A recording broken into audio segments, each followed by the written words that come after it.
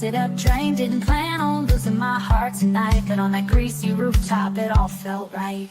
On the roof of the Waffle House, love gets loud. While Dixon's in the kitchen, we escape the crowd. He might motorboat me like a big old beast, but Lord have mercy, he smells like yeast. Might not be forever, might not be clean, but on that rooftop, I'm his queen.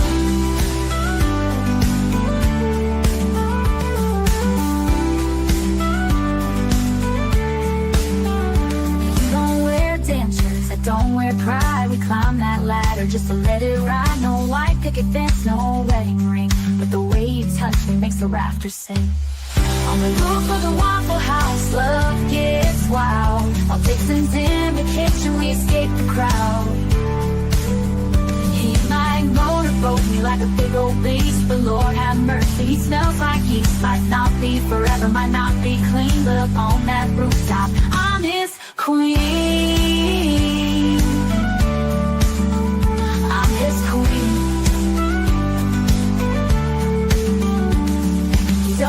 Dentures, I don't wear pride. We climb that ladder just to let it ride. No white picket fence, no wedding ring, but the way you touch me makes the rafters sing.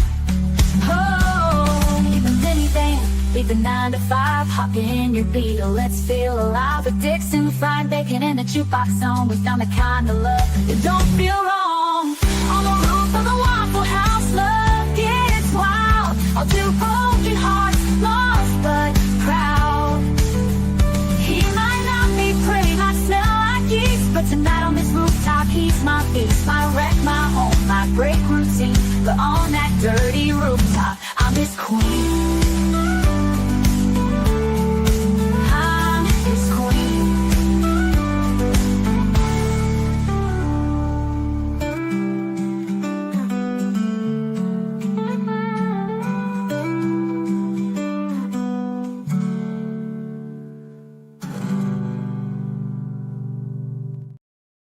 Good morning, good evening, good afternoon, wherever you are, whoever you are, whatever any you are. And yes, I was 5 minutes late because my car was delivered for service this morning at 2 a.m. your time. They contacted me at 6 a.m. asking, we get a video check and then we'll have, do you want this? And I checked the things. And when it was 9:45, I called them. They didn't pick up the phone. And then they called me 10 minutes later saying, it's done now. And so I just ran out, got to the car dealer, wasted a lot of money, and ran right home. So I don't have a cup of coffee. I don't have anything. I have been waiting for that stupid car to get done all day. But I'm faster than they are in Fulton anyway, so you missed absolutely nothing because we are still at this stage in Fulton. Yesterday, during the during the arguments over the jury instructions, a small little thing came up that they hadn't even charged him with the underlying crime of aggravated assault, which normally is in a murder charge, but hey, how much can you expect from a DA's office? It's not like it's their job or anything. So that's going to be interesting. I think we're going to start with the state resting today. The judge talked about if the defense is going to put a defense on, it's going to be a couple of hours, and then she would do her jury instructions, and then it'll be given to the jury tomorrow. So let's see how it goes today. No, absolutely not pimping my ride. My ride is old, and it needed more love than I'm willing to put in a 11-year-old car. But I got the necessary things done, so it's road legal, and that's about it. But it's a brand dealership. It's a dealership mechanic, so they are hella expensive. So I have a problem I need fixing. I'm probably gonna go try and find some non-branded mechanic and fix that one. No, I'll get coffee when trial starts. But I know a lot of people are asking about the Adelsons. The Adelsons will start after lunch today, is what the judge said yesterday. So opening statements will be after lunch. All the big ones are, of course, covering that because that'll be what everyone is watching the next 4 to 6 weeks. I won't be covering it because I've said it a million trillion times. I'm trying to find some smaller creators who are covering it because sharing is caring. And I know my crowd likes to be in a chat where they can chat with each other. Love Emily D. Baker to death, but sitting in her chat, you need Adderall, ADHD, and probably some Colombian byproducts to follow along with their chat because she has a very engaging chat and she just have a massive audience. So I'm trying to find some smaller channels who cover it, and then maybe you can get the same little more cozy experience that you have when we are 200 people like we are over here, instead of the 200,000 that she has. And I wish for her it would be 2 million, but I know my audience kind of seeks me out because they want the small experience. That's what she said yesterday. So I'm trying to find someone I can recommend. I know Boston Amy and Kelly is covering it. I'm trying to. I've been looking around on YouTube. I found a very small creator with 500 subs, but I don't know if they're going to covering it live. But it seemed like someone who had some legal experience. I sent them an email to hear if they are covering it, then I potentially could send one or two of you over there because all of this is about helping people out to grow their channels, to get some views, to have some subs, to meet some of you lovely people. I will not recommend Zach or Sue anywhere they can go because I don't want to share them with the world. I'm not that mean to people.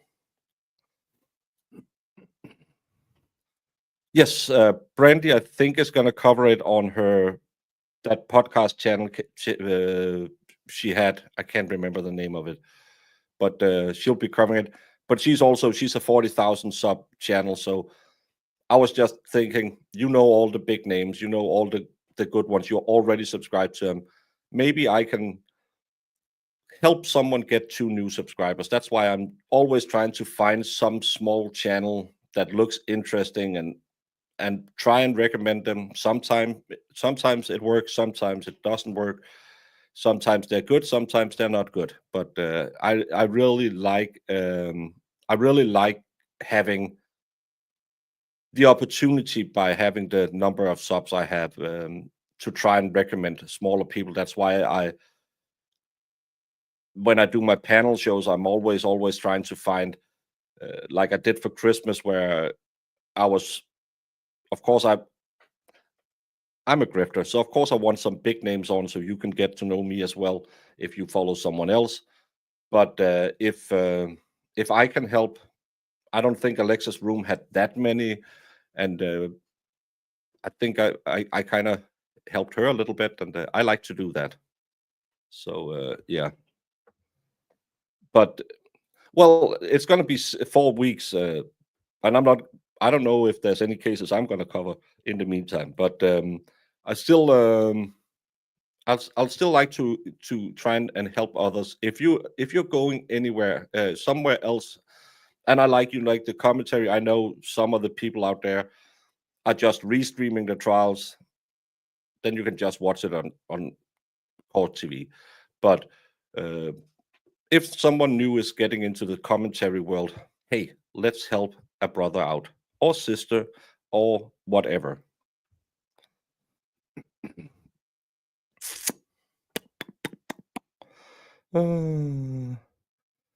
Well, I'm trying, but it doesn't help. Yeah, I get all the dented cans. Well, I love all of you people. A lot of people come over here because it's a smaller chat. They feel welcome, or they feel that maybe some some creators have an audience that's a little too one-sided, and they don't like that. And somebody might have different rules that you don't like. So I'm happy that you chose me. I know people will leave me again because I stop too much. I say the C word too much. I call people the R word. So that's why I want to give you as much of a smorgasbord, which is a weird word because no one in Europe used that word. It's something you Americans have made up because you can't say smørrebrød, but it's a smorgasbord of creators, and I want to give you all the good ones with a little bit of, the ones where you have the eggs, and then you have the shrimps, and then you have a little bit of mayo, and then you have some lemon on top of it, and some salt and pepper. Those ones are the ones I want to give you. I don't want to give you the ones with the weird beef and well.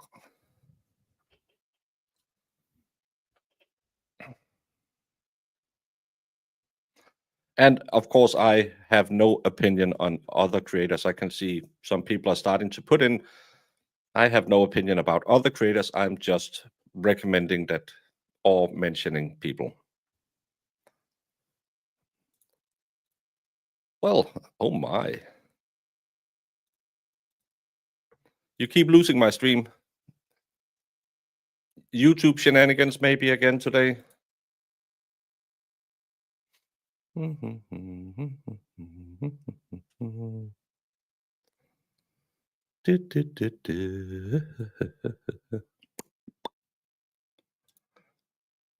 Yeah, but we don't speak Swedish. The only people I won't tolerate are Swedish people. The rest can be what they want to be. Hey, Kim, haven't seen you in a hot second. You have caught up on it.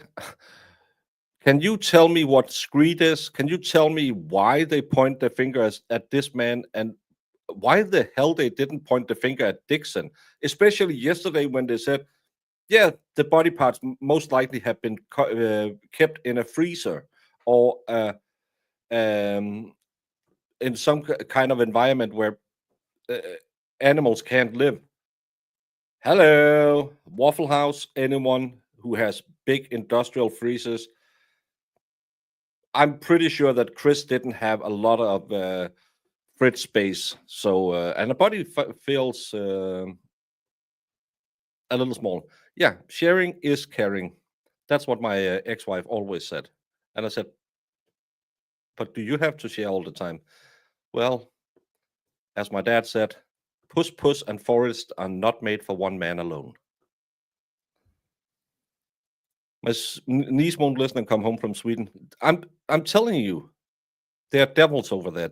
It's probably not even your niece. She has been body snatched by some evil entity that lives in the Swedish woods. Sweden is horrible. No, they didn't finish yesterday. The what I could gather, I went back and saw the beginning of the jury instructions because Cadnot Williams had caught that they forgot to charge him with aggravated assault. But it seems like they're going to end first thing today.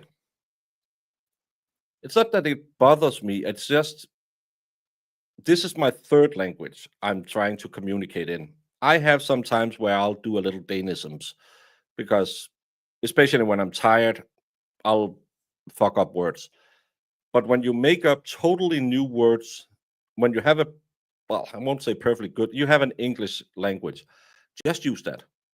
Just use that. Instead of saying screet, that's weird. Yeah, maybe go in there and use some luminol.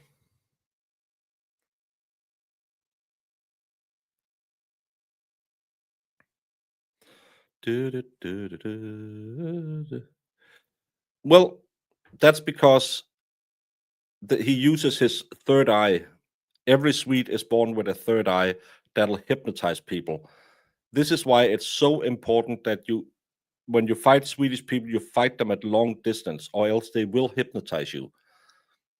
So that's what Nick have done to you. I feel sorry for you, but that's how Swedish people. He also had me for a while because I've met him once, and he seems like a nice person, and on streams he seems nice, but that's because you don't see when he shifts out of his human form. Every Swede, remember Men in Black 1. This is how Swedish people look when they don't put on their skin suit. So watch out for the Swedes. That's all I'm saying. Yeah, you ruined me, Valhalla.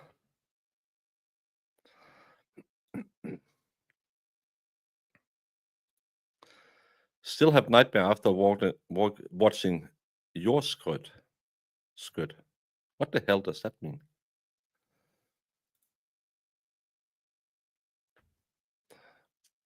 Well, that toothless bastard still have better game than me.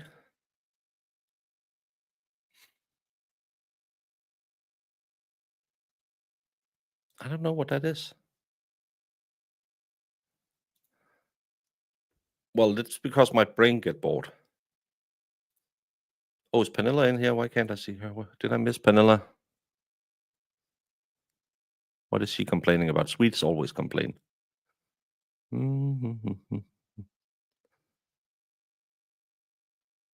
Oh, no, she just smiles because she knows sweetness like that.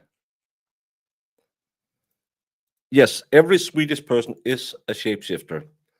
And that's why you can't go into the woods in Sweden. They will hunt you because they need human flesh to survive.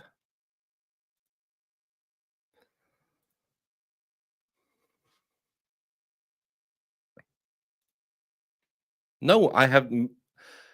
You should watch this show. I give you very valuable information about the Swedes a lot of times. Swedes are not aliens. Swedes are the Jedi our Nordic gods used to fight before we became Christian. And they live over there. And then they kind of adapted to look human or put on human flesh. So we didn't know they were Jedi and go and kill them. Denmark was really, really good at being Christians in the early days. We were so good. We would go to Lithuania and all the western parts of Russia, and even though some Polish people have been there before and christened them, we would kill them all in the name of Christ just to make sure they were good Christians. That's where we got our flag, the world's oldest national flag still in use. We got that by killing people in. I think it was Estonia. And God said, "You are doing such a marvelous job. I'm giving you a flag." Everything is just this is facts. There's nothing based in anything but facts. God sent us our wonderful flag, and then He said, "Go kill some people," and we did. And we were really good at it back then. Better than the Swedes. Probably took some Swedes on the way over there.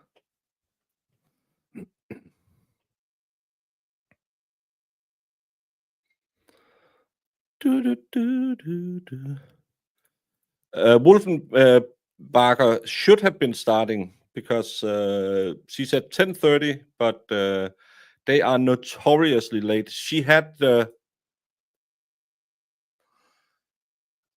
something she had to take care of first today, but that's why she said 10:30, and because I'll be here 10:30, I don't have time to do more jury. That's why they had a small jury conference yesterday. But apparently, it's Fulton County, bitch.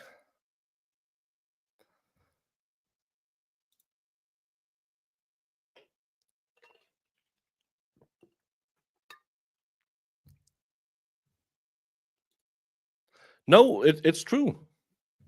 I can show you a photo of exactly where God gave us our flag.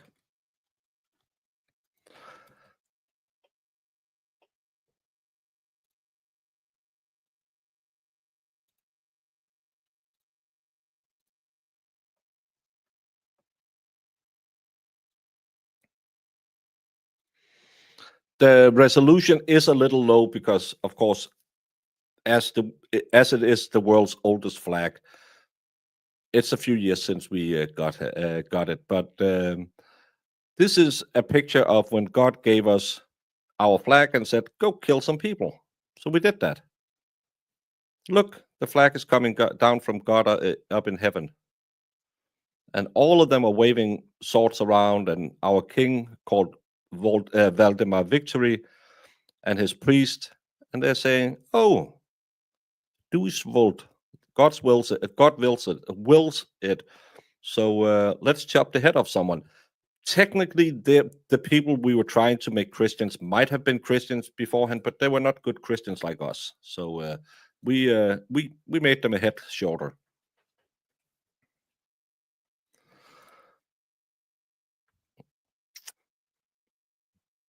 Hopefully, you are not from the Danish occupied territories like Nick is.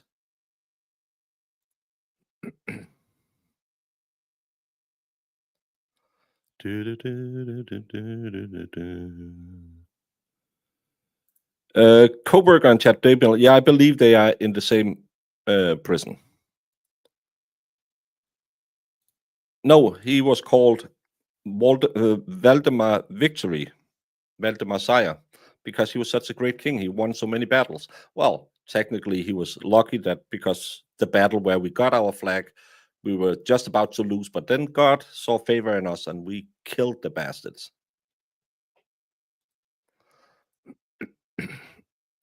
Well, you missed my warning about Sweden.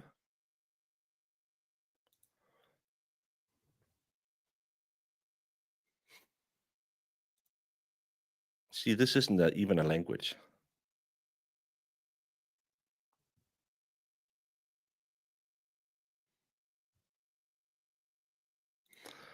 Well, if you're not racist, you don't hear racist words. Just like I don't see color, Valhalla. I'm just saying. And send me a Dodge Ram. I would love to have one. No, I wouldn't because gas prices are going up again. See, this isn't a language. She lives in Malmö.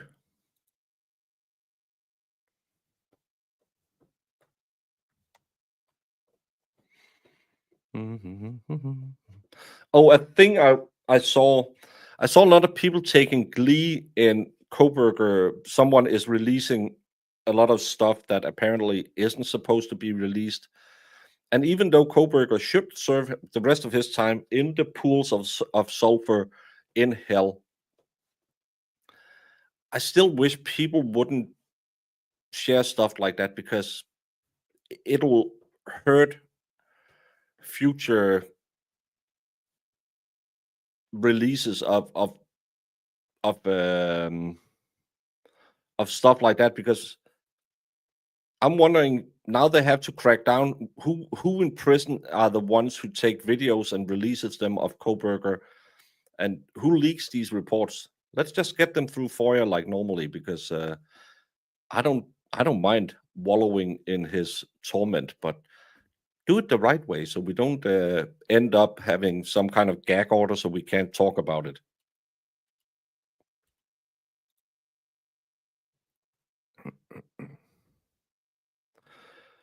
I actually tried to be a history teacher. I went to teachers college for math, history, and physics, but because of my bad back, I couldn't finish it. Sadly, I'm a great history teacher.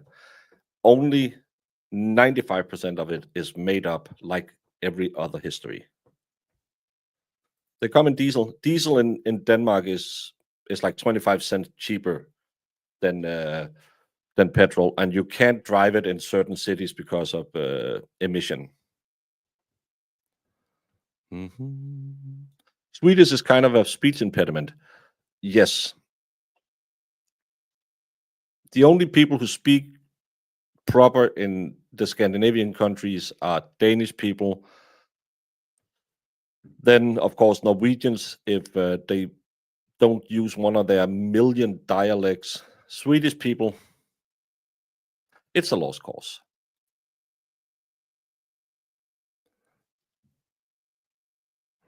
Yes, I'm pursuing a history degree.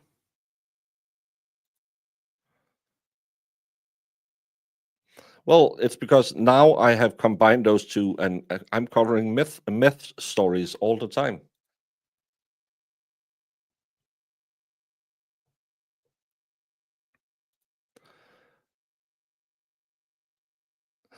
I don't think they can mingle because, yeah, one of them is on death row, and Koberger didn't go to death row.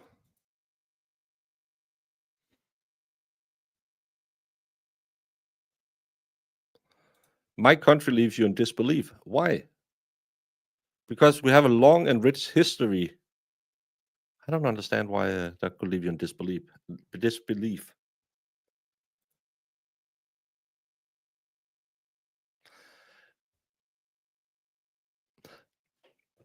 Norway gained its independence in 18 what? 19 what?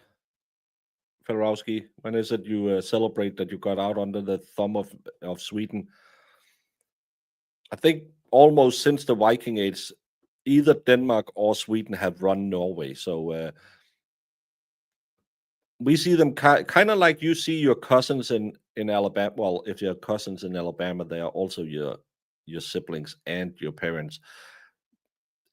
We see Norway kind of like you see people in Alabama, a little slow. They have a lot of money now because they got oil, but still, that's why we call them mountain monkeys. Oh, he is sitting in the same row as death row. I thought death row would be separated out because they are special people. Yeah, they got a lot of oil.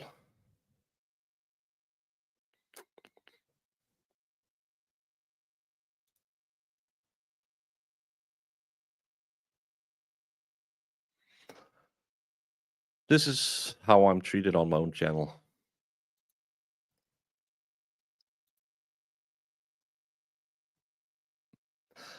Well, that's the thing. The funny thing is when Fedorowski, Panella, and I, if we write, we can understand each other in writing because it's so similar. It's when we speak our different languages, it's harder because we have very different dialects, but we can write it and we can understand each other, no problem.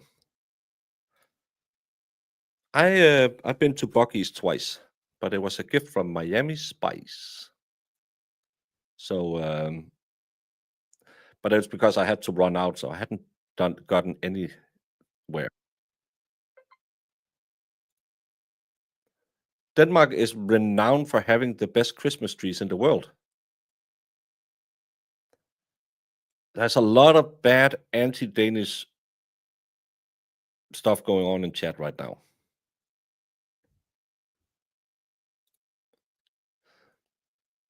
We'll call them stupid, more simple.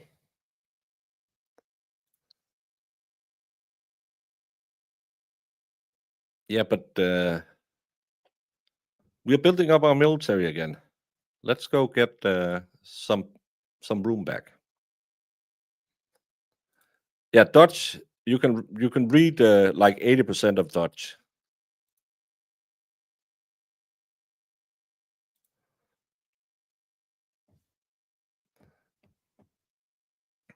What did I say? A little slow.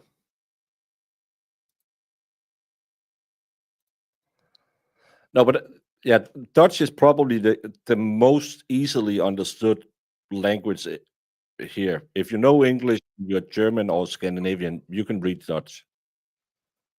Hey, Zachary.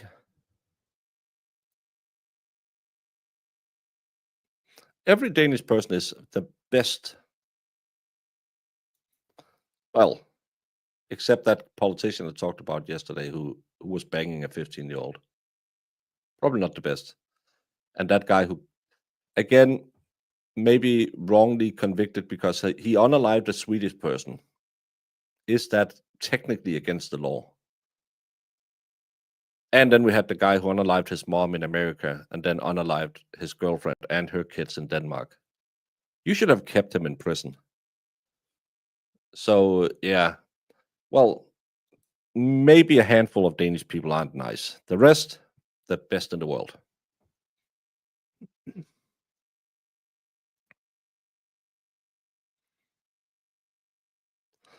Well, Christy, I have all the nicest cream pies.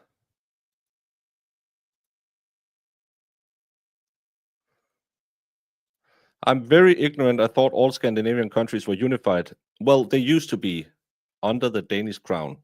Why can't we live with our neighbors? Well, we can't live with our neighbors because our neighbors are Swedish.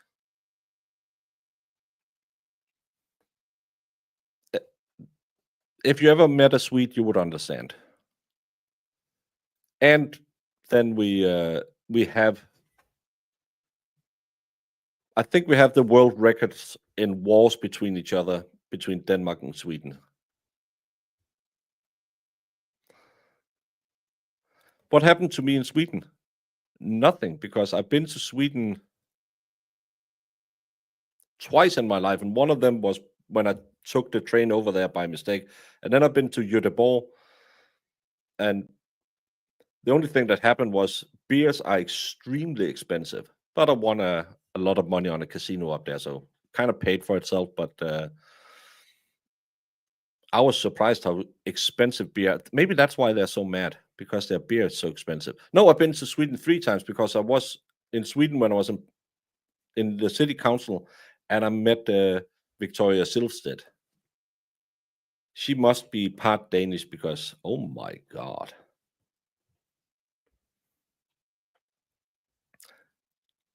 Yes, Scandinavian sibling energy.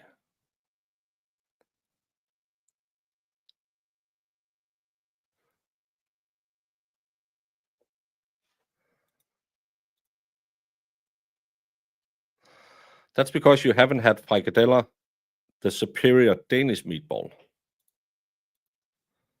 Swedish meatballs. Up. Heidi Baden.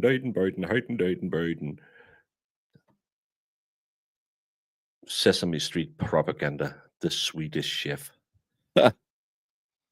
I have to, I tell you, frikadella is the superior meatball. It depends on the situation. So if I'm just making something a little easy for an afternoon snack, I tend to do like a coconut macaroon, because they're kind of easy. You just have to heat it up and then bake it. If it's a little more fancy, I like to do what's called medals, which is just short crust dough, but you'll have like a round bottom, and then you'll put a couple of rings of whipped cream, and in the middle you'll put a little bit of marmalade and some vanilla cream, and then you'll put a layer on top where you'll give it a little bit of glazing, and then you made a small rosette and fancy it up. That's good if you're having someone over for coffee. If it's just to make a lot of it, I like to make brunsviger. Brunsviger is a very special dish on my island. Can only be made on my island. Everyone else fucks it up. I like to do that. Or cookies. I made cookies when my daughter was here because it's just easy and I can enjoy myself with that.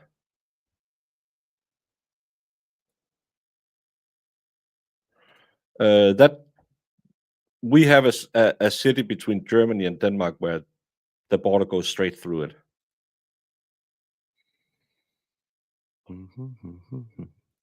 Cinnamon scrolls. Cinnamon rolls. That's a little too much work.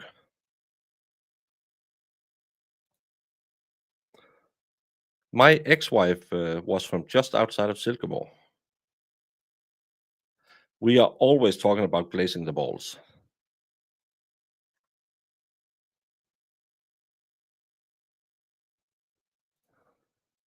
Our specialty is apparently the Rappelkuchen. What kind of cake is that? But it's the same when people say, "Oh, you're from Denmark. Have you eaten this?" I said, "No." Have you eaten that? No. On my island, they have a thing where they'll take a cheese needs to age, but they'll take a kind of fresh, soft cheese. They'll put it in an oven where they'll smoke it like you smoke a salmon. And apparently, it's very, very unique to my island, and everyone is, "Oh, it's so," and I hate it. It's horrible. But you are supposed to love it when you're from my island. It's kind of like being German and not liking sauerkraut.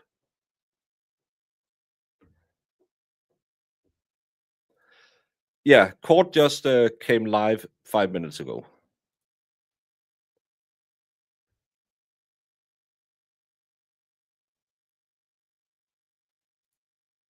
What? What did she confirm? What did I miss? Oh, the men are gorgeous and tall. On average, we are 6 feet in Denmark. So if you want tall men, you have to go to Holland. Holland are the tallest people in Europe. Fulton County had flooding this last night in jail. Yes.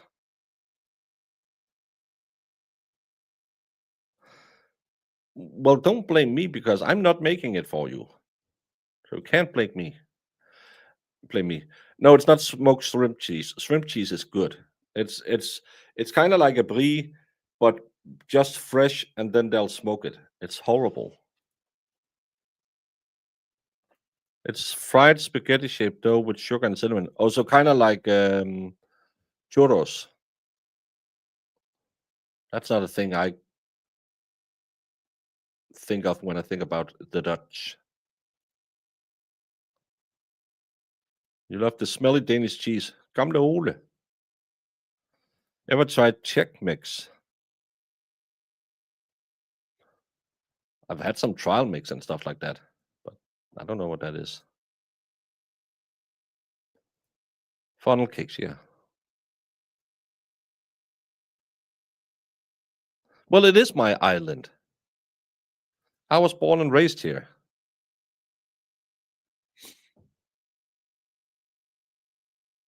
No, you wouldn't. They put a lot of wet birch wood in there, so it's just smoky and yuck. Yeah, the Dutch are tall people.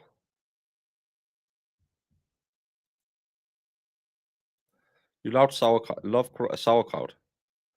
Du liebst Sauerkraut. Not a big fan of it. The same Germans are really fond of currywurst, which is curry sausages. And a lot of people, because we'll go to the border and then we'll buy, because it's cheaper to buy food and stuff like that in Germany. So at Christmas and at those times, I'll go down there, buy marzipan and some sodas and stuff like that. And every time I go down there with someone, they always, "Oh, we need a currywurst." No. Yeah, you need one of those when you go to Germany. No. Why? It's horrible. No, no, it's really, really good because it's in Germany. Just because it's in Germany, it doesn't make a bad idea good. Bad ideas have been tried out in Germany before. It didn't make it good. I'm just saying history have taught us one thing. If it's a bad idea, it's a bad idea, no matter if it's in Germany or not.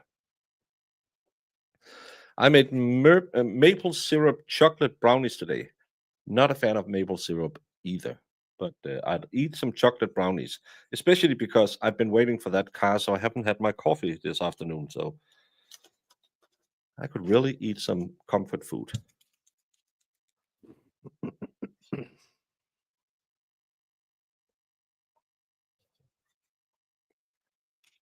Just like normal syrup made of molasses. Thank you, Inspire.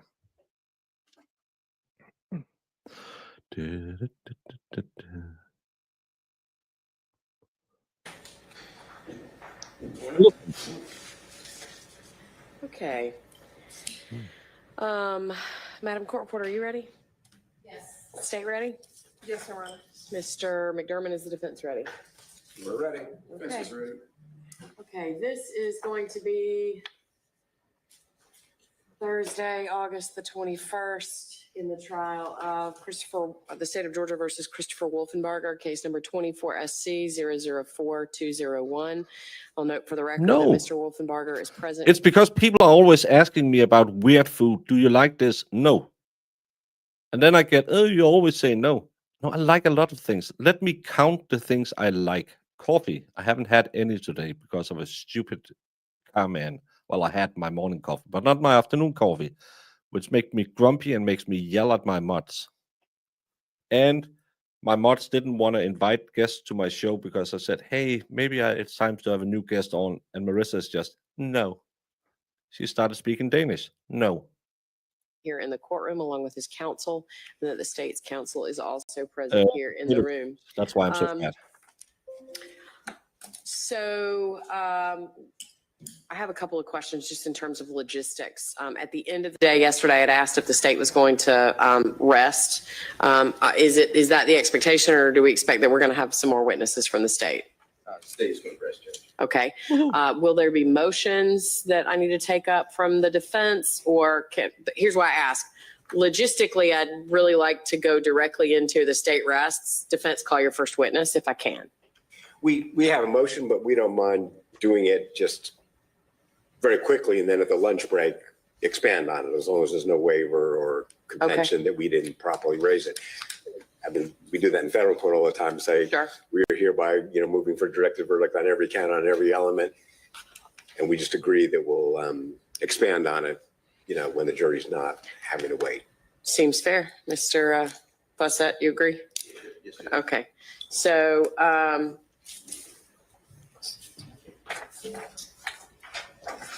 so if I bring the jury out right now, and you've already reserved your She's going to dismiss it anyway, so we can wait for that. right to move for directed verdict, if I say state, call your first witness and your next witness, and you say the state rests, Mr. McDermott, are you ready to call your first I need witness? to go check and see if they're here. Okay. Yeah, it's that 5 o'clock shadow. 2 weeks shadow isn't a good look for a lawyer either.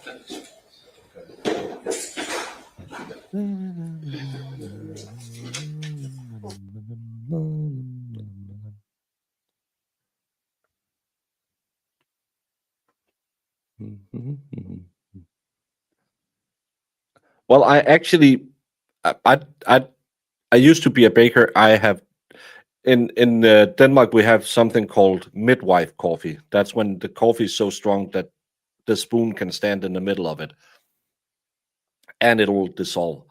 So that's what I drank when I started drinking coffee back when I was an apprentice. It was shitty strong coffee. So nowadays I primarily drink. I used to have an espresso machine that broke down. So now I have a Dolce Gusto. So I just have these coffee pots. It's not the greatest coffee in the world, but I don't need the greatest coffee in the world. I need it kind of like I need my women available.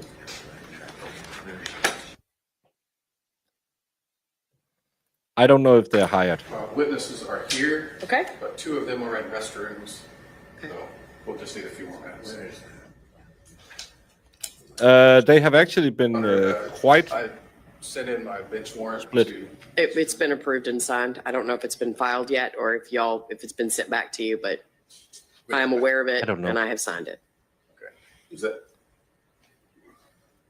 What more do we need to do in order to get the sheriff?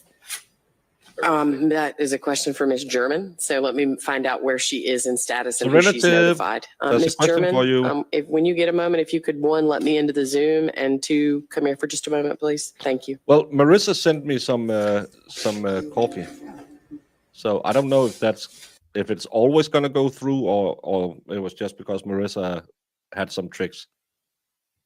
Yeah, you missed 35 minutes of an audio recording saying parents.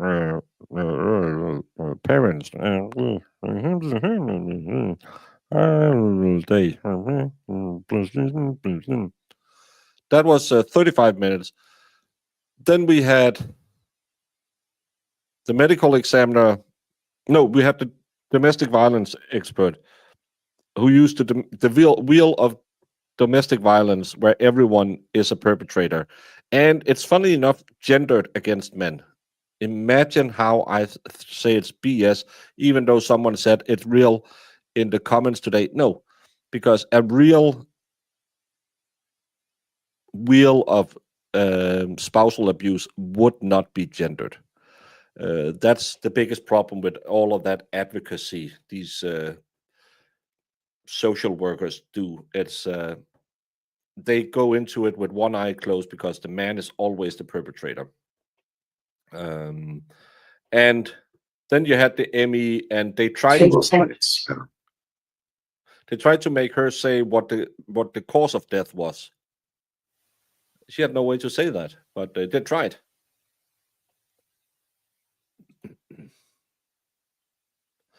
I don't know what apparently Jemima had trouble sending me a T-shirt. FD Food Fairy sends me T-shirts all the time. Whether it's been accepted. What the hell is on with the audio? That you can then present to the sheriff. She's also going to call upstairs to the sheriff and let them know that request has been made. So I'm required to take it to the sheriff. I believe that the defense is required to make that request, but we are also notifying the sheriff of the request. Thank you. Yeah, it seems like they need someone brought in. I guess all I'm saying is I might just show it to her. I don't. That's fine. Instead of flipping through the whole. No. Well, they have proven. Well, they haven't even proven that it's the deceased person's body part, because yesterday there was some. Could it have been a mixture of body parts that was in the bags? Because some DNA samples apparently said something. It wasn't mentioned in court, but it was mentioned in a sidebar. So we don't even know if all the body parts was from Melissa. Post office said it might get denied, but I sent my shirt anyway. I've never had any Mr. problems McDermott? with T-shirts. Just make sure to call it a gift. I have one moment, Your Honor. Yes.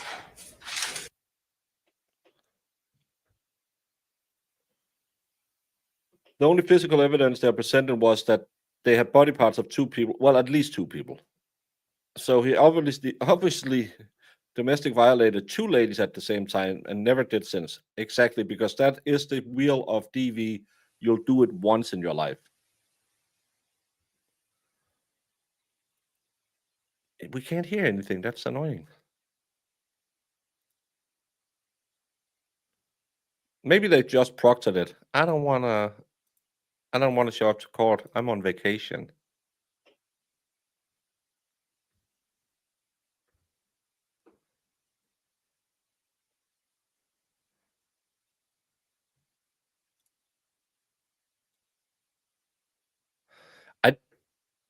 Whenever I send Thank you all. Please be stuff seated. to you, Good I'll morning. just write candy. I don't write Thank you for your patience this chocolate. morning. We are ready to go ahead and get started. Licorice. Mr. Fossett, the state may call its next witness. Yes, Your Honor.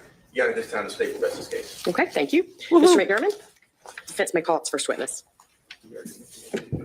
We did the Well, motion already. the Yes, Emmy, sir. Okay. At this time, the defense calls Kimberly Cameron. Okay, the Emmy thought it was a male skull, but Kimberly Cannon will be the first one. We have heard that name before. I can't remember why. No, because she asked if they needed to do that and say, we can do it later like we do in Supreme Court, because she's going to deny it anyway, so it's just to play. I'm not sure. I've had candy sent over. I think as long as it's packaged in a factory seal, so we're sure that nothing is wrong with it, I think you can do it, but I don't know if there's any other rules. going up to the witness Because stand, I please, can ma'am. send And when you candy get there, again to America, Before you have a as long seat, as if you'll it's in turn a around and wrapper. face the deputy and raise your right hand, he'll swear you in, okay? Raise your hand, please. You swear on arms of the testimony that you're about to give. The next question is that you got. Ma'am, if you'll do me a favor and scoot up to the That's microphone, because get you can't situated send however Kinder you feel Surprise. comfortable, but make sure you're close enough to the microphone that you can speak into it, because I can already tell you're a little bit soft-spoken. And state and spell your name for the record, okay? Kimberly Cameron, Kimberly Cambron. Okay, and also we will remind you to try to talk more slowly because the court reporter needs to take down everything you say. And I will add a caution to I'm not judges the given biggest other fan of witnesses that there's a Hershey's. ledge right by your chair, so be careful not to roll off I to like the side. Hershey's That is cooking. true. All right. Ms. Cameron, do you know the defendant? I do. How do you know him? It's my brother. And did you know Melissa Wolfenbarger? Yes. And how did you know her? Coffee. She was married to my brother. Okay. And did you know her while she was alive? I did. Did you spend time around her? Yes. Okay. And how and where did you spend time around her? When they were married, they lived with my grandmother.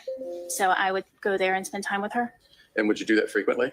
Yes. So you suffice it to say you spent quite a bit of time around Melissa. Yes. Okay. Do you remember any episodes growing up with her that stick out in your mind? Yes. I remember when I was learning to drive, I was so nervous that every time I would drive, I would go over to the side of the road. You would pull over? Well, when a car was coming toward me, I was afraid that I was going to hit that car. And so I would pull over and she would calm me down. Do you remember when Melissa was pregnant Yes. with Chrissy, Yes. and then about a year later with Joey? Yes. And do you remember her having discussions about the custody of those children? I do. And do you remember what she ultimately chose as far as a decision in that regard? She decided to give custody to my mom. And why did she discuss her other parents? She did, and she said that she did not want her mother or the state to have her children. Did she at any time give you a reason why she didn't want her children with her parents? She did. She just, she did not elaborate. She just said that they were not good people. Okay.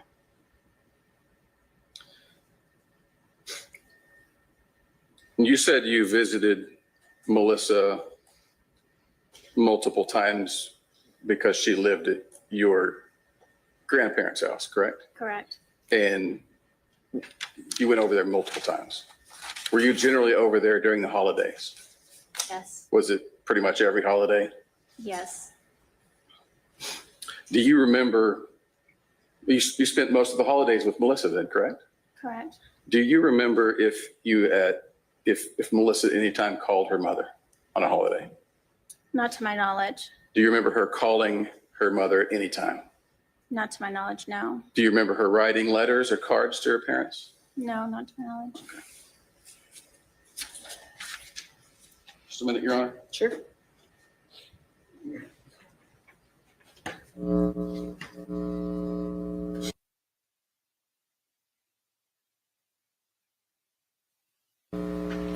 No further questions, Your Honor. Thank you. Questions for this witness? Yes.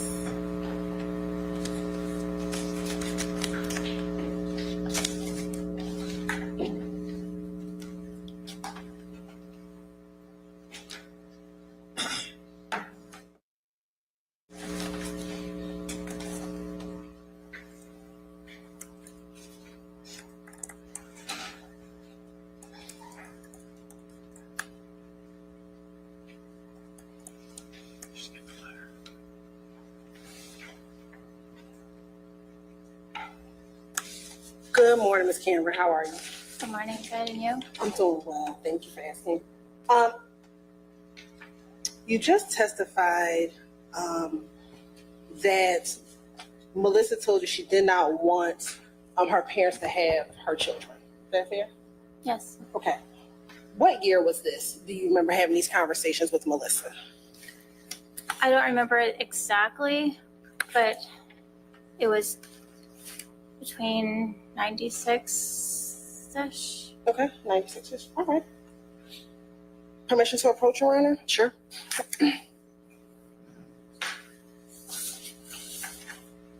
I'm going to approach with what's been admitted in State Exhibit number 71.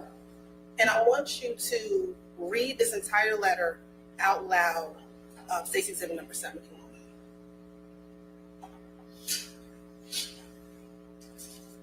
Dear Mom, hello. It's been a while since that. Hang on, sorry, yeah. If you would just try and read it a little bit slowly, especially when we're reading things, we have a tendency to speed up. And again, the court reporter has to take it down, okay? Thank you. Dear Mom, hello. It's been a while since that weekend that I last talked to you. I thought that I would write you a letter. I'm okay. Here are some pictures of Chrissy, 7.5 months. Is she reading a letter that's not written by her into the record? What?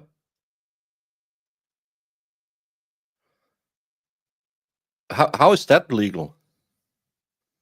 Why didn't you get the mom to read this into the record? Why does she have to read someone else's?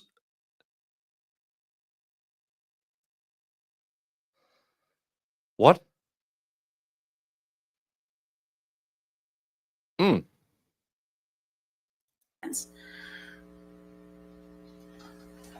Can you, I'm not sure what that one says. Please. Does it say you can pass them out? Well, do they have the original letter? Is it certified that it's her letter? Well, the defense haven't objected, so everything's okay. I don't know. Even if it's written by her, it is hearsay, according to a man who had gone to law school. This is supposedly written by the victim while she was in prison.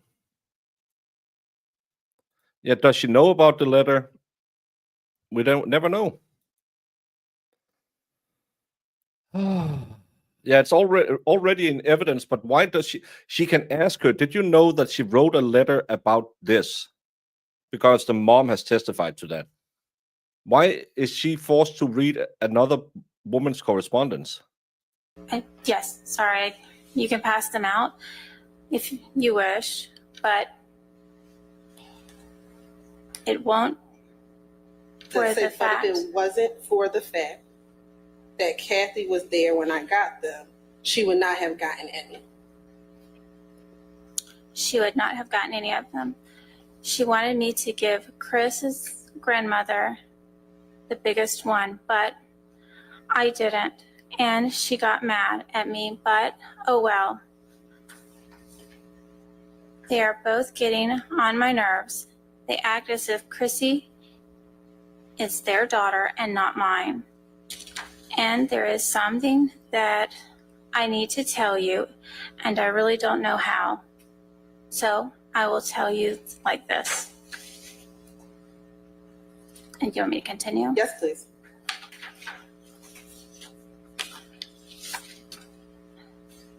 You will sooner than you think have another grandchild. July 27th is the due date. Do not be mad because you are not the only one just finding out. Please. Not sure. Does it say, please don't rub it in, mentioning something like, you know, how hard it is to take care of two kids so close in age, like Kimberly and JC. A few days. Did that So now we're just freely interpreting what we think there could be potentially standing in a letter. And when was this written? Yeah, my question is is this when she had her second child? Or is this her pregnancy, because she would have had the kid before she went to prison? Or July 27th, some of you ladies are really good at doing the math. If the due date is July 27, when was she on the Waffle House roof for that to make sense? Because does that fit with she was last heard from at Thanksgiving? What day was what time must she have been impregnated?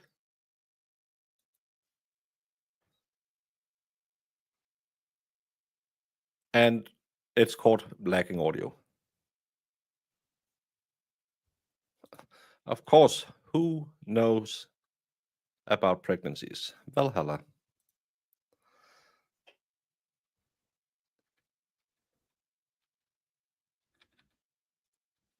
Are we going to get some audio? tell you than you think is finding Does it hard it is to a No, we're just cutting the audio.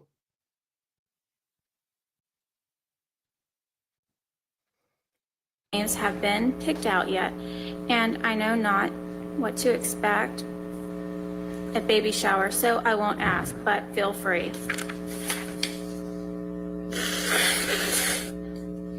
And with this one, I plan to let you have a part of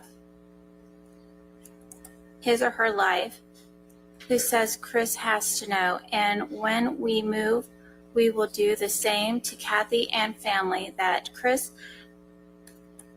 did to you and Dad. No part in Chrissy and baby's life.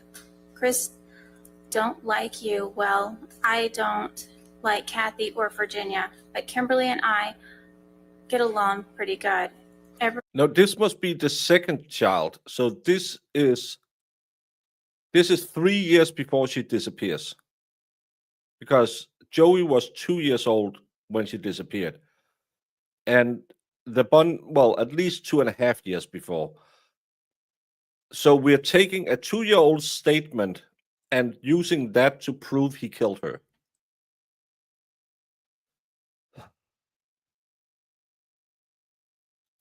And it's absolutely ridiculous. This is the one.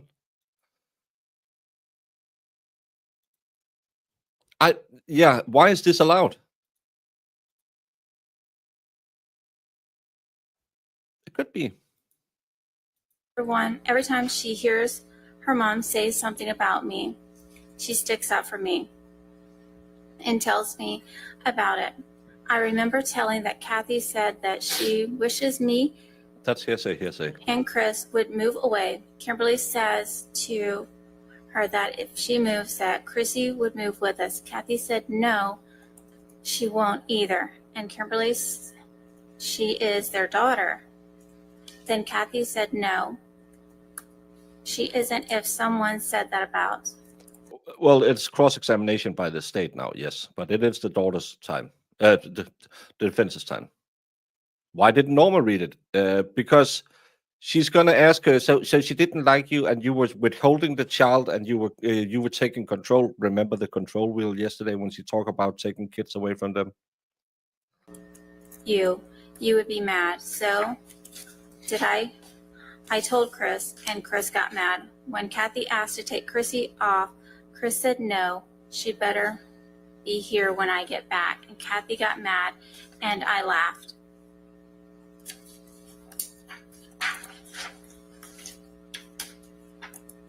You probably think this is stupid, but if you had someone trying to be mother to your daughter, you would get mad too. And when we do move, they are not going to know where we are living. Every time they go off, they have to take Chrissy and don't even ask. They get her all ready and leave. I'm supposed to have my own car soon. Then I will bring Chrissy and let you see her. Bye for now, Melissa. And this is a letter that Chrissy wrote to her mother. Is that fair to say from what you read? Objection. I'm sorry, could you repeat the Speculation. question? Sure. Does it appear from what you read that's a letter that Chrissy wrote to her mother? This is a letter that Chrissy wrote to her mother? A letter that Melissa wrote to her mother. In my opinion, it doesn't sound like Melissa, but it does state her name on there. And it's signed by her. Yes. It says bye for now, Melissa. And so in that letter, Melissa actually wanted her mother to at least spend time with her children. Is that fair to say? In that letter. And is it fair to say that she actually would have preferred her mother to have her children rather than No. Kathy, who's your mother? Is that No. fair to say? No, Again, in that letter. she didn't want anyone to raise her daughters like it was their daughter. Now, you also, I think, discussed on direct examination that you were not aware of any cards that Melissa sent to her mother? You have No. to answer out loud. Thank you. Permission to approach? Go ahead. How would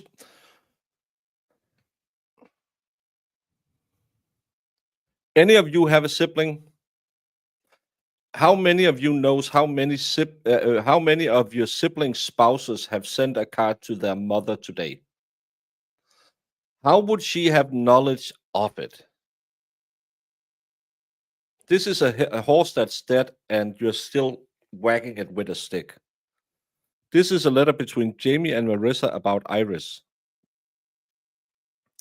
Could be. Could be.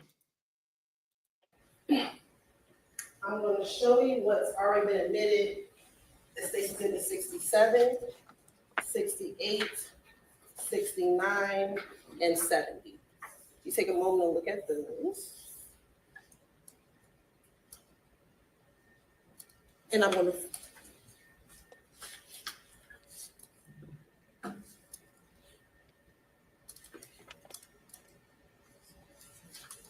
My brother wrote the other day, said, "Hey, it's a long time since I've seen Baby Baker."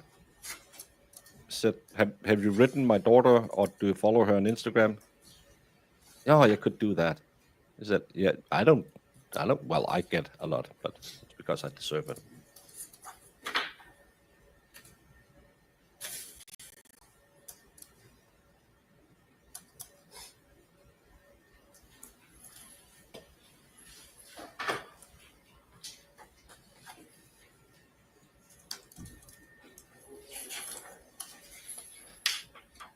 And I want a timeline for all of these letters because this is 2 years before. So what, if any, does that prove? And she ends up giving away that child as well, not to her mother. Is this a letter addressed to Norma Patton? Yes. And is your understanding Norma Patton is Melissa's mother? Yes. And does it say birthday? Yes. Written in a different handwriting, that's by... And does it say happy birthday? Yes. In 97 with an asterisk? Yes. We just had a family member who passed away, and we just get a group text. Hey, are we giving a bouquet on behalf of the family, or are we giving one each? We didn't know her that well. It's going to be a family bouquet. Okay, transfer me this amount of money. I don't know how that bouquet looked, and if someone comes up and say, "Oh, it's an amazing bouquet you gave," yeah, wasn't it pretty? I know how to lie. And does it say love you, Chrissy and Joey? Yes. And it's Chrissy and Joey, Melissa and Chrissy's children. Yes. Looking at State's Exhibit 68, is that addressed to Carl and Norma Patton? Yes. Right. And does it say anniversary? Yes. And does it say Melissa Wolfenbarger at the top? Yes. And is Melissa their daughter? Yes. And does this letter or this card say on the side, special anniversary, which is to a very special couple? Have a happy anniversary. Love, Melissa, Chrissy, and Joey. Yes. And does it read in handwriting, happy anniversary. This year, I am going to take you out to lunch. My only day off is June 6th. Meet us there at 11:45 to 12 at Ryan's. You and Dad can bring JC and Kimberly. Yes. Does this appear to be a letter or a card sent by Melissa to her parents for their anniversary? Yes, it appears to be. Now showing you State's Exhibit 69. Again, Is this appears to be a Father's Day card? Yes. Does it say for a dad who means so much? Yes. It means so much to know. and she shouldn't be reading that text because that's not written by Melissa. That was a Hallmark card she bought off the rack because her daddy didn't mean that much to her. I believe all of the pictures of the cards can be found on the Discord. Go look at them yourself. I can't see the similarities between them. the only thing I can read out of it is if Daddy just got a card with a Hallmark text, that's because Daddy wasn't her number one. So our family can always depend on you. Yes. Have a very happy Father's Day. Yes. Love, Melissa. Yes. Does the card further read, Dad, with all the things you have to take care of, you always take care of your family first. Yes. And on a bag, does it say, a father's love is a promise made deep in the heart of a man, a promise to care for his family that keeps every day of his life. Yes. They have to go up. The defense has to It is say, also signed but by she didn't Melissa. write anything in Yes. handwriting to her And dad. was it sent to her father, Carl Payne? Yes. State's Exhibit number 7. Is this a Mother's Day card? It says Mother's Day. Yes. Does it say, is it addressed to Norma Payne? Yes.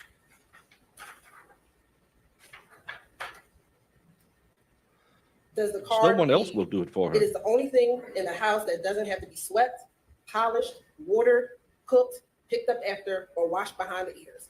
Relax and have a happy Mother's Day, Melissa. Yes. And right, appears in handwriting.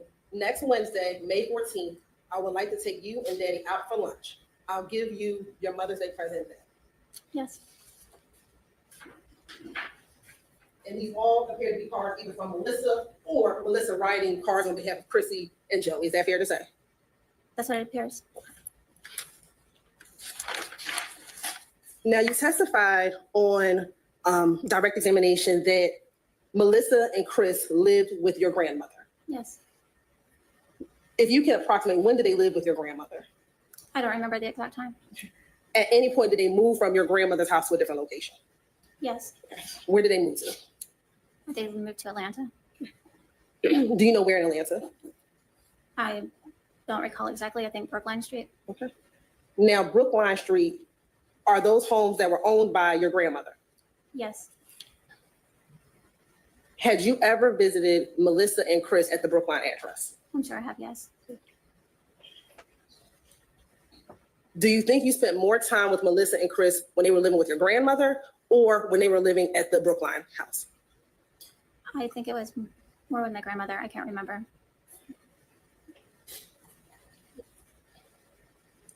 Now, you talked about your kind of relationship with Melissa.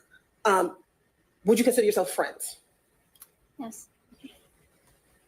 Did she speak to you about her life experiences? I'm sure she did. Did she talk to you about your brother? I don't remember. Did she ever discuss to you some of the difficulties she was having with her brother, with your brother, excuse me? No, I don't remember. Did she ever talk to you about her and your brother arguing? No, I don't remember. You don't remember, okay. What about them fighting? Did she ever talk to you about that? No, I don't remember. Did she ever talk to you about a July 1998 incident in which your brother pulled her hair and dragged her down the street? No. No, or you don't remember? No, I don't remember. Do you know if she talked to you about the fact that your brother, was upset because she went to the male neighbor's house who was up the street? No, No, or you don't remember? no, I never had that conversation. Do you recall her ever telling you that she loved your brother, but she wanted to leave him? No, No, you don't remember? No, it didn't happen. no, I don't remember. Do you remember detectives back in around 2003 coming to meet with you regarding Melissa's disappearance? Yes, And do you remember it being a Detective Calhoun? I don't remember who it was. Do you remember talking to him about your friendship with Melissa? I don't remember exactly. No, I'm sorry, say the last part again. no, I don't remember. It's 22 years ago. She doesn't remember. And I apologize. Do you remember talking on the phone with any detectives back in 2003? No, I don't remember. That's fine. Did you tell that detective that Melissa wrote you a letter? No, I've never said she's written me a letter. So is it your testimony today that you never told a detective that Melissa wrote you a letter prior to her disappearance? It is my testimony that she did not write me a letter. And that you never told a detective? I never told a detective that she wrote me a letter. And that in the letter or either in the conversation, again, Melissa told you she loved your brother, but she was getting ready to leave him. She's never told me that. Do you remember Melissa telling you about a guy that she met at the Waffle House? No, but she can bring up his report and ask her about the statements she made. That's done all the time. But what didn't she do? Refresh her memory by giving her Calhoun's report, and she could then say, well, he must have gotten that wrong, or, well, I don't remember it that way. She's just testifying and having her say yes or no because she wants the jury to hear this, but she doesn't want to show it because most likely she doesn't have it. And even if she has it, what does it prove? Then the defense can say, read the line above, read the line below. This lady is just testifying with the use of this witness. It has nothing to do with trying to get anything out. She's just trying to put it into the jury's head that, oh, she did this, she did that, she did this. No.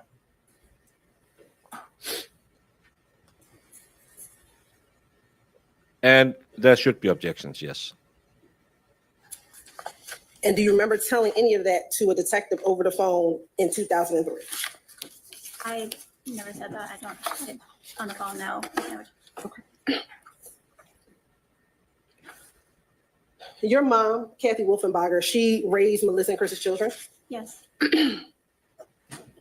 Is it fair to say that your mother never talked about Melissa to her children after she disappeared? Can you rephrase that? Sure. Is it fair to say that your mom did not speak about Melissa? That wasn't rephrasing. It was the same question, you idiot. Judge, I'm trying. Yeah, that's good, Elaine. To her children after Melissa disappeared? I don't know.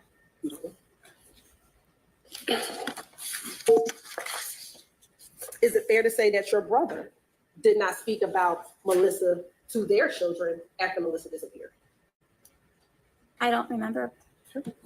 But they did take the children to Melissa's funeral, so I'm sure at some point they did talk to her, both of the children, because they were younger. Would you agree with me that the funeral was in 2003? I don't remember exactly when it was. Let's speak about the funeral. At the funeral, did you know that Kathy and Chris didn't tell the children that it was an actual funeral? I don't know. Did you know that Chris nor Kathy actually wanted to go to the funeral? I don't remember what their feelings were. Let me ask, when the kids were younger, did you ever talk to the children about Melissa, your friend? I don't remember exactly.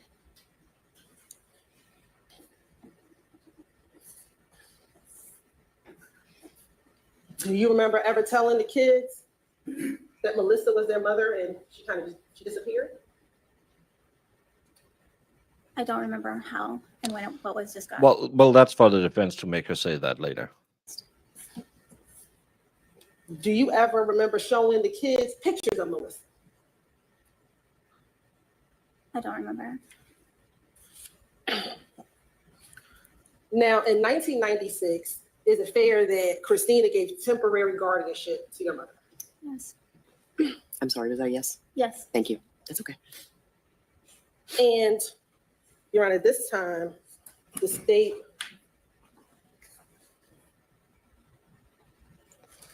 She gave temporary guardianship in 1996.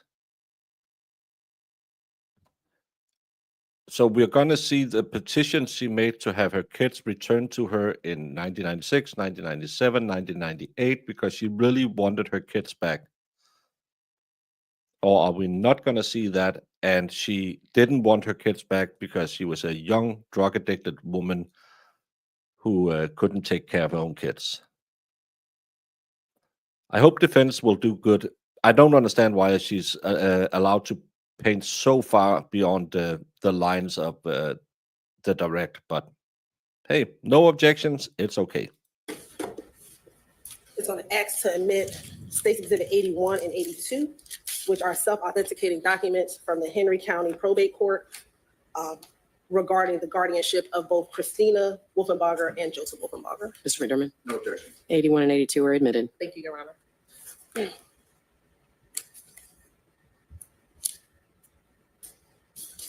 Did you know, or do you know, if on July 23rd, 1998, Melissa dissolved their temporary guardianship? I don't know.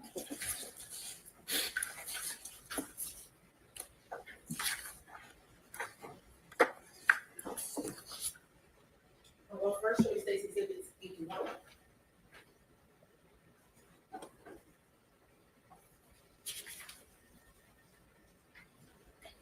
And on Stacey Exhibit A1, am I showing you this document? Yes. And does this document read on a page that's clipped in the matter of Christina Wolfenbarger petition to terminate temporary guardianship? First of all, how should she have knowledge of it in the first place? Second of all, she had no knowledge of it, so why are you allowed to provide a document saying that? I don't get this. Of minor. Yes. And does it say the petition of Melissa Wolfenbarger shows, one, petitioner is the natural as mother and father of the above named minor? Does it say that? Yes. And does it say that on 8/28/96, the court appointed Kathy Wolfenbarger as temporary guardian Yes. of the above named petitioner and temporarily relinquished parental rights? Yes. And then it says, wherefore petitioner prays that the court enter an order dissolving the temporary guardianship instantly. Yes. Okay, and has her signing, it looks like Melissa's signature, or a signature, I should say. Yes. Okay. And is the date of this July 23rd, 1998? Yes. Did you know that that is 2 days after Melissa called the police on your brother? No, I didn't know. And you also see in Stacey Exhibit 82, the same document, petition to terminate temporary guardianship of a minor, and it's the same document for Joseph. Yes. And is that also on the 23rd of July, 1998? Yes.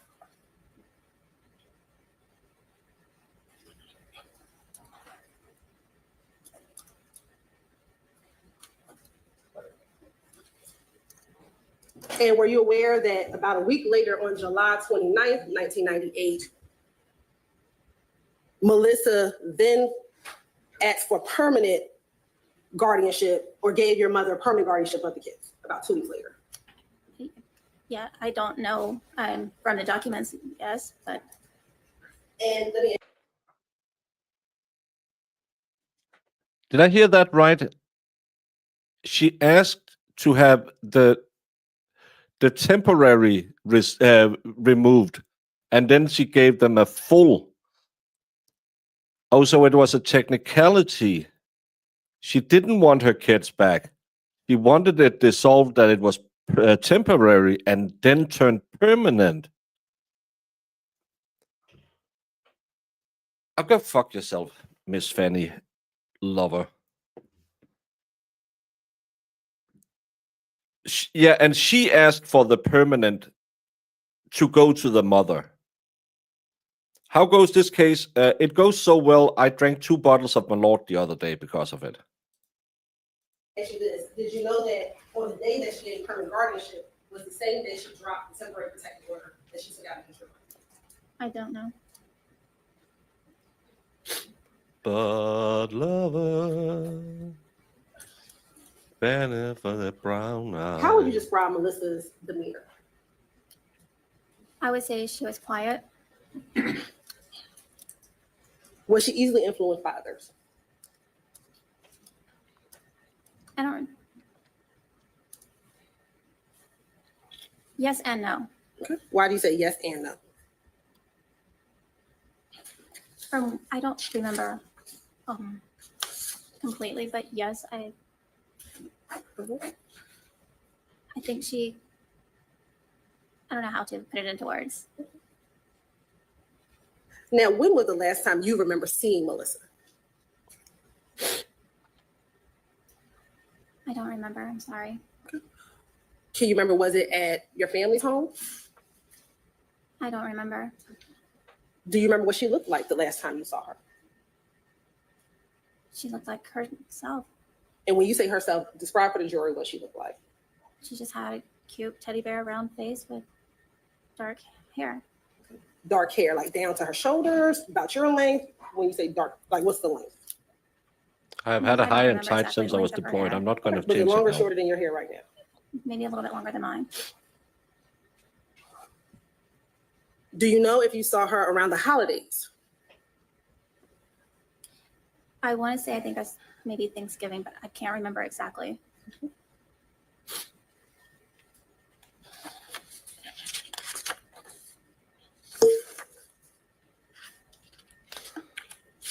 I don't like Miss Fanny's, no, not Fanny, Now, are Hilton's you way of speaking either. So. familiar with any of the podcasts that have come out regarding this case? No. So you're not like the family who participates in the podcast? Now, testified you all were close. When you didn't hear from her in a while, did you get concerned? About the time that they moved to Atlanta, we were not close. I was a teenager. I was doing my own thing, and I had a boyfriend, so I was more focused on me.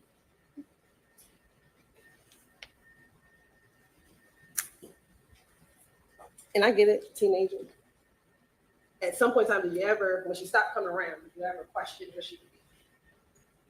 I was told that they split up. I don't remember exactly when. Did you ever question if she came by to see her children? I don't remember. I don't remember. Now, in the year of 2000, did you come to learn that there was a missing persons report regarding Melissa? I don't remember exactly when I learned. Do you remember speaking to police in the early 2000s about Melissa's disappearance? Yes. Did you ever speak to your brother about maybe talking to the police about Melissa being gone for a long time? I don't remember what I discussed.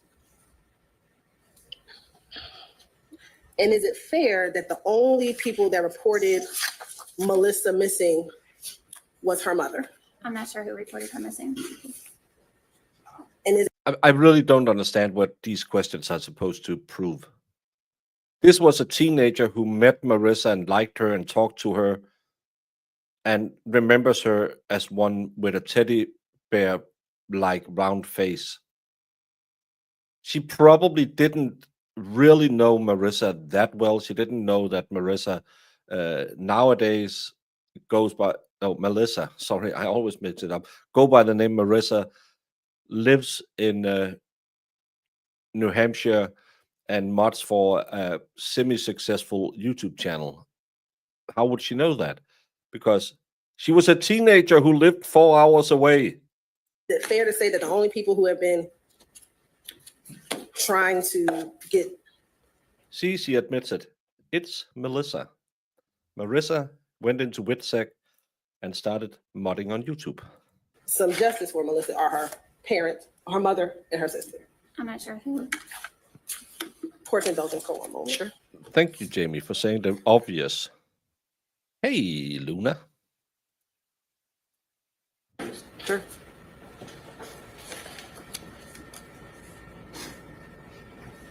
You remember reading a letter that was purportedly from Melissa to her mother just a few moments ago? Yes. And do you remember her mentioning any kind of time frame in that letter? No. Okay. Do you remember her saying that she was announcing to her mother in that letter that she was pregnant with Joey, Yes. or with who would become Joey, and that she was thinking of getting her tubes tied after that? Yes. Do you remember her reading in there that it said her next appointment for the doctor would be at the end of April? Yes.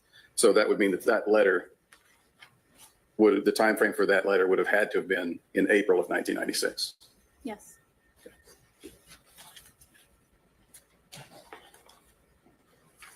Do you remember it telling the letter communicating? Oh, never mind. I'll back off on that. You grew up, as you said, having a lot of interaction with Melissa because of your grandparents' house, right? Yes. And at some point, now, were you older or younger than Melissa? Younger. Okay. And how old would you have been in 1998? I would have been. Sorry to ask you your age in front of national TV, but sorry. I think I would have been 15, 16, Okay. maybe. And during that, as you said, that was the time you learned to drive Yes. and you started dating Yes. and you started developing your own life. Yes. And at about that time is when Christopher and Melissa moved up to Atlanta. Yes. And at that point, did you stay close to Melissa? No. Okay. Did you talk to her much at all after that point? No. Okay. So after 1998, early 98, you kind of diverged into separate lives. Yes. Okay. So that would explain perhaps why you don't have very many memories of conversations with her or. Objection leading, Your Honor. Sustained, you can rephrase. Okay. So do you think that would explain why you don't have memories of many conversations with her? Objection leading. It's argumentative. It's not really leading. Why don't you rephrase? I'll just move on, Your Honor. Want to look at the documents? Sure.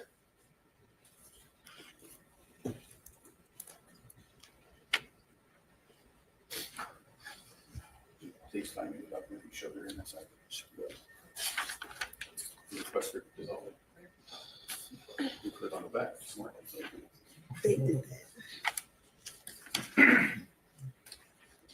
So counsel for the state just showed you this document, didn't she? Yes. And it says a petition to terminate temporary guardianship of minor. Yes. And she asked you about the dates on that letter. Yes. And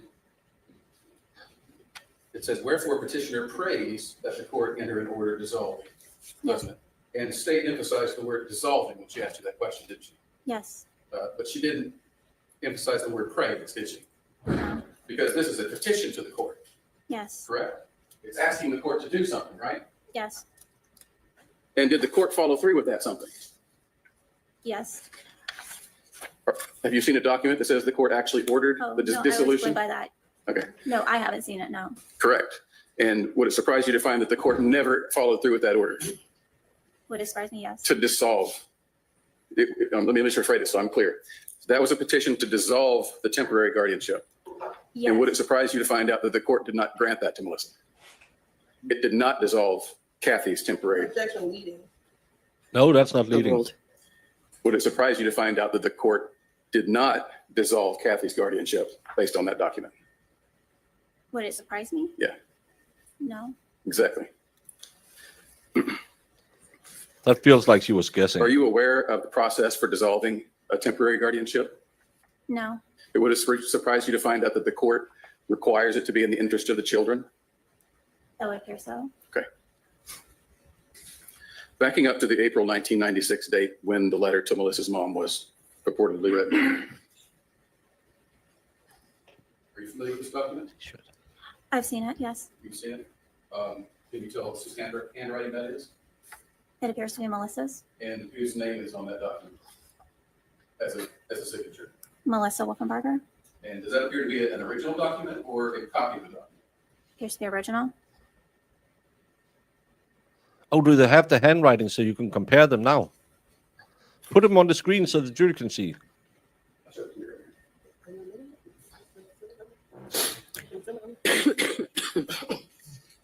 Why does, even when she talks to the lawyer, she sounds so cuntish, like she. Your Honor, if I could have a moment, we need a defense sticker. Okay. And you're on Exhibit 11, so. Thank you. Carry that. Or the defense. At this point, Your Honor, state or the defense moves to admit defense 11. And what is Defense 11? It is a handwritten document from Melissa, previously authorized to be under 807. Yeah, Marissa, call court. There's not, I mean, we might have had that conversation. It might very well be coming into evidence, but I haven't heard a foundation or an identification of what that document is yet. So Could you tell us what that document is? Are you asking me to read this one? no, Don't read it yet. Just he's not. I was just asking you if you recognize that document, and if you do, what you recognize it to be. I do recognize the document, and it is a letter to my mother And letter to your mother for what purpose? stating her. Hey, nope, sorry. Don't read it. It's not in evidence. Who's it from? It's from Melissa. Okay. We had already covered that. Okay. I apologize. I didn't hear that part. Okay. So may I move it into evidence at this point? Any objection? No, everyone was there yesterday. There was the ME who she was testifying in another courtroom. That's why she was the last witness. This is the first witness from the defense. She is the sister of Chris. No, Your Honor. Defense 11 is admitted. Now, would you please tell us the content of that letter? It's Melissa telling my mother that she wants to give her temporary custody of Chrissy and the baby that she's carrying. And it's dated June 20th, 1996. June 20th, 1996? Yes, And that would be roughly 2 months after April of 1996? yes. That's why they let her read all of it. Because they had another letter saying, take my kids. How can they be this bad? No further questions, Your Honor. Thank you. Anything else for this witness, Ms. Hilton?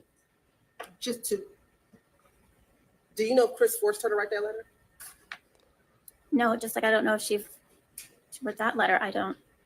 So no, I don't believe Chris forced her to write that letter. But you don't know. I wasn't with them. What the hell? Did you think he forced her? Did you think her dad forced her to send that Father's Day card? What a stupid Christian. She never seen any abuse. Do you think she forced her? If you're this bad as a DA, No further. 24 hours. Mr. McDermott, I'm sorry. Anything else for this witness? Nothing further, Your Honor. Okay, thank you, ma'am. You may step down. Thank you. The witness may be excused, Mr. McDermott. Witness may be excused. Okay. Mr. McDermott, the defense may call its next witness. Sir, May we approach? do you need to approach? Defense called Kathy Wolfenbarger. so now the mom is going to come testify. Here, I think they're yours. Before Kathy Wolfenbarger, CATHY WOLFENBARGER. Good morning, Ms. Wolfenbarger. Good morning. Suffice to say, you may be a little bit nervous. Yes. You don't like cameras, No. unlike some of us. No. Do you know the defendant? I do. How do you know him? He's my son. Okay, I want to ask you to lean forward, please, and speak close. Well, we have exactly the same problem that if you don't have skill, go work for the government. Because if you have skill, you'll earn more money in the private market. To the microphone, and remember to talk kind of slowly. Okay. So, how do you know him? He's my son. Okay. And did you know Melissa Wolfenbarger? Yes. And how did you know Melissa Wolfenbarger? His wife. Okay.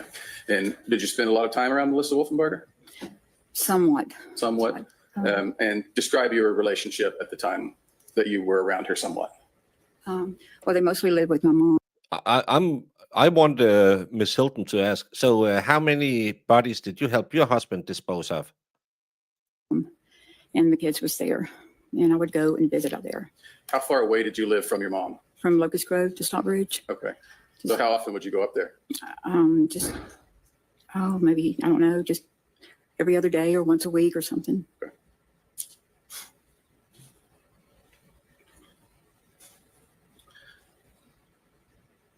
I want to show you a document that's already been admitted into evidence. Are you familiar with that document? Yes. And can you describe what that document is? Melissa giving me temporary custody of the children.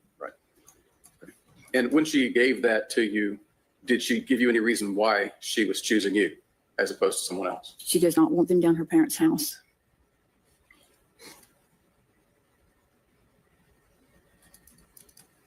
And at some point later, did you make that temporary custody permanent? She did. Okay. And you remember what year that was?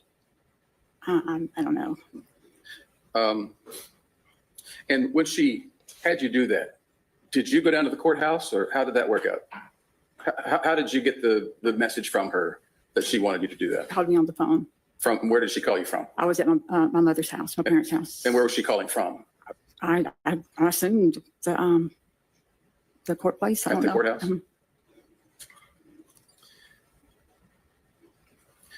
Do you remember when Christopher and Melissa moved to Atlanta? Just generally speaking. I'm not sure. Do you remember that they moved to Atlanta? When they moved to Atlanta? That they moved to Atlanta. Yes, they did move to Atlanta. Okay. And do you remember what street they moved on to? Brookline, Okay. And who owned the house they lived in? my parents Your parents, both William Autry in and Virginia. Virginia Autry. Yes. And did they own any other houses in that area? There was 3 altogether. 3 altogether. Mhm. And did a Mr. Holyfield ever own the house that Christopher lived in? No, he didn't. Okay. To your knowledge, did he own any of the houses? He that your did parents- not. Okay. As my knowledge, he didn't. Do you know who Mr. Holyfield was? I'm not sure. I've heard of the name, but I'm not really sure who he was. I'm not talking about the boxer. Oh, no. Okay. No. All right. Do you remember during the time that Melissa went missing? Did you ever talk to the police? Did the police ever come to talk to you about Melissa being missing? I can't recall, but I don't know. I can't remember if they did. I don't know. Is it possible? that It's they did? possibly they did. Okay. And somewhere around the time frame of 2001, early 2000s, do you remember ever taking down Melissa's pictures from your home? So, well, I'm always changing my walls and my pictures and stuff, so probably did. Is it possible? That Possible, happened? yes. Okay. Do you remember a time that certain pictures of Melissa were stolen from your house? Yes. Okay. Describe that a little bit for me. When we had moved to McDonough, I had photo albums in my garage, and there were some photo albums pictures got gone out of the photo albums, and there were 2 lanterns that I had out there that was gone. 2 lanterns. Lanterns I had on my front porch I had put in the garage, and they had got gone. And why had you moved the lanterns to the garage? Because we was working on the front porch painting it, and we just putting the stuff in the garage. Okay. So you were doing some renovation work Yes. and you put some stuff in storage in the garage? Yes. Okay. To what? Lanterns? Is that the word she didn't say? And how did things get got?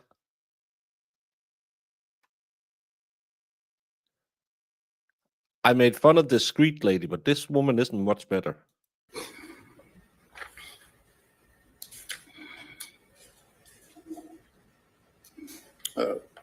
No further questions at this time, Your Honor. Ms. Hilton, any questions for this witness? Yes, ma'am.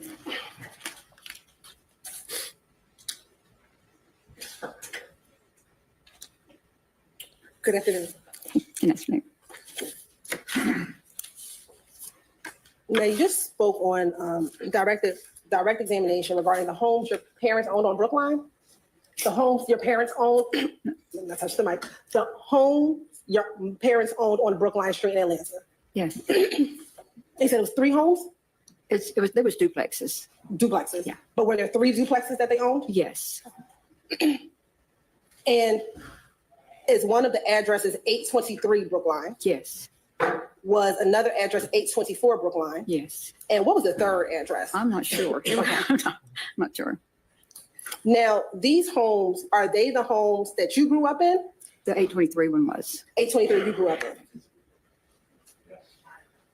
Did you have other family members in 824 and the other?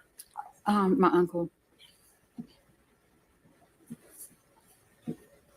About how old were you when you moved from Brookline? How old was I? Yeah, because you said you grew up in 823, right? Yes. Okay. Probably about 17 or 18. When you moved out of Brookline, did your parents still live there? Yes.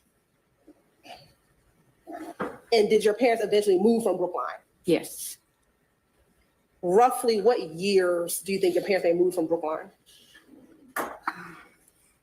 I'm not sure. I don't know. 70s, 80s, 90s? Probably about 2000. I don't know. Oh, 2000. I guess. I don't know. I'm not sure. Once you moved out of the Brookline house, did you ever live back on Brookline? No.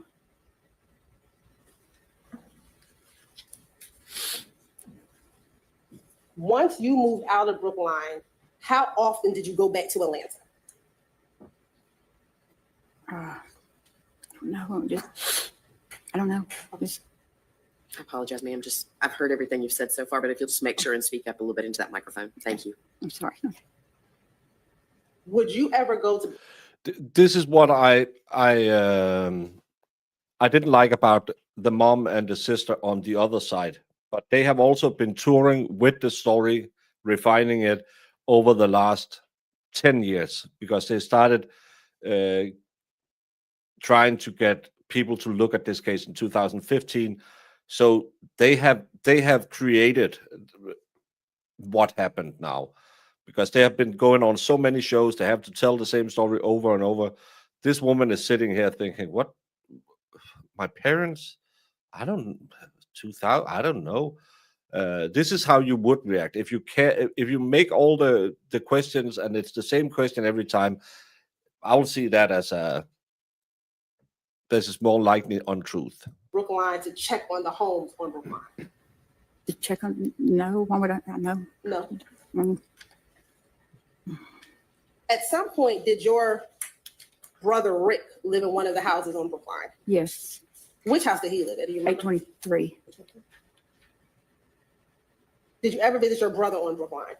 yes.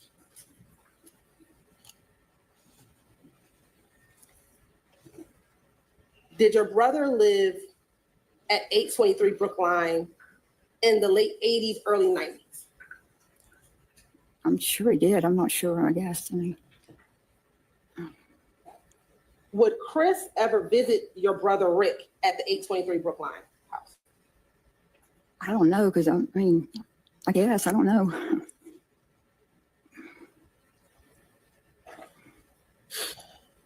Now, Mr. McDermott asked you about Mr. Holyfield. Mhm. Is Yeah, that I'm yes? sorry, yes. It's okay. Do you know Mr. Holyfield's first name? I have no idea. Now, you said that Mr. Holyfield never owned any of your homes. Do you know Mr. Holyfield managed any of the homes? No, How do you know Mr. Holyfield? I don't. How do you know that name? Because it was through the, I don't know him. Did he have some connection to your parents' homes on Brookline? I don't know who. I've heard the name, but I don't know.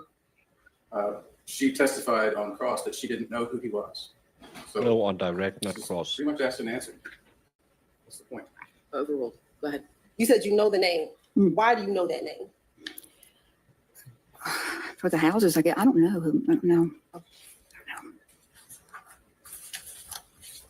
Now, you said that Chris and Melissa lived at your parents' house at some point. Yes, Okay. If Chrissy was born in August of 1995, is that fair? Chrissy was born in August of 1995. yes. When did they live with your parents?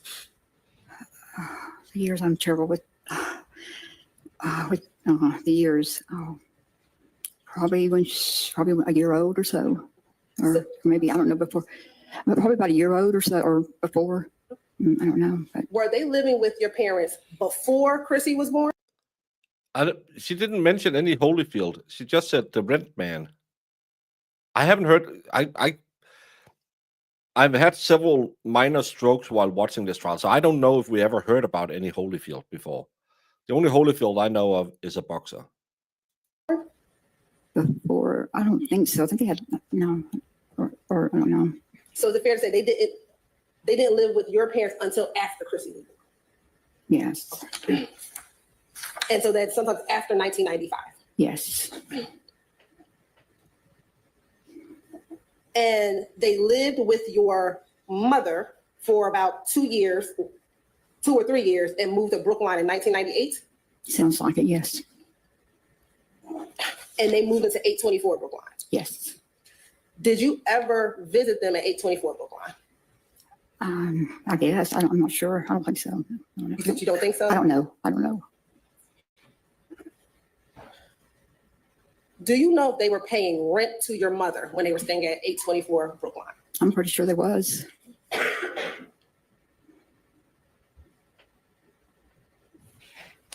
Spire, go get some sleep and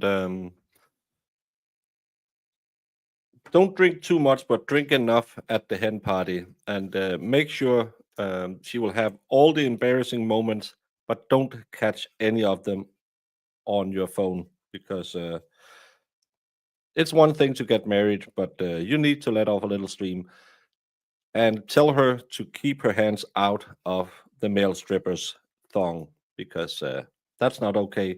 But she's allowed to, like the Bella twins said, you can look, but you can't touch. Enjoy your party over the weekend. Now, in 1998, at least the early part of 1998, you had temporary guardianship of Chrissy and Joey, correct? Did you ever take the kids to go visit their parents on Brookline?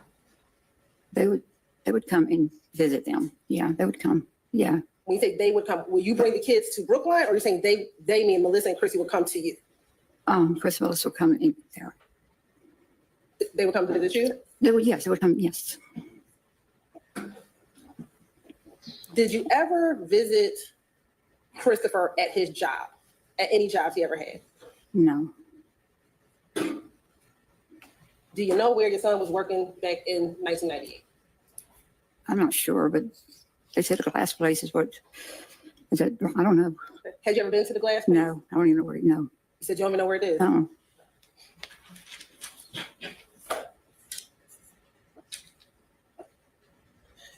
No, she just said the rent man.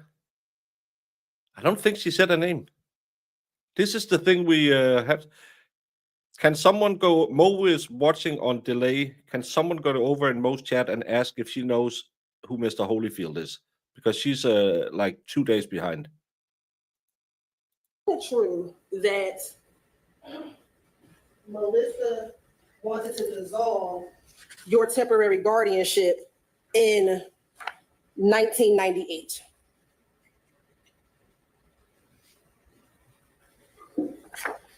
No, I'm sorry? no. She did not want to dissolve it. I'm sorry. Can you reread what you said? I mean, Did Melissa want to dissolve the temporary guardianship? dissolve it? I don't, Did she not want you to have her kids anymore for a short period of time? no, no. Are you aware about an incident in July of 1998 in which Melissa took out a TPO on your son, a temporary protective order on your Hey, son? Roman. I do not. Mo knows way better than me. Did you ever go to court? I think this lady is, first of all, confused. Second of all, she is very, very scared what can happen. Third of all, she's trying to make sense of what this lady is asking her. Why is she asking about something when I'm here to talk about my son who is charged with murder? And she might be a little hard of hearing and also a little old. Things get confusing, you know, when you get old. Every time I have a conversation with Marissa, for instance, she will get befuddled and start putting around in her slippers. And then an hour later, we'll have to send Jemima over there and calm her down, give her a cookie, and then we can talk again because she gets a little, old ladies has it that way. Court with your son to answer to a temporary protective order? I didn't know anything about it.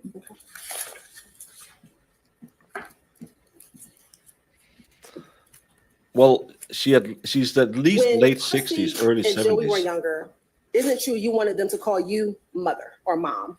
No, they just called me mom, but they knew I was their grandmother. Did you ever tell Melissa, Chrissy or Joey about Melissa after she disappeared? I told them we would go look for her, but we didn't know where to go look. When you say you would go look for her, what do you mean? I mean, Go she look. was gone. We would look. I mean, Where'd you go wherever, look for her? I don't have no idea. I mean, if somebody would go, we'd just go look for her. Where'd you go look for her? We didn't because we didn't know where to go. Oh, so you didn't go look for her? No. Did you ever tell them about their mother?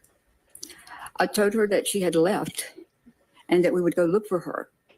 If we could, that's about it. Okay, so you told them that she had left and that you would go look for her. Yeah. But you never went to go look for her? We didn't know where she was at So why did you tell the kids that you were gonna go look for her? because we would go look for her if we knew where she was at. I mean, So is that what you told the kids? If we knew where she was, we would go look for her?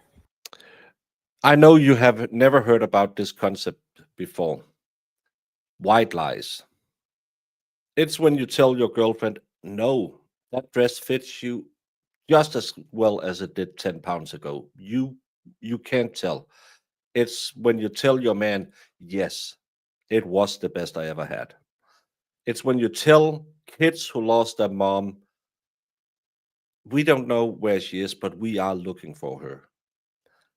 Those are white lies that makes life a little bit easier because sometimes it's okay to lie. You don't tell a 5-year-old, no, we're not looking for that crackhead of your mom. Go fucking forget her. You tell a white lie and says she's with Santa. Like every time we talked about the Karen Reed case, Jamie's not here today, so I lied. Chloe was dead as a doornail, but I said she's in Vermont living on a farm because Jamie would have cried if she knew Chloe probably didn't make it to the end of the year. Those are white lies. I'm protecting Jamie by lying to Jamie. My girlfriends lie to me to protect me when they say 2 inches is more than enough. Yeah, I mean, we didn't know where she was at. I mean, she left. Did you ever tell the children that Melissa was their mother? Yes. And Chris was the father. Yeah, 5, 6 years old.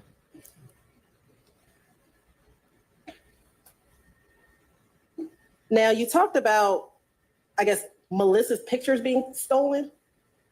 Is that what you told Mr. McDermott? There was, Chris. yes, there was pictures. Yes. Tell me about that. So was just Melissa's picture stolen or all the pictures were stolen? There was pictures in my photo albums was gone, and some of them was the pictures of Melissa. Yes. So was it only the pictures of Melissa that were stolen? No, and some of them was off. That implies others was also taken. Pictures of her and Chrissy and just of the kids and all, and her. Did the children ever ask you, strike that, let me ask a better question. Do you recall Chrissy and Joey finding pictures and asking you about Melissa in those pictures? No. Do you recall not telling them who Melissa was? No. Do you recall once they began questioning you about Melissa, taking the pictures and putting them in a shed? No. Is there any reason anyone would have to make that up? I have no idea.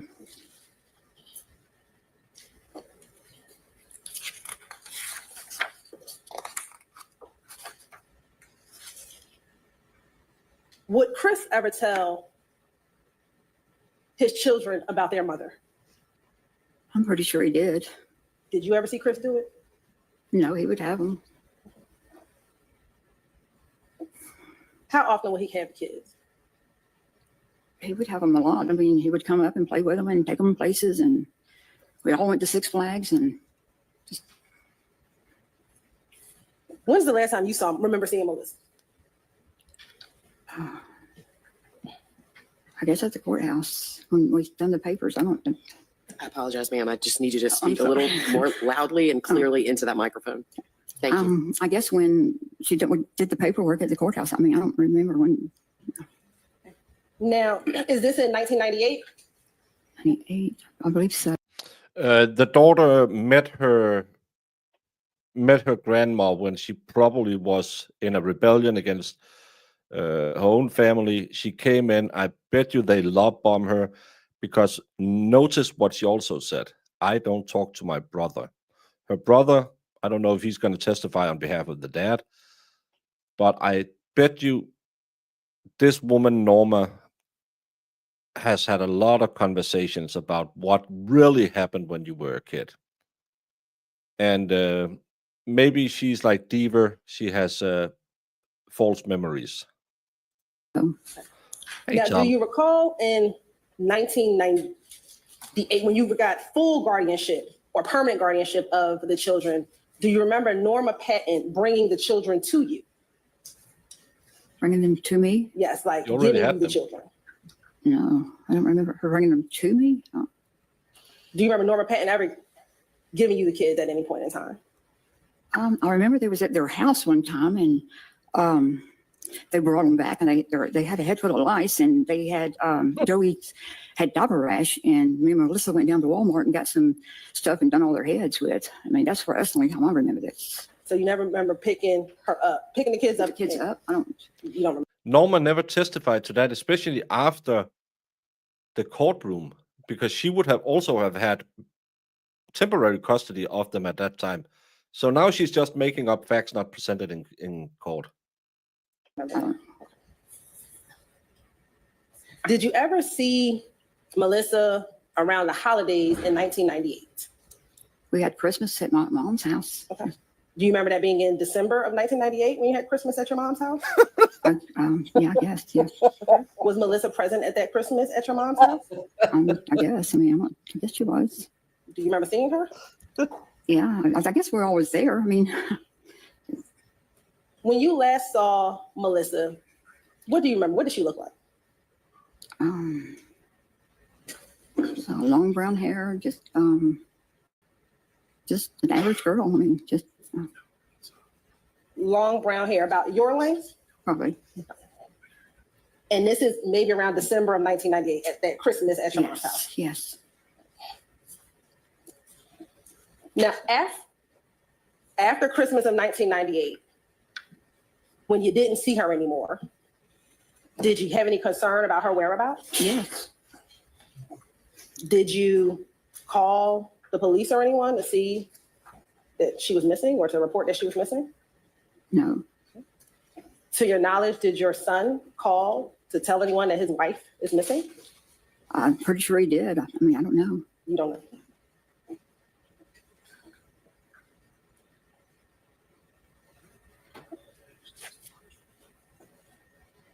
In 2000, do you recall a detective from the Henry County Police Department coming to speak to you about Melissa's disappearance? In 2000? Yes. I don't remember. And do you remember being reluctant about giving him information about Chris? I don't remember that. No. Do you recall this detective wanting to kind of make contact with Chris so he can talk to Chris about his wife's disappearance? I have no recall about any of that. No. How should she know half the things you're asking her?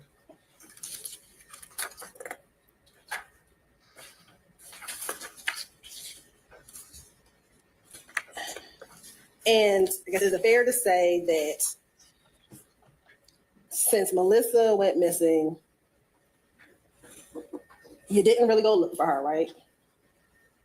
No, I didn't know where she was at. To your knowledge, your son didn't go looking for her, right? I'm pretty sure he did. I mean, I don't know. And it's safe to say you love your son, right? Yes. And as a mother, you're a protector of your son, right? Yes.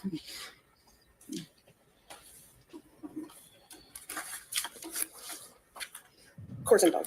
This is Chris's mom, who weirdly enough has Christmas in December. Whoever does that? That was probably the dumbest question I've heard so far. Oh, they cut the feed? Oh, the feed just dropped.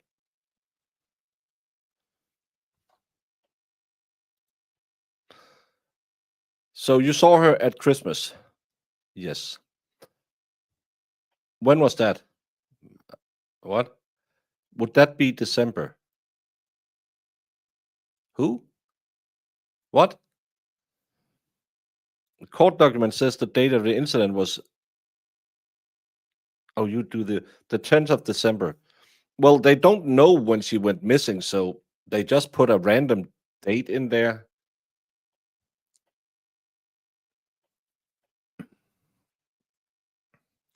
I still don't think they luminol the roof of the Waffle House.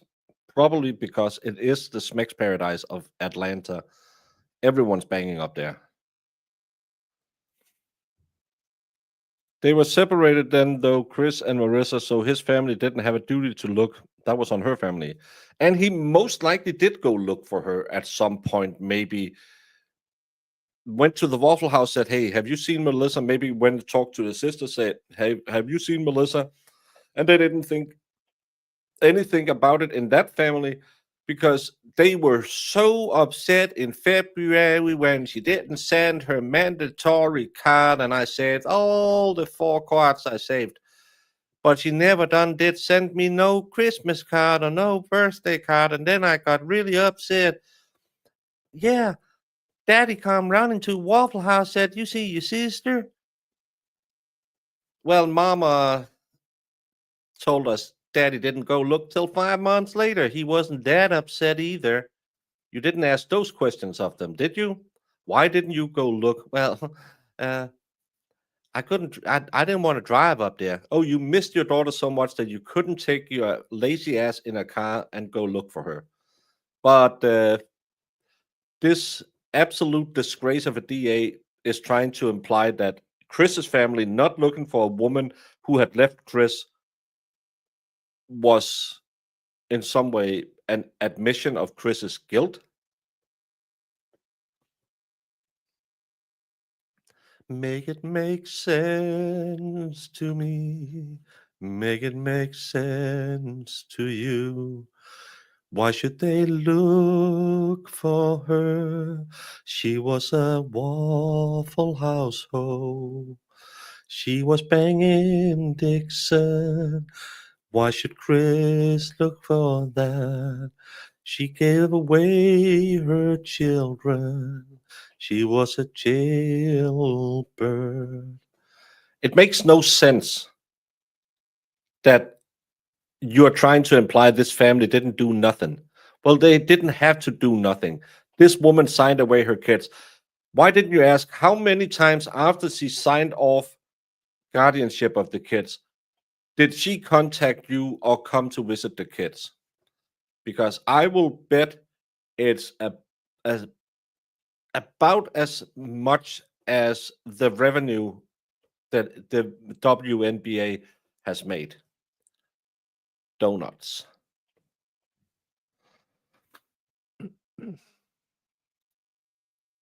Sue, you like it when I sing. So Chris wasn't telling his mom his marriage had fallen apart. Pretty normal to me. Again, she was a jailbird who we don't know, might have been on drugs. And he left her and gave up his kids. Or her kids. Yeah. Pretty sure I probably... Again, if my ex-wife went missing, I would have been 2 states over, and it would happen while I was in the States, and I had no knowledge of it. Don't look at my dark web searches. And the kids called me and said, we can't find mom. I would This say, is Chris, Chrissy, and Joey. I would say, oh, I'm so sorry. Do you want to help us look for her? I'll look all over. Can't find her. I'm not wasting gas going up to where she lives. At, it looks like Joey's birthday because it's got a little birthday cake and he's feeding Chris birthday cake. So. This is Chris, Joey, and Chrissy just caught a fish. They was out in the lake on a boat. Well, not in the boat, but there's a boat right there. And Chrissy just caught a fish. But how old is Chrissy in that picture? She looks, what, Joey about hasn't testified. maybe 4, 5, Okay. 10. Is there a date? Oh, and Joey too, he's there.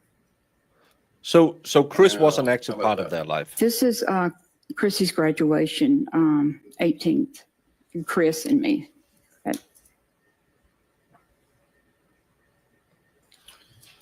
Okay, this is Chris. And can you describe what's in that photograph, please?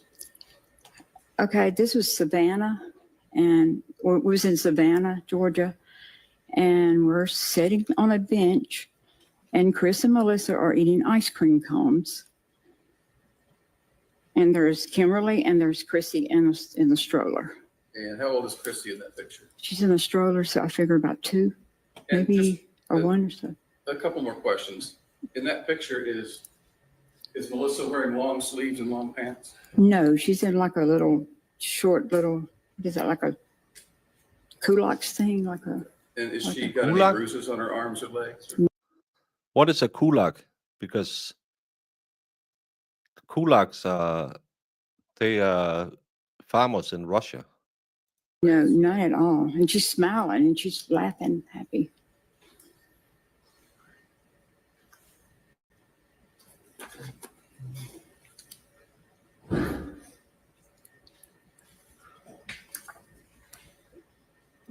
Oh, culottes. I don't have anything further. Ms. Hilton, any additional questions for this witness?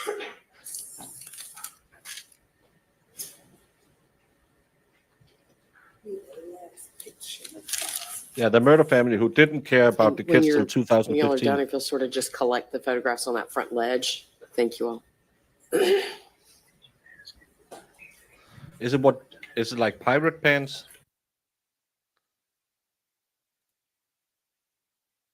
First ask you this, in 2023, around December of 2023, did members of the Fulton County District Attorney's Office and Investigator Shepherd come to your home or your daughter's home to speak with you? Come 23. I'm not sure. I mean, I don't know. Do you Did remember she? seeing this man before?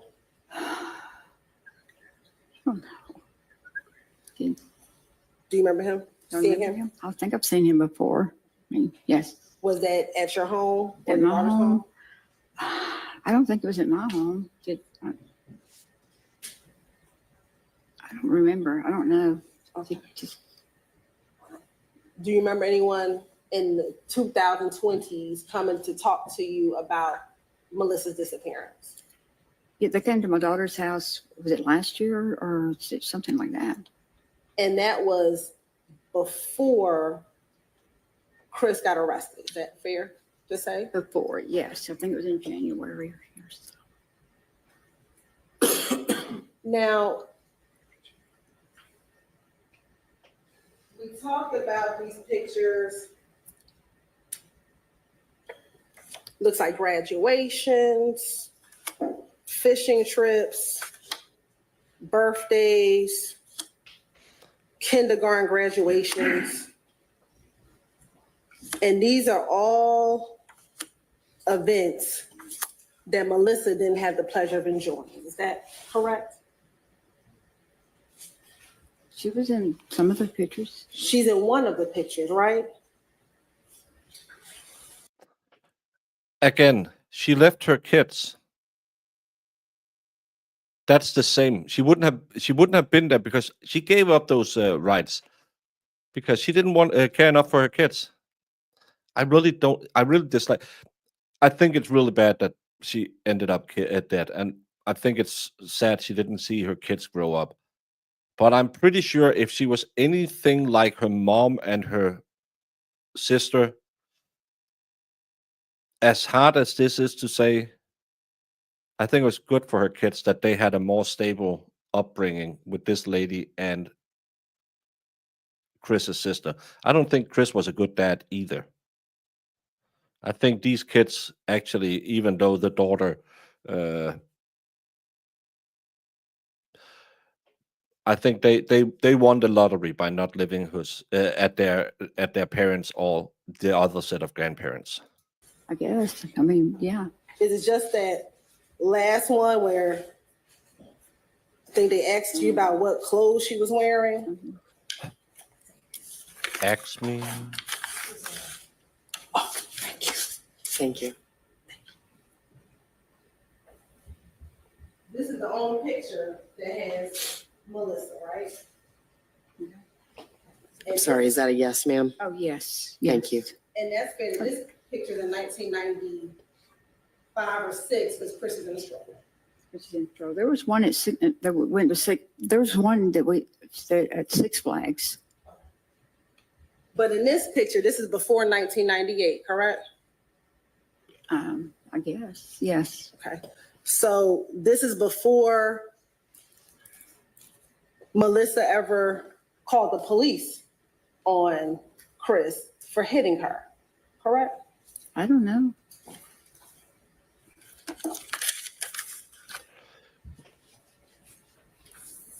She has And answered so many times. I don't know anything about some that. of these pictures are after 1999. Is that fair to say? Yeah. After Melissa's body and head was found on Avon Street? I guess. I mean, After her torso, which has never been found? I guess. I mean, I don't know. I mean, I don't know. Melissa didn't have the opportunity to participate in her children's. Stop over enunciating when you try to imply this woman had anything to do with Melissa not being able participate because this lady isn't the one who killed her. You have never proven her son was the one either. You're a horrible, horrible, horrible person. I can't understand why these women and men who are this bad can have a job. There's lies, but she was dead, all right? I guess. I mean, I don't know what happened to her. I mean, Sustained. It's argumentative. Yeah, it's I already said argumentative. sustained, but thank you. Oh, thank you. I have no further questions, Your Honor. Thank you. Anything else, Mr. Shouldn't have McDermott? had half of them. Nothing for this witness, Your Honor. Oh, Thank Danny you. You may T. step down, ma'am. Thank you so much. The witness may be You excused. see? Someone loves Mr. me. McDermott? Okay, the witness is excused. You could just leave that there, ma'am. Thank you. Yeah, it makes no sense. So it is my intention, it's nearing on 12:45, and so I was going to go ahead and break for lunch. And so, ladies and gentlemen, it is about 12:40. I'm going to have you back in here around 1:40 to resume the afternoon. So we're going to break for 1 hour for lunch. Enjoy your lunch. Lunch, beautiful lunch. Wonderful, wonderful lunch.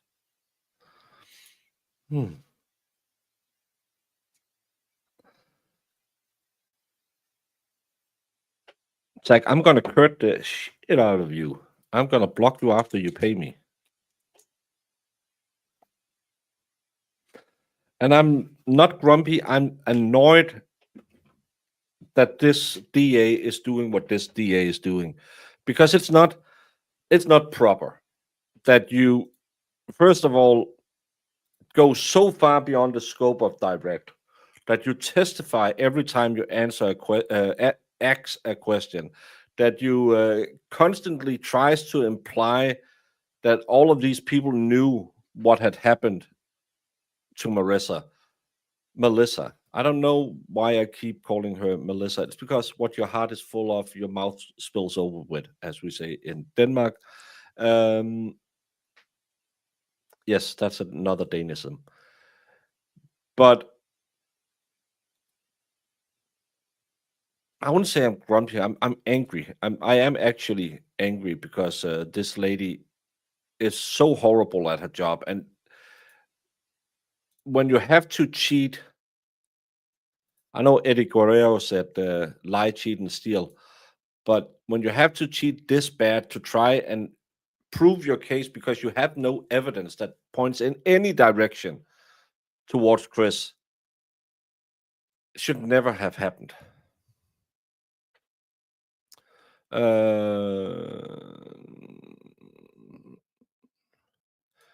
They'll have the, yeah, but her not having it before we start kind of implies that she's not going to grant it. Cases like this go to prosecutors like this. Yeah, but, and thank you for 6 months, Peace Geek. But the problem is, this is also taking time out of the court schedule for a grape case, a kid case. You could have done so much more with the time we have wasted. We are on day 6 in a case where there have been no evidence presented than in any other way than he knew her and she went missing. It's the flimsiest of flimps. Imagine how many crimes is done every day in Atlanta. Imagine how much backlog they have in their justice system. And then the DA's office chooses this case to be one they really want to put resources into. They have 3 DAs sitting, assistant DAs, sitting at a table, wasting time. They could have been used figuring out other crimes. But instead, we are wasting so much time on this case. And it's not cheap. It's really not cheap. Just the judge, the DAs, the police officers, the court reporter, the bailiffs, all of these people who has to be there today for this case that is so weak. Just because the family talked to a podcaster. who had an in with Fannie Willis or whatever her name is. All of this is based on someone like me who just sits and talk and makes up a story so it sells a little better. And we're wasting time on that. We're wasting taxpayer dollars on that.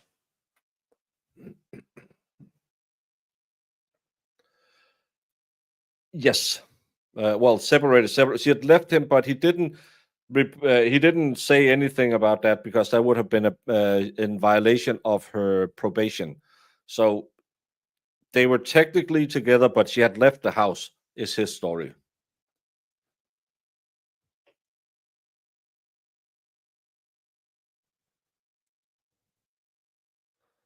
The real crime here is how they can have a DA that can't speak proper English. She's horrible. Again, I know there's southern pronunciations of word. Axe is one we hear a lot, but it's more she went through law school and she can't formulate a question. We heard her arguing her motion the other day where she talked for 2 minutes and none of it made sense. And the judge still granted it because, hey, that's how we do here.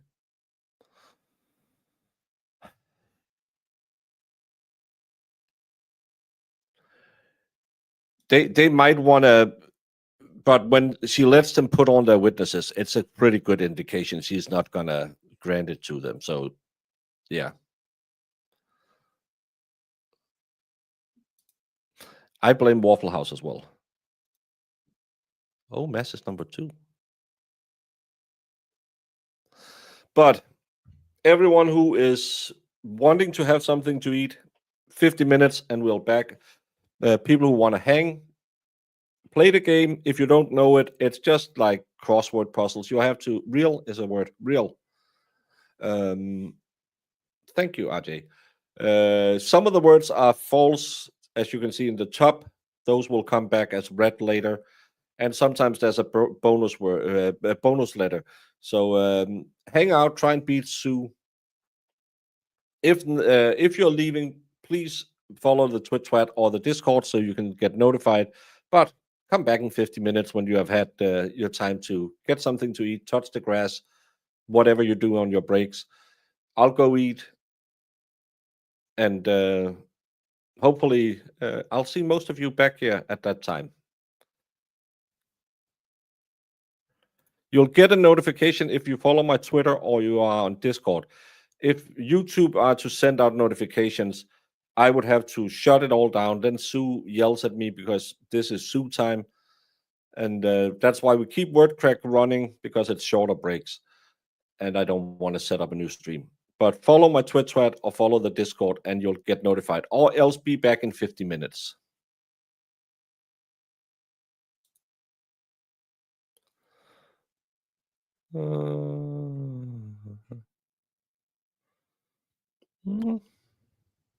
Yeah, dinner for us in Europe. Go work out, Peace Geek. Enjoy it. Come back. Yes, but again, we'll be going in 50 minutes. So just be back in 50 minutes and it'll be fine. But I will almost always remember to notify on Discord and the Twit when we go live again. So if you're leaving, leave and come back. If you're on the Rumble and want to play, the QR code in the button will let you play it on your phone, because the Rumble chat isn't connected to this game, but you can play it on the phone. Apparently, some people say that it's easier to play on the phone because it'll help you with words you can guess, or you can download a bot like Sue, so that'll tell you what words are in there. The rest of you have an enjoyable lunch.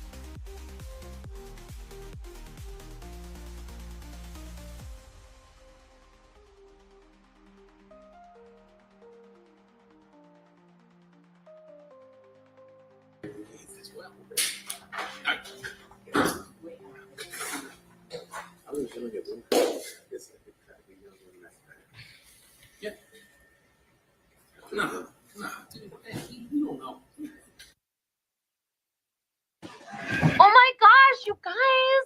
There's a class called Basic Grifting. Should we all learn how to be grifters together? Hey everyone, there was some audio from court, so I thought we're back. But we're not quite back. But we are back to something else because Jemima has done her magic.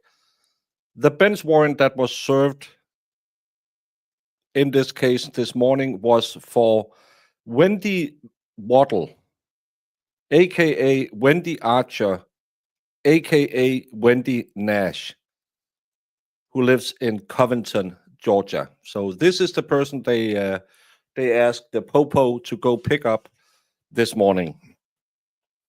What it's about, we don't know. But with two aliases and what else Jemima has picked up out there, it kind of seems like she might have a familiarity with the law, if we can say it that way.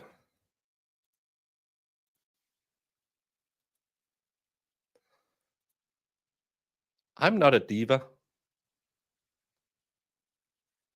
Just because I only want the yellow M&Ms in my rider when I go on a show, I'm not a diva. Maybe they worked at a Waffle House. Wendy Waffle. I think MeatTube is behind. She works for the school district. Oh. Yeah, it's a failure to appear bench warrant. They filed it this morning, and we'll have to see if the cars with the disco lights on top can find her. Waffle House Wendy. Shouldn't she be working at Wendy's instead? Could be that fresh scrimp. You need the scrimp as fresh as possible, just when it fell off a truck. But I don't know why they put on audio from trial from the court and then they went away again. I thought they were coming back to argue that motion to dismiss that will be denied. I'm mostly very curious if you take the stand. I think in this case he probably could do it. Hilton will be an absolute a-hole. But if they have prepared him well for that, I think he, because so far they are betting all their money on a letter from June 1996 to prove he killed her in December 98, 99. This is the concrete evidence. And then 4 get well soon cards from Hallmark, where none of the writing adds up. And I'm not a letterologist, so I can see what I see and say it doesn't look the same. But I would love to see the mom's handwriting or the sister's handwriting next to these cards, because why are there 2 envelopes? One of them stamped in 1997 and no more. If you keep envelopes for 2 of them, you keep them for all of them. But why would you keep I don't keep envelopes. I throw envelopes out because it's always bills. It just seems really peculiar that none of the writing adds up with my naked eye. I don't have any skills.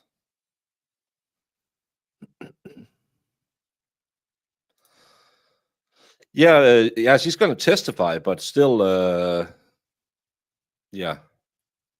Maybe she's been married multiple times. Wouldn't you?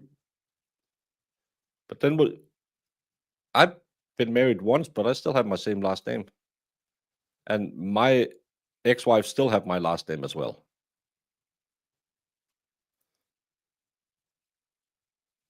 It could be that that's the evidence they didn't have back in 2003 when they were looking at the case, or 2015 when they were looking at the case, or back in 2021.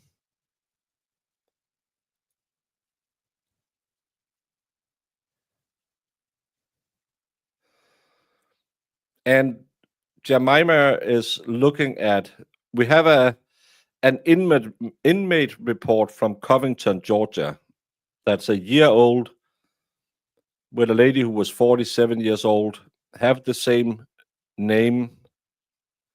Well, Wendy Cheryl Nash Waddle, hyphenated. Battery, family violence, first offense, misdemeanor. So she has the same age as Melissa. So it could be a friend of hers. It could be a friend of Chris's. It could be the one who was banging Dixon. We don't know.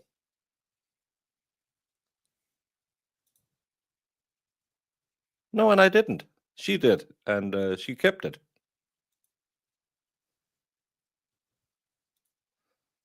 I don't know what you used to break for.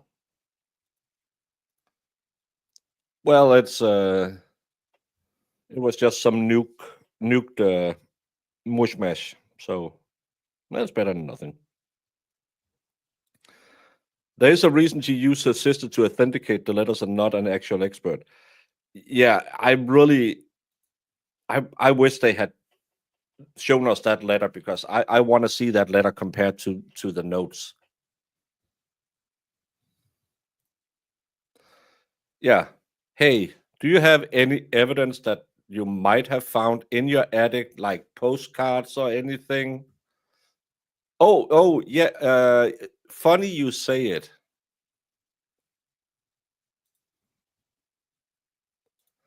Well, that's because I was allowed to keep my last name after our dissolution of our marriage. My erectile dysfunction was part of it, but not the only part of why we got a divorce. I was thinking it was Chris's girlfriend. He didn't have a girlfriend at that time, so not that we have heard of. So I'm thinking it could be could be her, someone who worked with her, or Dixon's girlfriend. Didn't they say grandma's maiden name was Archer? Oh, so it could be a cousin or something like that.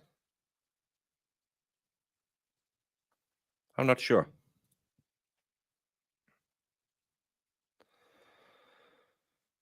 Current girlfriend when he was arrested. But have they mentioned he was with another girl? We only heard that she was with another man.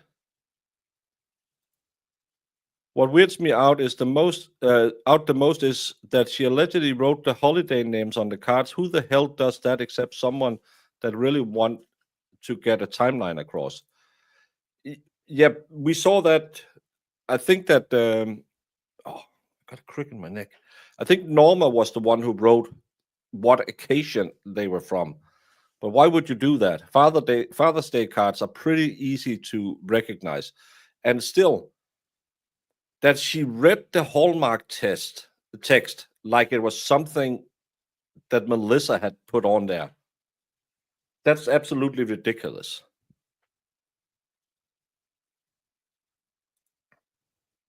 What? Did I used to be married? I'm sure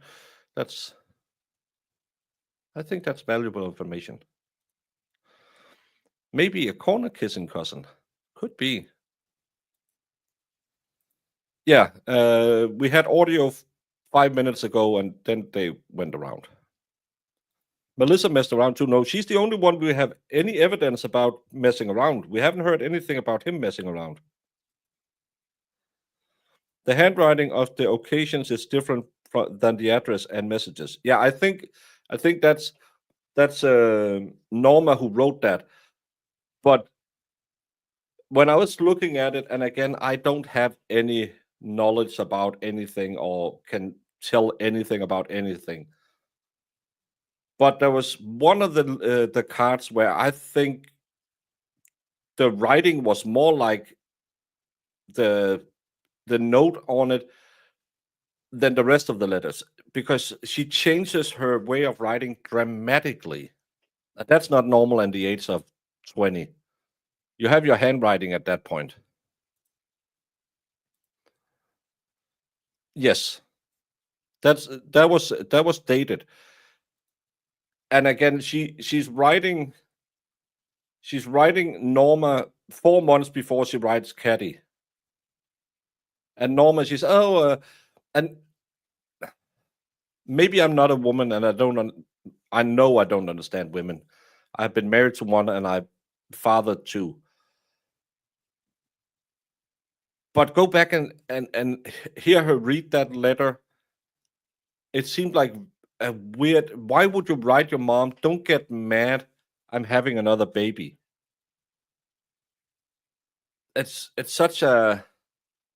Does that show a woman who really, really want to get her babies back and take it back to her mom when she knows she gets mad because she's preggers? To me, that's just, that opening was so weird. And then, yeah, everyone was bad. But the only one she said would get mad was her mom. When my daughter, we had been at a birthday like a week, 2 weeks before she called me and said, "Hey, you're going to be a granddad." Of course, I was shocked. And then I just started crying happy tears because I love babies. If she calls me now and say, "I'm going to have one more," I wouldn't say, "Well, what? No." Okay, Madam Court Reporter, you ready? Yes. Okay, we're going to go back on the record after our lunch break in the matter of the state of Georgia versus Christopher Wolfenbarger, case number 24 SC 004201. I'll note that Mr. Wolfenbarger is in the courtroom. And before we adjourned for lunch, I had asked Mr. McDermott if you'd had a chance to discuss with your client the choice to testify or not testify, and if a decision had been made. We in that normally regard, only so go that I by could go what ahead and have a presented conversation in with court, Mr. because Wolfenbarger about that. if it's not important enough to be And mentioned in so court, you it has requested no at the time bearing. to wait and let you have further conversations with your client during lunch. And so have you had a chance to have those conversations, Mr. McDermott? Yes, ma'am. Okay. So is now. Well, my daughter had told me that she was going to have her first baby before she was 25. So I kind of knew that it was brewing. It was a big surprise anyway, because it's your little baby girl. But I would never, ever get mad at her for having a baby, because I love babies. I've told this story many times. I called my dad and said, "Hey, Dad, hey, how's it going?" And said, "Yeah, by the way, I got a girlfriend." "Oh, yeah, and you're going to be a granddad." Because we had known each other for 14 days when I got her pregnant. My dad said, "You're the biggest idiot in the world, and we're going to get through this together. Don't you worry." And that was that. There was no yelling or screaming or anything. It was just, "Okay, we'll figure this one out." Acceptable to you for me to inquire with Mr. Wolfenbarger?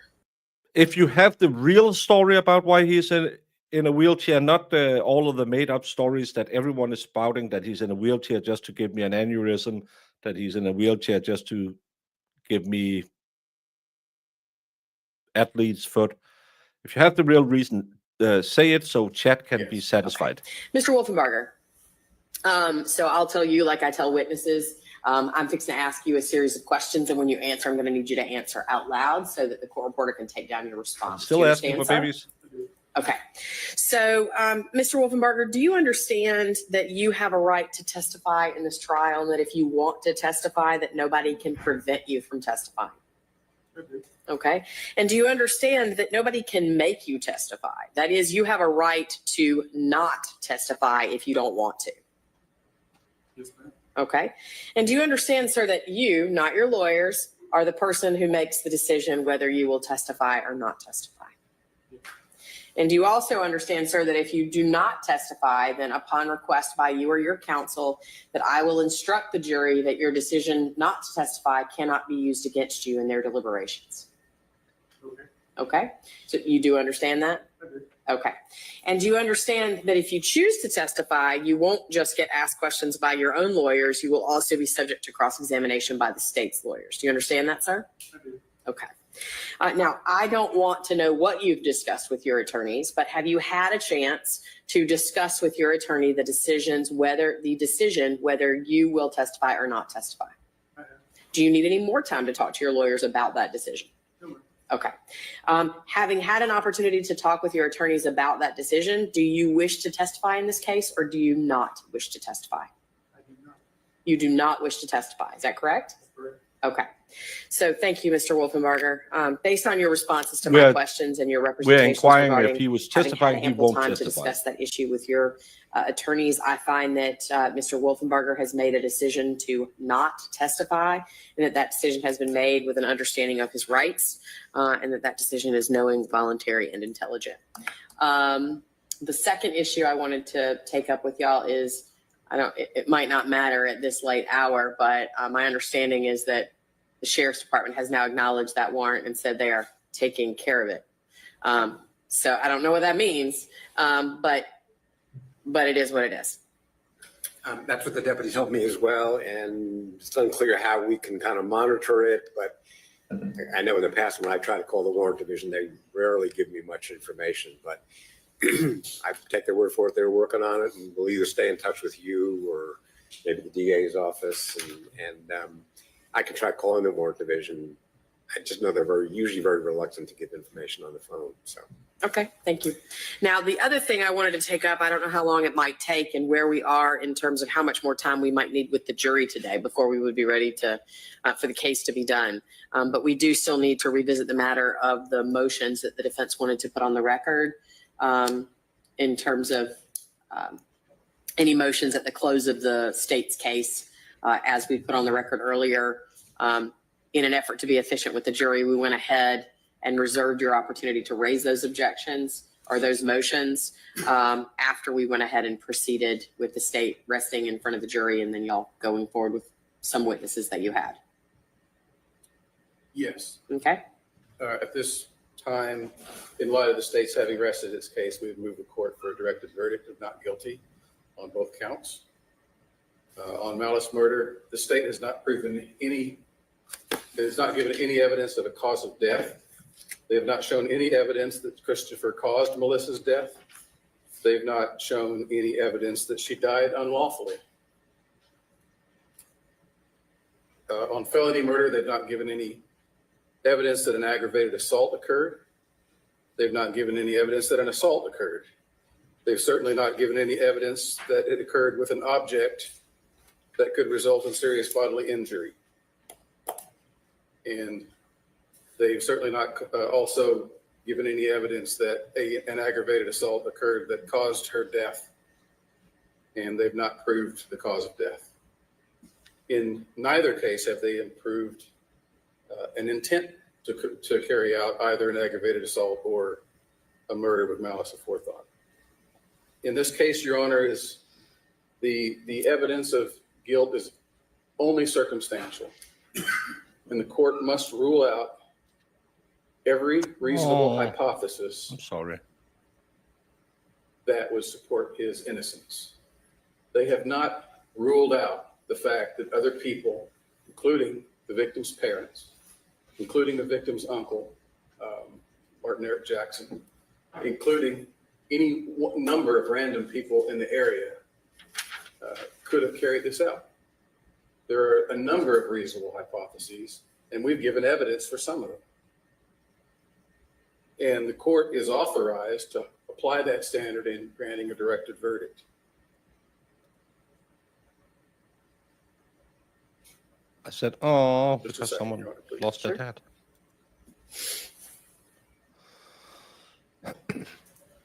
The state has given some evidence from which, from what we've talked about with prior difficulties regarding the incidents of alleged domestic abuse that occurred in July of '98 and at some undetermined time before that. But when you're considering what a reasonable juror, well, I think your jury instructions covered as well, as far as what a reasonable juror would be allowed to consider as toward the elements of the crime. They cannot consider or infer character. They may not infer from those things that he had the character. I'm sorry, but you had extra time. You should read this with more conviction, because this is actually a case where a reasonable judge would give a direct verdict, but it won't happen. It never happens. But at least give it some gusto when you're telling the judge why, because I don't know, there's a few times where she's kind of been looking for the defense to do a little bit better. To commit other such crimes or wrongs later. In other words, they can't use that as propensity evidence. So they can't say, well, he did this, he may have hit her on one other occasion, so he must have done it later, and therefore that fulfills one of the elements of the crime. They can't do that, and this court can't consider that. And as far as prior difficulties are concerned, the finder of fact is only allowed to use that to consider a state of feeling between the parties. So I would say there's an abundant lack of evidence in this case of intent and of the elements of the crime. And so we would request the court grant directed verdict at this time. Thank you, Mr. McDermott. Who will I hear from for the state? Hey, Judge. Mr. Fassett, Yes. your response? Your Honor, I would cite two cases as a, then my computer goes. One second.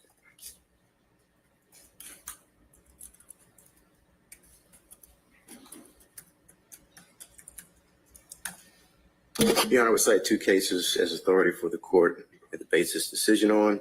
The first case is Odom versus Hughes. That is a Georgia Supreme Court case, 293 Georgia 447, 2013. Second case is Miller versus Lynch, 351 Georgia Appellate, 361, 2019 case. It ultimately speaks to the decision before the court when there is conflict and when there is no conflict in the evidence that's been presented by the state. Miller states the trial court may direct a verdict only if there is no conflict in the evidence as to any material issue, and the evidence introduced with all reasonable deductions therefrom shall demand a particular verdict. Where any evidence, even slight evidence, supports the opposing party's case, the directed verdict is improper. So first, the state is not required to prove evidence of motive, but the jury is authorized to consider evidence of motive. In this case, I would cite evidence of three different potential motives for this defendant to murder Melissa Wolfenbarger. First was the pending state court case from the July 1998 incident. There was a battery, and even though Melissa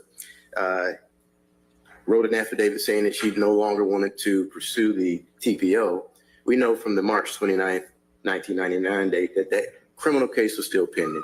I think the fact that that case was still pending and that Melissa was murdered and was unavailable to attend, her head being found a month after that case was dismissed when they couldn't locate her, I think the fact that there was a pending case, the jury can consider that as possible motive. I think that the fact that this defendant was aware that Melissa Wolfenbarger was seeing an individual he referred to as Mike, we heard testimony from and confirmed and corroborated that. The fact that she was having an affair. But did he ever go to Mike and said, "Keep your clammy hands off my woman"? No. Mike claims he rolled up in his yellow Beetle that he never owned, and with screeching tires went down the road. Anyone who have ever seen a Beetle knows there has never been a Beetle doing anything like that. I know she's gonna vote in favor of the state, but even their possible motives are stupid. He killed her to get out of a pending case, but he's so dumb he dropped her body right across from his work because a battery case is way worse than a murder case. We all know this battery case, he could have gotten maybe a month in prison. So let's do the smart solution. Let's kill her. Let's hide the body for a month. A month after this case is dismissed because she's gone missing, I'm going to dump her body right across the road from where I'm working. It's the stupidest, smartest criminal fallacy again.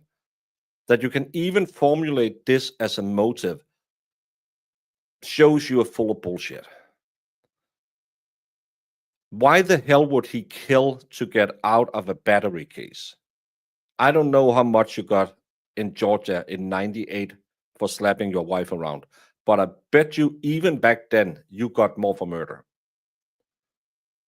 And again, why, oh, why is this mastermind of a criminal who hid the body for months dumb enough to go drop her off across the street from a place he didn't work anymore? Because wasn't he fired in February? All of this makes no sense. Is another form of motive, possible motive for this defendant to murder Melissa Wolfenbarger. And we also know from Melissa's mother, the letters, and this defendant's own mouth that Melissa planned on leaving this defendant. All three of those are independent, separate, possible motives for this jury to consider as reasons why this defendant would want to have Melissa Wolfenbarger murdered. Why would her leaving him be a reason for him to kill her? Yeah, if you go by that crazy DV theory you have that men will unalive if she's leaving, I could believe it. If there had been anything in any of the evidence that you have provided that said, when I told Chris I'm going to leave him after I have the second baby, he got so mad he punched me straight in the face, then maybe I could believe that he was a DVer who was controlling her. Maybe if the mom had said, yeah, she tried to run away and came back to us. He came, kicked down the door and dragged her out of the house. There's no evidence of ongoing domestic violence in any way in this case, other than what you testified to, because none of the witnesses, but you had your expert who used to be your colleague come in and testify that women get killed when they leave their husband. There's no evidence that Chris got so mad at her at any point. What didn't the mom or the sister or his sister or his mom testify to? That he was possessive of Melissa. What did Dixon do? He testified to the exact opposite. She didn't want to go home or else he would kill her. She wanted to go home for her kids, which I think is a big old lie because she didn't care for her kids. She had given them away at that point. She had even turned over permanent guardianship. Not one witness has testified, or not one letter has proven that he was possessive of her. She even wrote in one of her letters, I'm about to get my own car, which your own DV victim specialist said yesterday. That's one of the ways they'll keep their independence from them, by making sure that they have to drive them around all the time. If you listen to your own case, you would know that the motives you provide has nothing to do with anything that we've seen in this case. There are prior difficulties. And those prior difficulties further corroborate the battery that occurred on July 1998. There are three instances of the prior difficulties. The first in the beginning of the year, I believe it was February or March of 1998, where Tina Pat. But Big Dog, you have to take everything that they are claiming into consideration, because he just claimed that he killed her, hid her body, and then dumped the body a month later. You have to be pretty smart to do the first thing. And you have to be pretty dumb to kill someone to get out of a battery charge. So you're the smartest, dumbest criminal. It's a different thing if he had killed her, there was blood all over the house, and they found her missing shoe in his basement. That would be something different. But they are alleging he killed her in December, hid the body for months, and then dumped her when the case had been dismissed, right across the street from his work. He is the smartest, dumbest criminal in their mind. And smart, dumb criminals doesn't exist because you can't be a criminal mastermind and an idiot at the same time. Describes seeing marks around the neck of Melissa Wolfenbarger. Vividly describes that. As does the officer Marlon Sutton. Her sister had already describes the events that took place been in in July of prison for it. 1998 when he, according to his report, observed bruises and abrasions on the person of Melissa Wolfenbarger. And then we have Thomas Dixon at the end of December 1998, which he's relaying information No, this is a motion for direct verdict. about the continual abuse that Melissa endured during that period, during that year. And also, again, how she planned on leaving him. I would say that from the testimony of the medical examiner's office, the medical examiner, Dr. Terry in particular, her testimony was that she does not, in her expert opinion, believe that Melissa Wolfenbarger died of natural causes. That is from the circumstances of the facts that she But it's reviewed. not proven. The fact That was there her were 2 marks opinion. on the person, the bones of Melissa Wolfenbarger, on the neck, on the limbs, on the femur.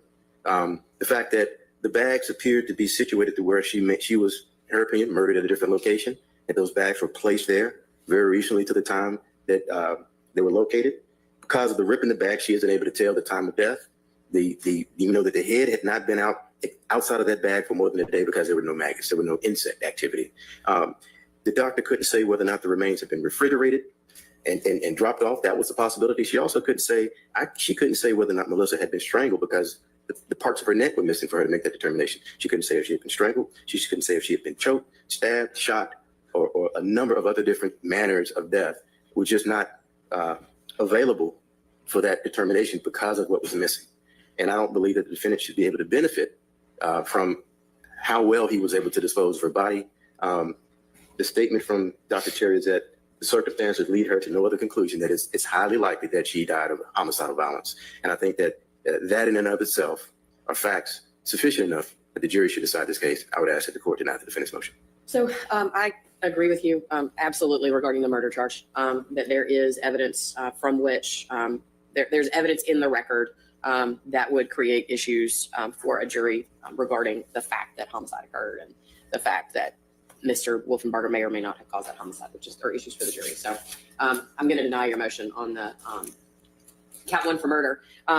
I think for largely the same reasons, I should refrain from granting a directed verdict on the felony murder. But I mean, candidly, I do have some concerns about the fact that even if there are clearly facts, the circumstances of her being found, right, that would support an inference, right, a reasonable inference if the jury decides to make that inference that the cause of her death was homicidal in nature. There's not any facts from which we can determine that any sort of weapon was used against her in any offensive manner. So how do I reconcile that? Well, You don't reconcile that. You make a determination because you're the judge and say, go fuck yourself. You should never have brought this case. it is not required for it to be a weapon. A per se weapon. So it's not required that the weapon be per se like a gun. Guns per se weapon is by statute, but any object that has a possibility of causing serious violent injury. Right, but there's no evidence of that. That's my point. I can infer that she was killed by homicide because of, for example, a jury could infer that from the circumstances of how she was found and how her body was dismembered and disposed of. But can you also rationally infer that she must have been assaulted with an object which, when used in the manner in which it was used, is likely to result in serious physical injury or death? Yes, you can. Okay. And the reason why is because if she did not die of natural causes, there is the inference that there is an intentional act by the part of this defendant to cause her death, whether that is poisoning. That would be a substance that would cause serious violent injury. The aggravated assault could be the poison itself. If it was his hands around her neck and strangling her, the hands would be an object. We typically charge fists, feet, knees, elbows. All of those objects could be. Listen to James Bond from Texas. She could also have OD'd. She could also have been run over by a car. She could also have had an aneurysm like I have had multiple of during this trial. She could have had a widowmaker like John O'Keefe. And someone could think, oh my fucking God, I don't want this mess on me because the popo is going to think I did it. I'm going to chop it up. You can't infer that there's a violent crime behind it. because you don't have the way she died. There's not enough of the neck to tell if she was strangulated. And you don't have the torso to see if she was stabulated or pew-pewed or whatever. But in Fulton County, we don't care about facts. Offensive weapons, depending on how they're used. And it could be something that is man-made, like a gun, like a knife, like a belt or rope. And the point of the charging and the way the indictment is charged is because it is because there aren't parts of her that would allow for a determination, like the torso, for instance, like the neck structure. We cannot, with any degree of medical certainty, narrow down the limitless possibilities of objects that could have been used to kill Melissa Wolfenbarger. You shouldn't be able to charge anyone, you the case idiot. dictate that the indictment be charged in a way to allow the jury to consider all of those possibilities. And so the court is going to instruct the jury. Well, I mean, not necessarily. The DA could have elected to just charge murder, because either you can or can't prove murder. They didn't have to charge felony murder. I mean, you said we had to allege it the way we did. That's if you chose to allege felony murder, right? Right. Having made that decision to charge felony murder, I think that the intent was to give the jury the ability to consider all the reasonable possibilities of objects that could have been used to commit this serious violent injury on the person of Melissa Wolfenbarger. And I'm saying it's serious violent injury because it wasn't a natural death. The circumstances create really the only reasonable inference is that this was a homicide. And so I think Again, don't disagree with you that maybe the inference is that it was a homicide. The question is there a reasonable inference that it was an aggravated assault that caused a homicide? and I guess what I'm saying is it is impossible for her to have been murdered with an intentional act without having also had an aggravated assault. That is correct. That's correct. I don't see a scenario where that's possible. That's why I mentioned poison. Any object that would cause the death of Melissa Wolfenbarger with an intentional act would fit a category of an offensive weapon. Okay. Oh, Thank you. Mr. McDermott, your response, sir? please find a What I hear the microphone. state saying is we can't eliminate every other reasonable possibility. And in the circumstantial only case, that's the standard by which it gets judged. It has to be. You're about to read jury instructions to the jury that says if the state has not excluded every other reasonable hypothesis. Right, but that's a decision for the jury, not for me No, necessarily. not only. There are cases that say that standard can be used during a directed verdict. Wood v. State, more recent one, I have the number here, if you want to look at it. Stack-Thorpe v. State, that was a 2004 case. It was a negative case, but they upheld the same standard, that you may use that on a directed verdict. And what I hear the state arguing is they're basically confessing to you, we have not eliminated every reasonable hypothesis. We can't tell you if it was poisoning, which, by the way, is not aggravated assault by a deadly weapon. It's a whole different category. They didn't charge. And I was going to say, and the same with strangulation. It is a separate statute under the aggravated assault statute. They didn't charge that. They charged specifically offensive weapon. Setting aside the somewhat nebulous understanding that we all have because of the circumstances of how Melissa's body was found, am I wrong that the state is allowed to prove facts that would demonstrate in any way that it might have occurred? I mean, I understand your position is they haven't offered any facts about how it might have occurred, but there are different ways that someone can be assaulted in an aggravated manner, and aren't they allowed to offer facts that would prove any way that might constitute that under the statute? Well, I mean, they can offer whatever they want as long as the court allows it. But as far as proving what they charged in the indictment, they have to prove an offensive weapon. Right. Okay. It can't be by strangulation, can't be by poisoning. And they've not eliminated, by the way, that she died of a drug overdose in somebody's house and they panicked and tried to hide the body. There's a lot of possibilities they haven't tried to eliminate. I said that. And that's what I'm trying to say. This doesn't need to go before the jury. They don't have proof that an aggravated assault happened. They don't have proof of a deadly weapon. And they don't get to say, well, just let us have a smorgasbord before the jury. It's supposed to work in the opposite direction. If you charge something, you're supposed to be bound by that. Okay. What, Mr.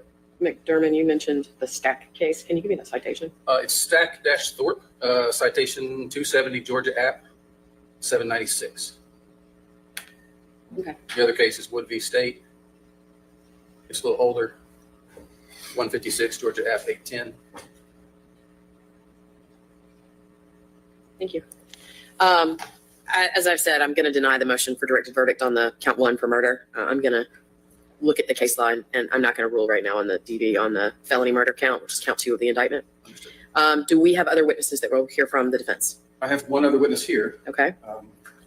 I was trying to get in touch with another one who's just not going to be available, except maybe by Zoom. Did we discuss that? I'm trying to get him. He did. He said it.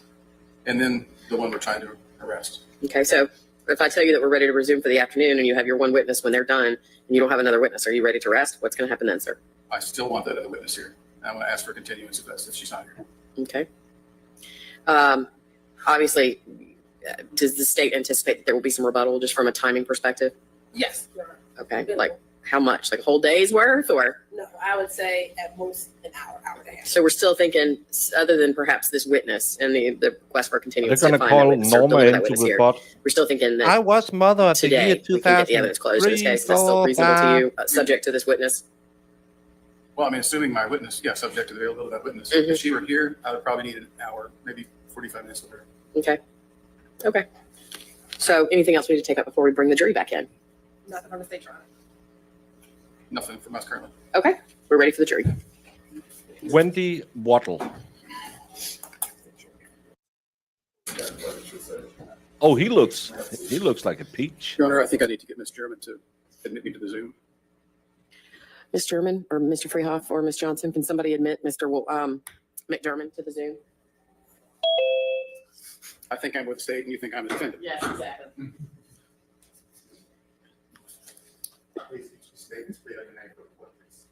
Joseph Wolfenbarger.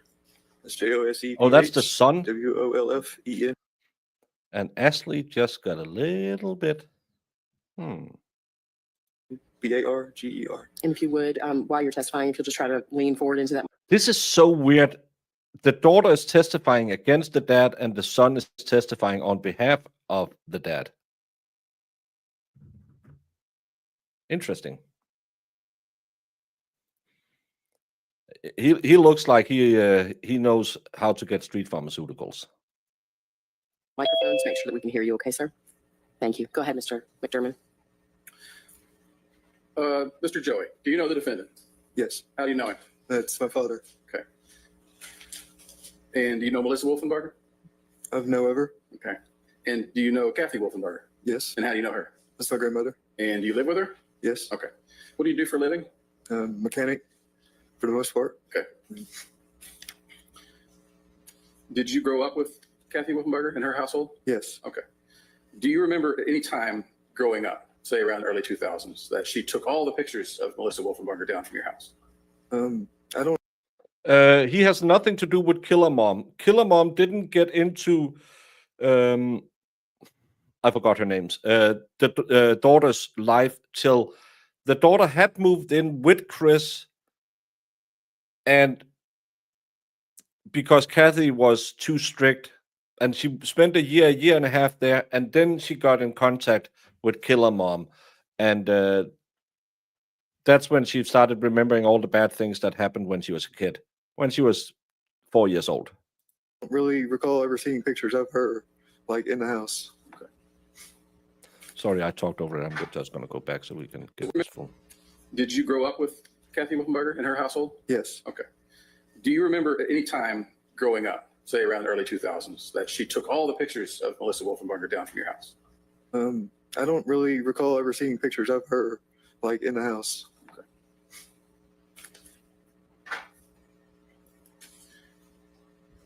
Do you remember at some point in your life being told what happened to your mother? Yes, more so at a young age. And what were you told at a young age? I mean, I would say I was at least about 4, Okay. 5, maybe. And what were you told about Your her? Honor, It I was- have to object to that. That would be hearsay. Don't know exactly. Sorry, I apologize, sir. When there's an objection, I have to just wait and not answer the question. Can you help me for a second, please? Well, you let the sister ramble on. Go back in, if I may.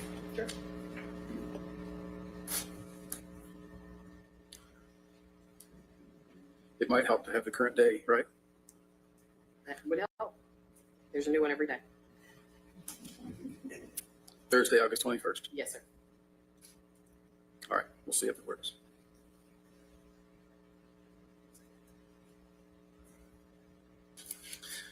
Okay, I'll repeat the question. Do you remember what you were told happened? That somebody had killed her, and that it's only so much you can tell a small child, but it was more so that it was done in a very horrific way. Did you at some point move in with your father? I mean, yes. And how old were you when that happened? It was after high school. It was. Okay. Yeah, I can't recall the exact dates, but Do you remember where you lived at the time? Yeah, same place he was found. Was it In Griffin. in Griffin? Okay. And did anyone else live with you at the time? Yes. And who were they? My little brother, Alias. And Alias. it was mainly just us three. Did your sister live with you at any point? No, that was before. Did she come visit you at any point? At what time are you referring? This was afterwards. Like, Okay, let me try a different line. Do you remember at some point the defendant making a comment while watching a TV show that he knew how to dispose of a body by burying it under concrete or something to that effect? it wasn't necessarily from a TV show. It was more so we were discussing about how Carl had gotten away with other murders, and we were talking about different scenarios. And my sister had walked in later on, kind of caught half of the conversation, and kind of been standoffish about the conversation. Okay, so a couple questions just to clarify. The context of the discussion was Carl Patton's murders. Right. Okay. Yeah, but I thought she used alias because you can't. She didn't want to mention a minor's name. His name was effing Alias. Setting a kid up for a life in crime. Do you have other aliases? Alias. No. So what's your name? Alias. Give me that name then. Alias. You can't say that. And at some point, Chrissy walked into the room and overheard the conversation. Yes.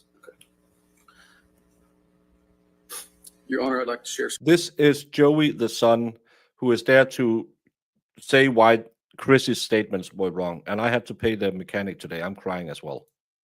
Screen, please. Hey, are you in? I am in now. And what I want to share is previously discussed. I might start an self-authenticating OnlyFans to document pay is for an the actually reported news article. repairs. I emailed it to you as you requested. Y'all can. All right.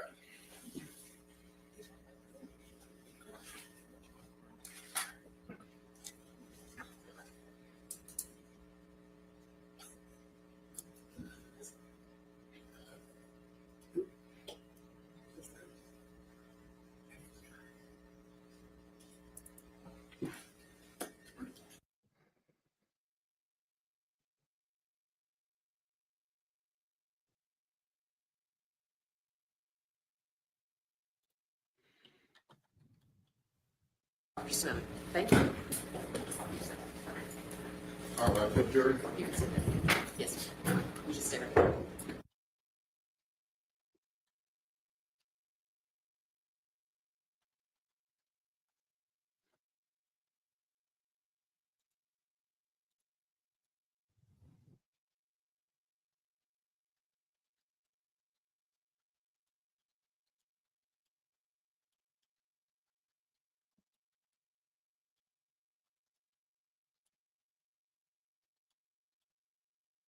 Outside for just a moment, please. Thank you. But don't wander far, okay?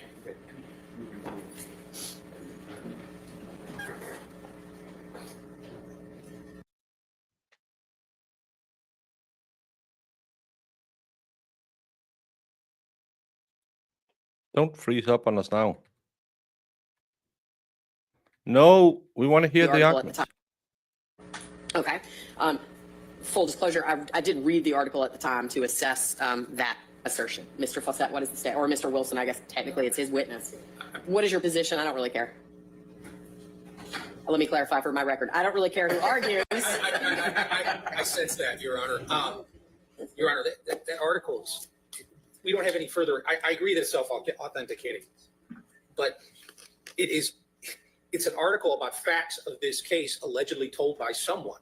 Well, let me. That makes it for the truth of the matter asserted. Well, forgive me for interrupting you. Mr. McDermott, what is the purpose of offering this article anyway? Thank you for asking. The relevance of this article is that there was an audio played, an audio interview of Christopher in 2021 in his home. At one point in that interview, he's asking questions back and forth with Detective, I believe it was Sergeant Layton. And he said something about Melissa's body being found in bags. Layton jumps on that like a gotcha moment, says, I never said they were bags. That is a point the jury could hear and presume that Christopher was asserting knowledge about how she was disposed of that he didn't have prior to that. Christopher retorts in the video or in the audio, kind of just in passing, well, it was on the internet. And this article, that's why I had to stipulate to the date of that interview, was because this article was published in a national forum 3 days prior to that interview. And it would have been fresh in his mind. And so I think the jury, the defense certainly deserves to be able to put that before the jury to see that this was not only on the internet, it was in a prominent place, Dateline NBC. And as you can imagine, would certainly have been shared family to family and say, Chris, do you know you're in this article, et cetera. I'm not going to elicit all that. The point is to just say, here's the nationally reputed article, and it would have been the source of his knowledge, or it could have been the source of his knowledge as to the bodies being in bags. Tell me again who that conversation was. We're talking about the one in 2001? No, 2021. 2021, thank you. And that was with Calhoun? Shepard and Okay. Blake. That was the one that was played for you yesterday. Okay. And it's the one where they basically they get into this in passing. He mentions that their body was in bags. Speaking of something that happened much earlier, right? But they're like, we never told you they were in bags. Okay. Mr. Wilson? Your Honor, I can't see how this is the proper witness to publish an article. I think that what he said himself is that he's offering it for the effect that it had upon Christopher Wolfenbarger, not Joey Wolfenbarger, but Christopher Wolf. I think that needs to come from the defendant, Your Honor. This is using hearsay, and to say it's not for the truth of the matter asserted, unless he has personal knowledge of the facts behind it, it absolutely is offered for the truth of the matter asserted, not what effect it had on the defendant when you're asking another person to testify as to the effect that it had upon the defendant. Okay, well, by showing the article. I wouldn't let him testify about what effect it had on his father. Okay. Go ahead. Well, Your Honor, showing that article is tantamount to putting it into evidence. I think he can ask if he knows. He can ask what his personal knowledge is of articles on but to put that article on there and that somehow give it a self-authenticating extra level of authenticity, so to speak, and that's improper, Your Honor. I mean, because that's what they're doing. They're trying to bolster testimony by using a news article, which is not really how it should be done. I also, so at the time I did review the article, and I looked at some case law, and the concern I have here is that there are ways to ask Joseph Wolfenbarger, were you aware that your mother had been found? Did you become aware that your mother had been found in bags sometime before 2021 or whatever? There are ways to establish that. There are even ways to establish that news articles that were widely available existed. But the only purpose, in fact, I mean, the only purpose to offer a news story like this, the only reason that it's self-authenticating is because the idea is that the facts in there are true and can be relied upon because they are in, widely available, reputable publication. And what I need to pull up the case law that I was looking at because that was like a week and a half ago. I was looking at it like a week and a half ago, but ultimately my concern is that this is going to confuse things because it is a long article with lots of detail, some of which may or may not be in front of the jury. And I would be worried about confusing the jury when really what I understand you to be talking about is what you're trying to establish is that the fact that Melissa was dismembered and found in bags was publicly available knowledge prior to 2021. And there are other ways to do that without injecting all of this narrative information that's been wrapped up in a prepackaged by Dateline NBC. Okay. A couple of things. I just want to backtrack to what you said about self-authenticating, the purpose of it being that the facts in there are true. That's not an authentication question. I understand it's not an authentication question. The self-authenticating just goes to, is the source what it claims to be? I understand, but we're not entering any true facts. Now, as far as the whole article coming in, I began this discussion several days ago with Mr. Fawcett. I shared with him the link, and I said, I don't want to put the whole article in. I just want to have a screenshot of the one paragraph that says the body bags. And of course, this discussion is in the course of trial, you know how things go. I haven't gotten a ruling back and all that stuff. So my intention is not to put all these facts before the jury. It's just that one, and that's why along with the link, I sent a screenshot of just the beginning of the article that has nothing more than introductory material and one paragraph that mentions the bags. That screenshot also has the date on there, so I can ask him what date was this published. Well, that's what exactly why. Hey, Vicky Calhoun and viewers. Using that to supplement Been a while. questions that can be asked of this Thank you for stopping by to this absolutely say that again, Mr. crap Wilson? show. Well, you know, he's using the date, for example, the date of the article. He can certainly, as the court has already said, he can ask questions. Are you aware of these articles? Are you aware of these things? Rather than putting in an article itself.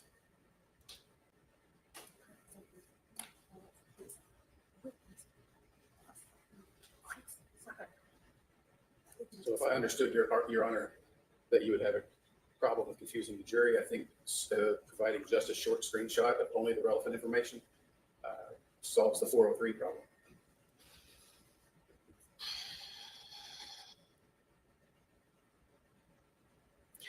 I'm sorry, I'm trying to find my prior research, and for some reason, the Westlaw is not cooperating with me, so just give me a moment.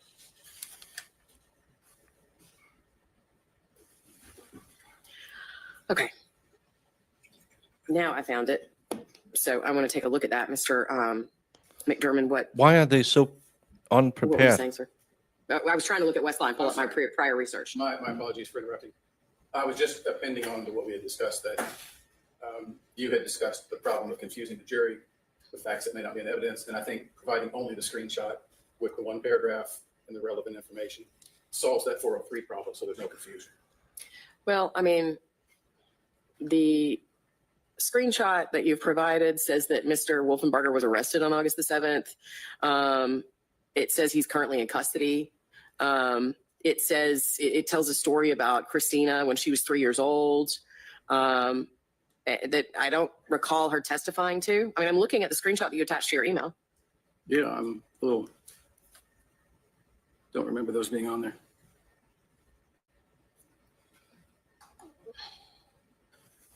Can I approach your honor? Well, I'm going to share my screen so you can see what I'm talking about. So this May is, have gotten an earlier version of the screenshot. okay, well, the email that you sent me at the end of our pretrial conference Oh, on that's right. The update. last Monday, Yeah, that's the screenshot that you sent me, and it has lots of information that is not in evidence and or inadmissible. that is true. Can I just redact that and leave what's below? So again, I don't understand why you need this news article to establish the fact you're trying to establish, which is that at least as of May of, does that say 2001? Yes, Okay. 2021. 2021, because And so the point I keep trying to make is that this was published 3 days literally before they went down and interviewed him on this point. I understand that, but also couldn't you have established that with Calhoun or Shepard? I didn't interview Shepard, and yeah, I could have been. I just mean, there are other witnesses in the case who could, okay. Here's the, yes, sir. I don't want to hold up the court any Okay. further. If you want to rule against it, Okay. so be it, and we'll move forward. Yeah, he knew he But fucked up. He should have it is- asked Calhoun. it's Authentic. No question it's It's, authentic, but it still has to be relevant and non-prejudicial and It is not, relevant, but it's prejudicial. I understand that. and not hearsay or subject to an exception. And just because it can be authenticated doesn't make it not hearsay. And what I'm primarily concerned about is that it has minimal relevance for the concern. I think that the prejudicial nature of the facts that are contained in here, which are either not in evidence or would be subject to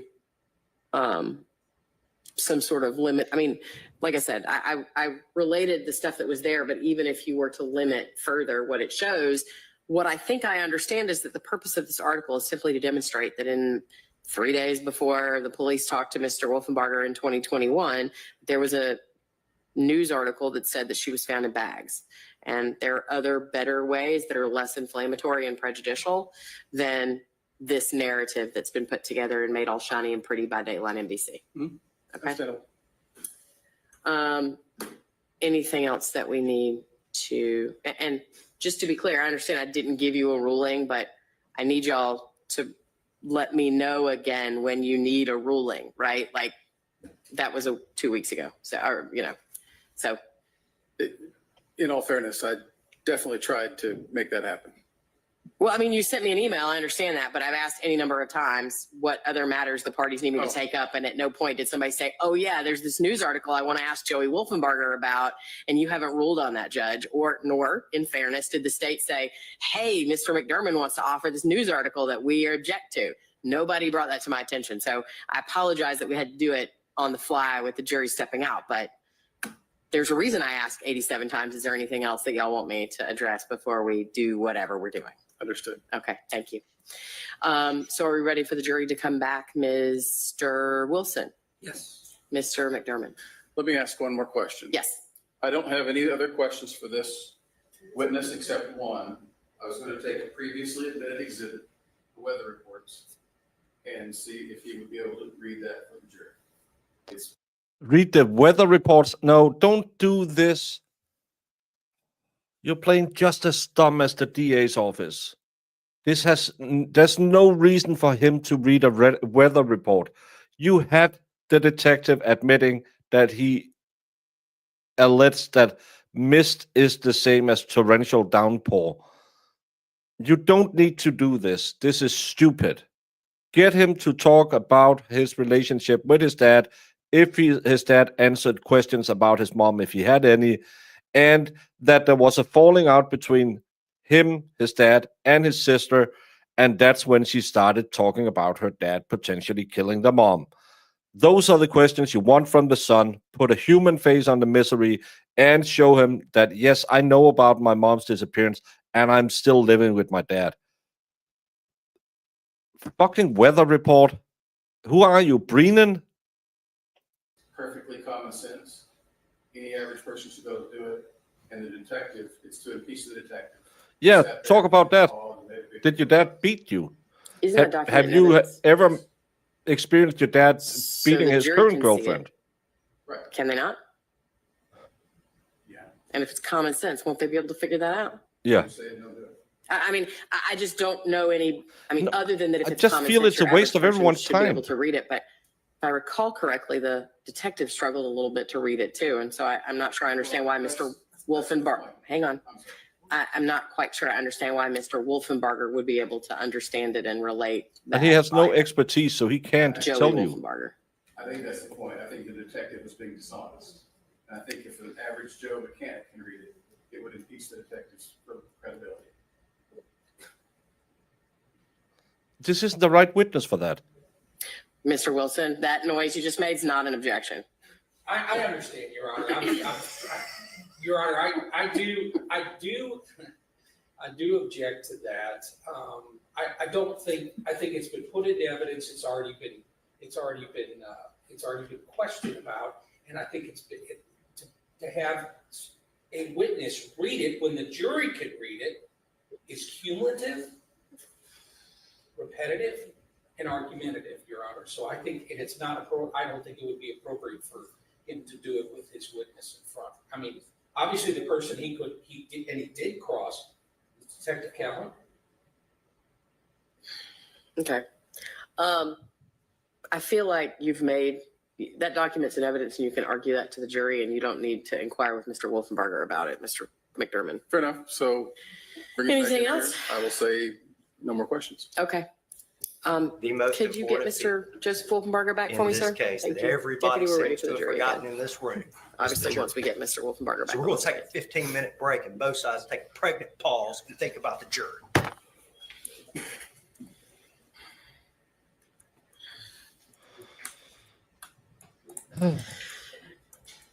Thank you, sir. Sorry for that delay. Come on back. And you can just come on back and have a seat on the witness stand. And deputy, now we're ready for the jury.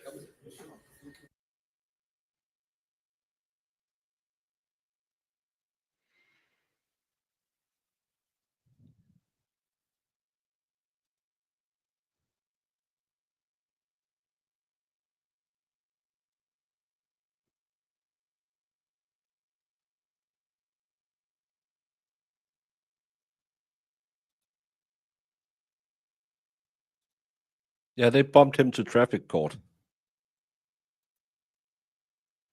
Joey did okay, and now the defense is fucking it up.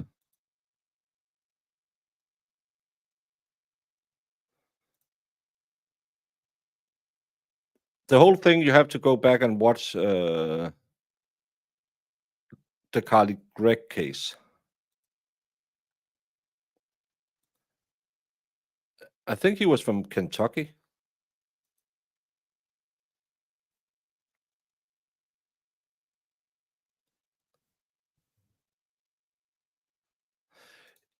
Yeah, that's why I get mad when Thank they you all. try Please be seated. to play these stupid tricks. Mr. McDermott, you may resume your examination. Thank you, Your Honor. No further questions for this witness. Thank you, sir. Yes, Mr. Harley Wilson, Gregg. questions for this witness? Yes, thank you, Your Honor. Now, you were born on July 5th of 1996, isn't that right? Yes, that's right. So you would have been about 2.5 when your mother went missing, correct? That sounds about right. And you have no personal memory of that, correct? Not of her, no. So you have no memory at all of your mother? I mean, no, like not like a living version of her, no. There's little bits here and there I can remember, like of the ceremony, but that was it really. I didn't really understand, who she was, Yeah, because you were only 2.5 when it. Funny, you didn't ask that question of the woman you based your entire statements about how he was on. No, she was 3 years old. But this guy doesn't know anything. Yeah. Right. I mean, but it was later on when the ceremony and whatnot. Now you lived with your mother. Well, excuse me. You never lived with your mother. No, not really, no. Yes, you lived with Kathy Wolfenbarger, your grandma.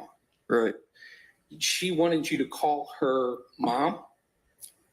Not exactly. It was just more so it was easier that way. So you did call her mom. Yes. And what's wrong with that? His mom gave him away. Do you expect when someone goes to Vietnam and gets an adopted baby, that baby forever will say, hey, adoption parent of female persuasion, hey, adoption parent of male persuasion? Or is it common? Hang with me here.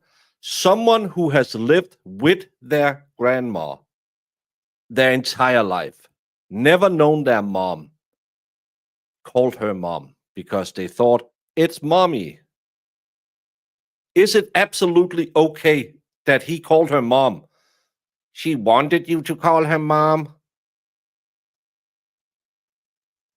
You say it as it's a dirty thing. Did you think to thank that woman for taking these 2 kids in and giving them a home when their own mother and father wasn't capable of doing it?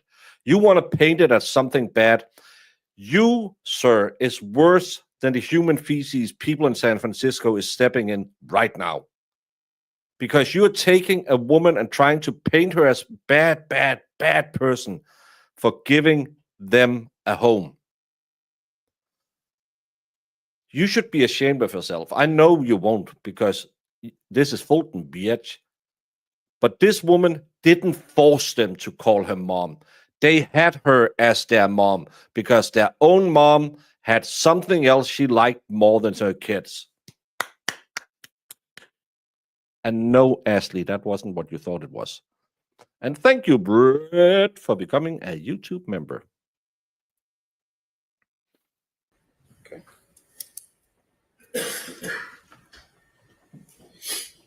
And you never saw pictures of your mom at all while you were growing up? I mean, I've seen some, but they wasn't like displayed all over. There was, the rare occasion that we would go through photo albums or whatnot, but that's the only real time that I've seen them early on. And those photo albums were located in the house, correct? Yes. Okay. And you were 4 when you were told that your mom had been murdered? I would say that's about right. 4 or 5, somewhere around there. And you were told by Kathy Wolfenbarger, correct? Not really. I mean, it was more so of Rachel. Like she got more into detail with it. Okay. But, I mean, And so you heard a bunch of details yes. when you were 4. Yes. And you never asked your dad about what happened, correct? I mean, it'd always been a touchy subject for, talk about with anybody, it's not really. Okay. So you never had conversations about your mom's death with your dad, haven't you? I mean, bits and pieces, But nothing extensive. Right. And that over the years? Right. Okay. I'm not sure. I don't know. Maybe it's the And sister of after high school, you Holyfield. moved in with your dad, Yes, and you haven't had conversations with him about it, only bits and pieces, correct? correct. And you were still living with him. You're still living at that address? I mean, not at the moment, but, you know, I was off and on for a while, you know, shared 2 residents. Who was the other residence was Kathy Wolfenbarger? Yes.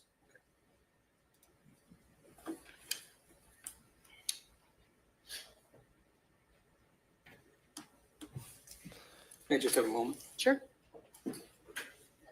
Who was that? Wasn't there a famous basketball player? Was it the round mound of rebound who also found out that his sister was his mom because she got him so young? Right now, you live with Kathy? Yes. Okay. And who is Rachel? That was the woman he got with after my mom. Okay. So Oh. you've talked about it with your dad's girl, kind of living. Right. They were living together and they moved in across the street. Okay. You know. One more moment. Sure. Thank you.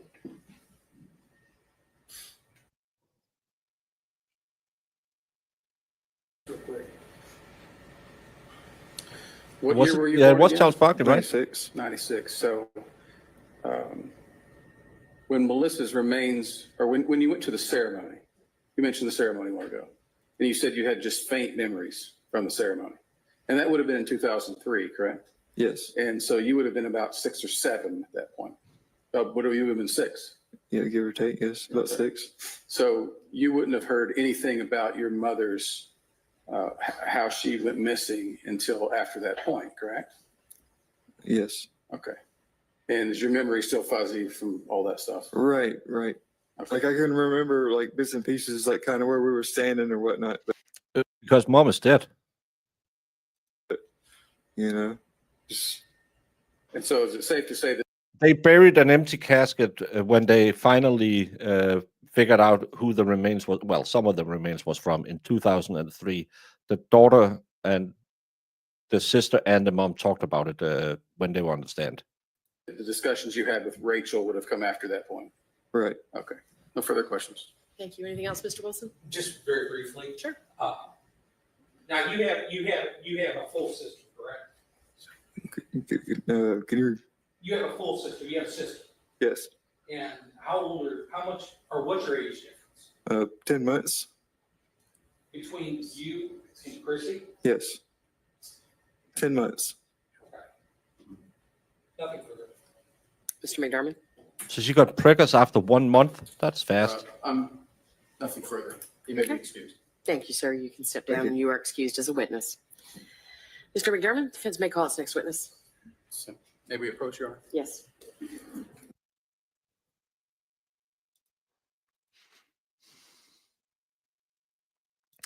We don't know who Alias's mom is.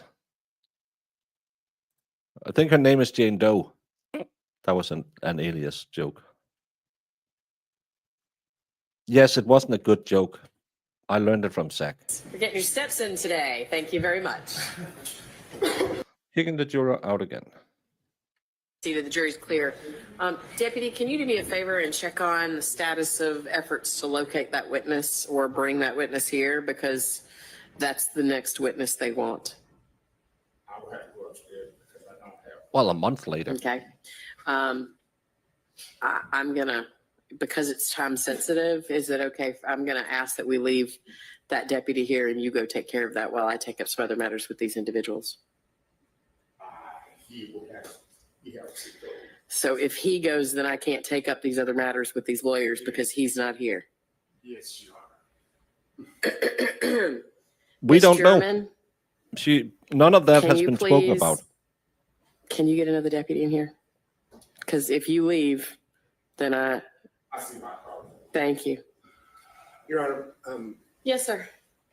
It was I'm curious about to the humanize rebuttal. the I dad, just just wanna make like sure they the tried to rebuttal reflects dehumanize him something with the that occurred daughter. Today, because we didn't have a case yesterday, so the rebuttal has to be something in response to something that happened today. And Obviously. I'm curious. Yeah. I don't think they have to pre-clear it, but I guess I'm preemptively filing a motion that they don't get to just start putting up new witnesses or dealing with issues that came up yesterday or last week, or it has to be rebuttal of today, because we didn't have a case before I think today. we all know that that's what rebuttal's supposed to be. It is. I want to say this woman doesn't know what rebuttal is. She's gonna bring in something about snow on Capri in June and how that's important to this case, because that shows everything. Okay.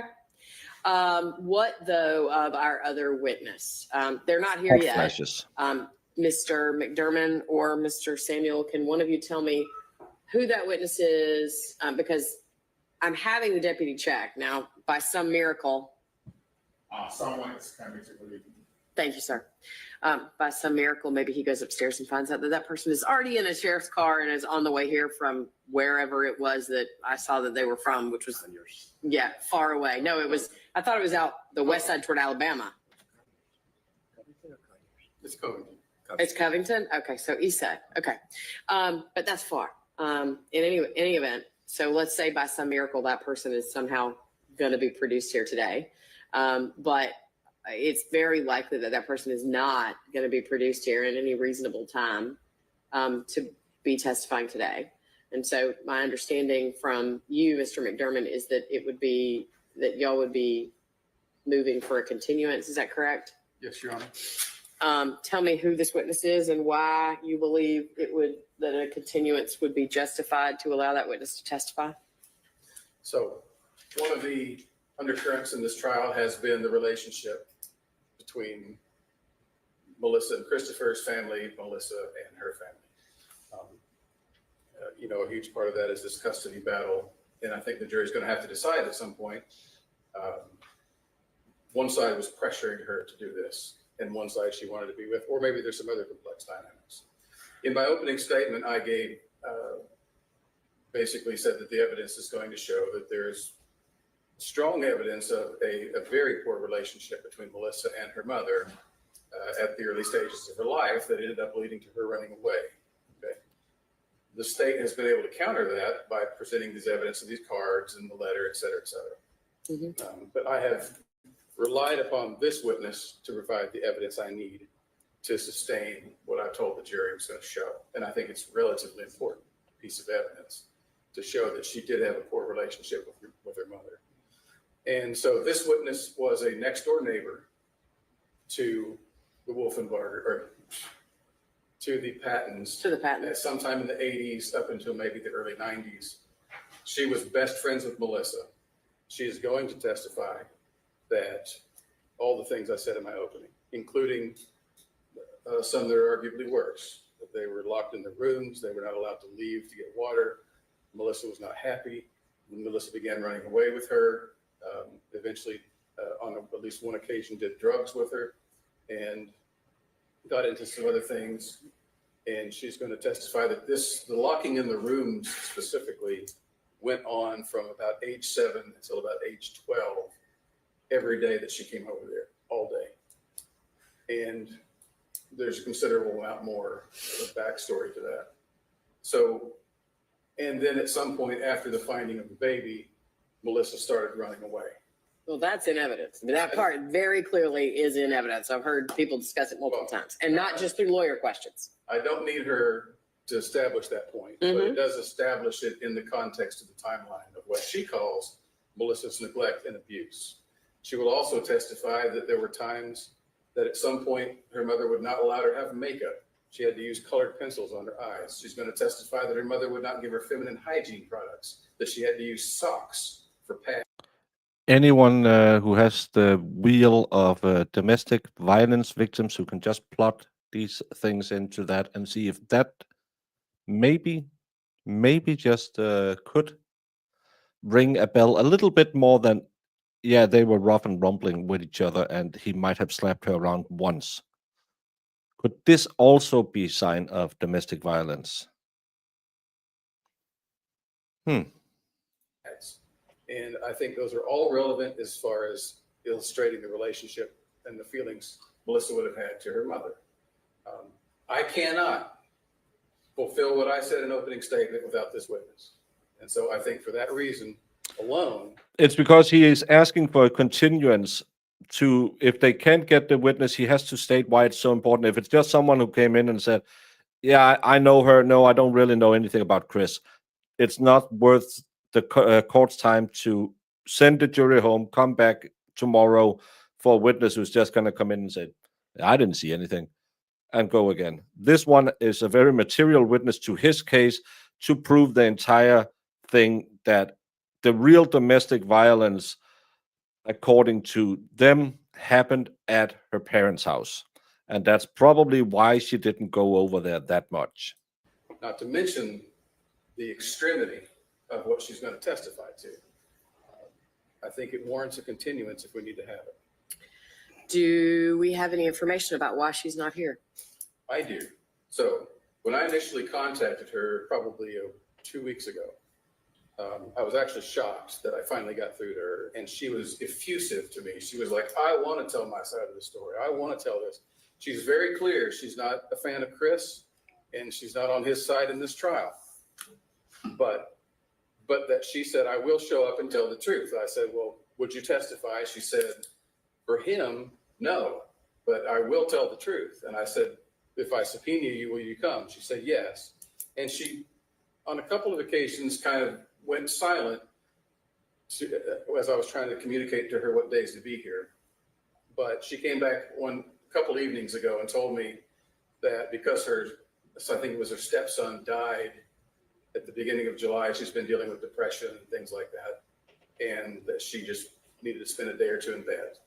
But she texted with me. She sent me a bunch of pictures of Melissa and them growing up. She was very open about it. I shared with her that, if cost is a problem, we're allowed to reimburse you for certain things, travel, whatnot. And she said, oh, okay, fine. And it was clear to me at that point she was going to come. And then yesterday, she didn't come. She takes her ropes off now and again. I think it's hot in the room. We've seen her fanning herself. Some people yesterday speculate about hot flashes, but I don't determine women's ages. And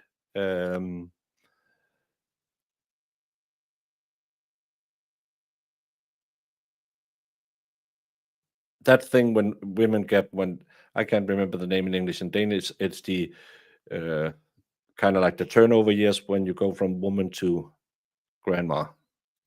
And then I contacted her last night, and she gave me a hard, I'm trying not to use the word she used, but it was basically Not just no, but I think she's realized that what she has to testify to will help Chris in some way, and so now she's refusing to come.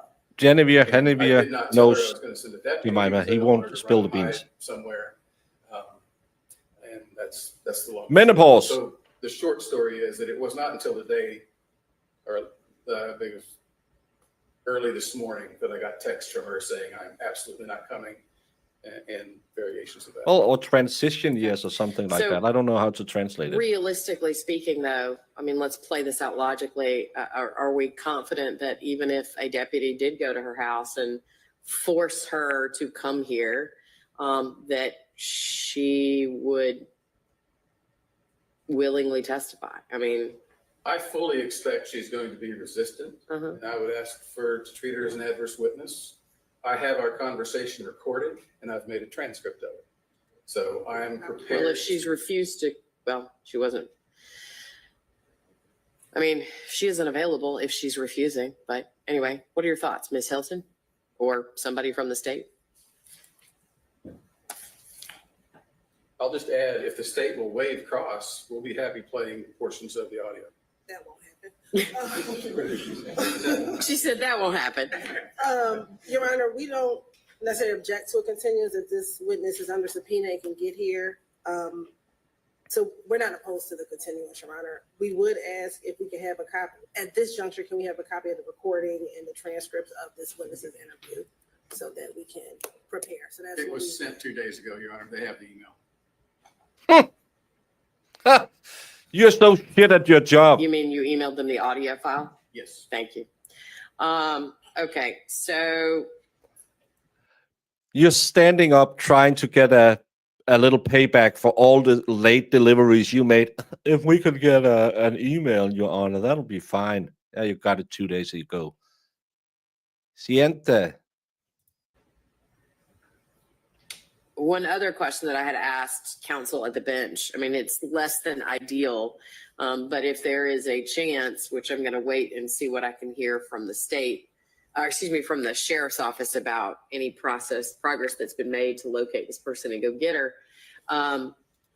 But if there is rebuttal, is it possible we could just go ahead with rebuttal and come back to this witness if we could get her here later today? I would not prefer that because I don't know what she's going to say, and my rebuttal witnesses may need to address what she's going to say, and so I wouldn't want to start. So it's Norma who's going to come in. In fairness, as Mr. an rebuttal. Wolfenbarger did pretty much tell you what he was going to. I mean, it sounds as if the only knowledge that she could have if she knew Melissa when she was a kid is Melissa didn't get along with her parents and some specific facts about it. But we never know what's actually going to come out on the stand. So we understand the recording, we understand what his proffer is, but I don't know what she's actually going to say, what's actually going to come before this jury. And so the state would prefer to have the defense finish their case, and then the state moves forward with rebuttal at the conclusion of their case. Okay. Yeah. Yes, Mr. McDermott. Yes, Your Honor. Your patience is unlimited and admirable. And there's no reason they couldn't go ahead with the rebuttal witness. And if our witness is here or not, we can still hold her over to the next day. I mean, I'm saying we can still do the rebuttal if they want to. Yeah, I think I know everything I need to know except for what effort, if any, has actually been made to go and find that person. So at this point, we're just going to have to let the jury cool their heels for a minute until I step off the bench so that Deputy Holt can go check, because for some reason there's not two departments that do that, right? Poor Miss Deputy Holt is stuck doing it himself, even though he's also got to be in here doing this part of the job. So in any event, I'm going to take a break for a moment so that Deputy Holt can step out and see what the answer is about this witness. And then I will come back and we will figure out what to do. I will tell you that I don't love the idea of a continuance, but if there's some reason to believe that she can be gone and gotten, and all I need to do is delay until perhaps in the morning, that's not unreasonable. But this case is going to the jury tomorrow. I mean, I just don't see a universe in which we can justify for what sounds to me like relatively narrow topic of inquiry for a witness, delaying this jury beyond. But it's material to the defense's case because this is actually what could be the third party culprit. That all the things they're trying to pin on Chris is exactly how the mother treated her. It makes no sense if you won't allow it in. Then let him play the audio. Oh no, I can't do that because the state has a right to cross-examine. Well, then go fuck yourself. Having the case tomorrow. But Yeah, I might exactly. consider a continuance tomorrow if there's some reason to believe that she might be gotten and delivered here and cooperative. So anyway, I'm going to step off. It's 3 o'clock. I'll come back in maybe 10 minutes when hopefully Deputy Holt has some information for me. Thank you. I needed a bio break. I don't have time for this.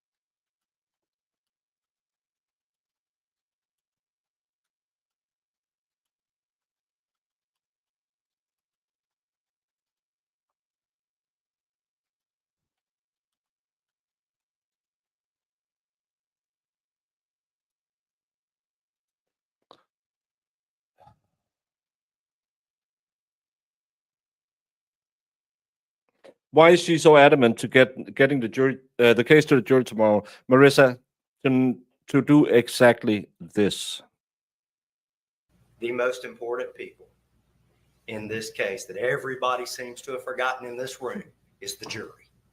So we're going to take a 15-minute break and both sides take a pregnant pause and think about the jury. Because why should the jury come back Monday? Because I think she has an expectation that this won't be a 27-hour deliberation.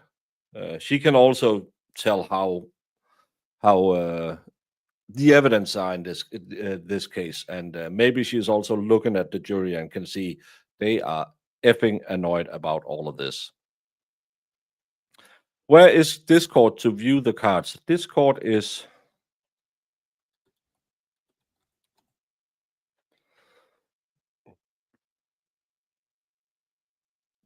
there. There is a link to Discord. If you want to join, go in there, and the mods will send you through, and there will be a sub section. Oh, before I send you there, Jemima, did you put in the copies you made of the cards in the Discord before I tell people they're there? That, I know you are very pro convicting Chris, because I can see the comments you have made that you might not see the same I see. That's fine. But when you heard that advocate yesterday who just brought out the wheel of domestic violence and claimed, well, if someone might have once attacked someone, that's domestic violence. Then you're going to bring in a witness that's saying, ongoing for 4 years, this woman was locked in her room by her mother. She was denied sanitary products. She was denied makeup. I don't know how bad it is, but that's a sign of control. And she hated living there. That is a third-party culprit defense help. Because if you want to claim that Chris is guilty because he was domestic violating Melissa with only one incident, and then purported maybe one more that no one can confirm, and there's no police records other than one. And then you have a witness who have, with her own eyes, seen 4 years of abuse done by the mother. Because remember, the mother was selling you that story about, oh, they were keeping the children from me, and I was such a good grandmother, and I really wanted to help them. And then you're turning it over and saying, this woman knew her. She lived next to her. That woman was human garbage. Her house was so unclean that when her grandchildren visited once, they got lice. She was doing all of the controlling the victim that we heard yesterday is a clear sign of domestic violence. There's more evidence that anything this lady said yesterday, except that one incident where there was a police report. There's more evidence if she gets in and testifies that she knew her in that period and this is what happened, that the mom actually was doing all the things a perpetrator of domestic violence do. You would probably call it child abuse, but yesterday they presented the domestic violence. That's why it's so crucial to get her in, because this is going to rely on, but it could have been others' defense, a third-party culprit defense. During closing, I would foresee if that comes in, they would lean really heavy on the family. The family who claimed we were so worried they didn't go look for her for 5 months. After they found out she was missing, they didn't look for her for 5 months. And did they even go look for her? Because there's no proof of that. I tried to get to the police, but they wouldn't listen to me. That sounds weird. So they didn't take any police reports till 2003 when the body was identified. And you didn't look for your daughter for 12 years until 2015 where your daughter all of a sudden got interested and addicted to true crime. I don't know when she got addicted to meth. Maybe before, maybe after. But in all of that time, because you are such mom of the year material, and you're sitting here and selling us a bullshit story about how you really wanted the kids and they took the kids away, when we now know she voluntarily signed the kids off to the other mom, according to one witness, because she didn't want the kids to live with her own mom.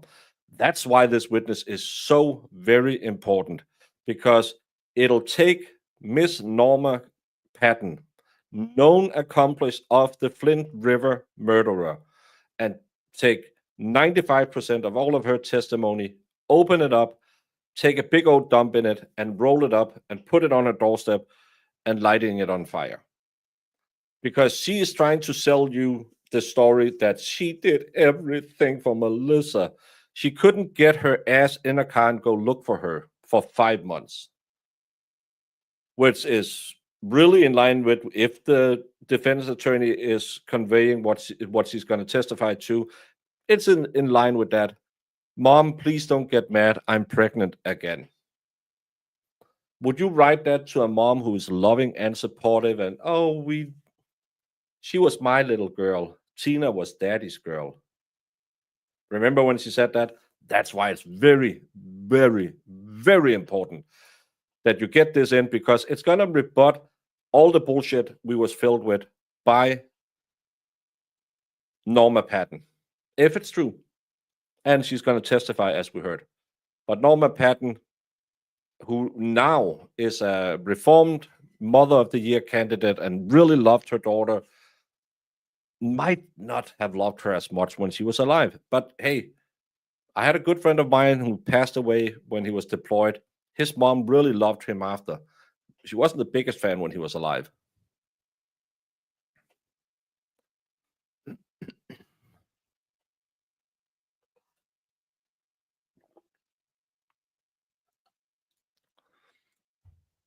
Yeah, but you have also said why certain other things, and why wasn't she allowed to have a kid or have birthdays with the kid? Well, because she was dead. But that doesn't make Chris guilty, because you can't establish that there was domestic violence to a degree that's anywhere near what that lady said yesterday. So the real question should be, why are they selling a torture of this woman? She lived in horrible conditions with this man. She was afraid every day. She couldn't do anything. When you have had all the testimony, she was more free when she was married to Chris than she was at home, because she was fucking another guy and staying at his hotel room. She had her own job. She had her own money.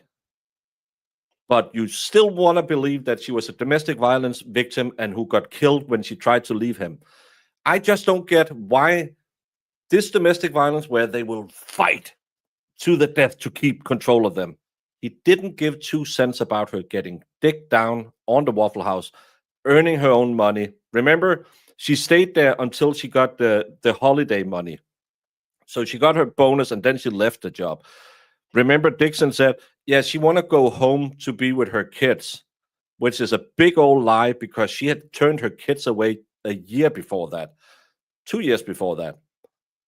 So this lady clearly was a liar. This lady clearly had plenty of options to leave the house. So all that bullshit we heard yesterday about the control he had over her, I'm pretty sure when she was in the Econologue getting dicked down by Dixon, it wasn't because Chris was sitting in the cock chair and saying, but you're going home with me after. And that's why I think all of this is bullshit, and calling this the domestic violence case is other bullshit, because there's no evidence presented to me that there was domestic violence in that degree. Was there a fight? Yes. Did he drag her down the street? Yes. What was the reason for the fight? I don't know.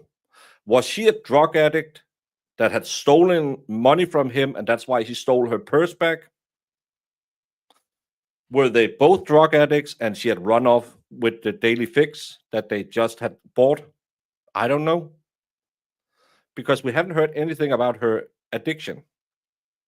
Really want to know about her addiction.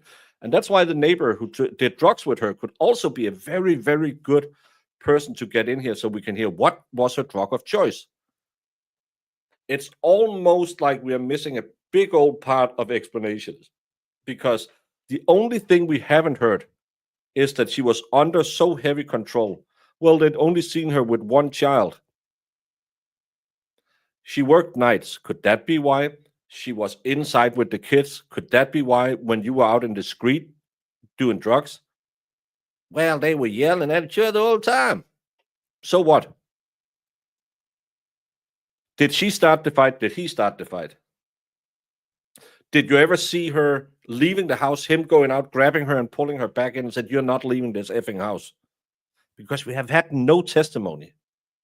No testimony that anyone would put in the category that she died because of domestic violence. She was more domesticatedly violented at her mom's house, according to testimony, than she was with Chris. Because Chris didn't give a fuck she had a new body. He wanted out of it as much as she did. We haven't heard one single person, not from the defense, not from the state, who said Chris got mad when she had another boyfriend. The only person who got mad that Dixon was digging her down was Dixon's girlfriend. And this is why I'm saying this case is utter bullshit. There's no evidence that could lead anyone, unless they have that mentality. As soon as the word domestic violence is invoked, it is domestic violence. Kind of like the advocate we had yesterday, because it will always be domestic violence in her case. But there's no evidence. And who does it hurt if this is domestic violence? Every single one of you out there who was treated with real domestic violence. And I think your picture of domestic violence would be more of her upbringing, being isolated, being locked in, being denied basic sanitary products that you need as a woman, more than someone saying, "Come here." I hate this overstatement of domestic violence, because there's so many people out there right now who's caught up in it, who will never have the luxury to go fuck a buddy at work, stay at a hotel room with someone she met at work, have their own job, have their own car, have their own money, because they are caught in a house by a monster that takes away all of their freedoms, a monster that'll want to control their entire life, a monster, if you go to work and you come home 1 minute late, they will yell at you for the rest of the day because you must have been unfaithful. And these monsters are both male and female. And I think Norma is a way better monster in this story than Chris, with everything we've seen. Because remember what we also heard yesterday? They don't just stop. So why haven't the state called all of Chris's ex-girlfriends, brought in all of their police records where he kept on being a domestic violator? Had the expert yesterday. It doesn't stop with one. They will keep doing it. They need the control. This case is bullshit. This case should never have been brought, and put it in a false domestic violence situation hurts real victims. Do I think she got slapped around? Yes. I think they had a really volatile relationship. Do I think that he was exerting control over her to the degree that this lady talked about yesterday? Absolutely not. Do I think she was an angel? No. Can I believe that she had walked out on him after giving away her two children and finding a new boyfriend? Yes. Can I imagine that a daughter of a mass murderer who got violated by the son of one of his victims who might have been in a drug problem, got into some really bad news and someone killed her, or she OD'd and someone chopped her up? Yes. Is that more likable? Is that more likely in my mind than Chris just one day out story from anyone that everything was burning down in that house, chooses to kill her, chop her up, hide her in a fridge for months, and then go dump it across the road from himself because he wanted to get out of battery charge? It makes no sense if you use common sense. Sorry.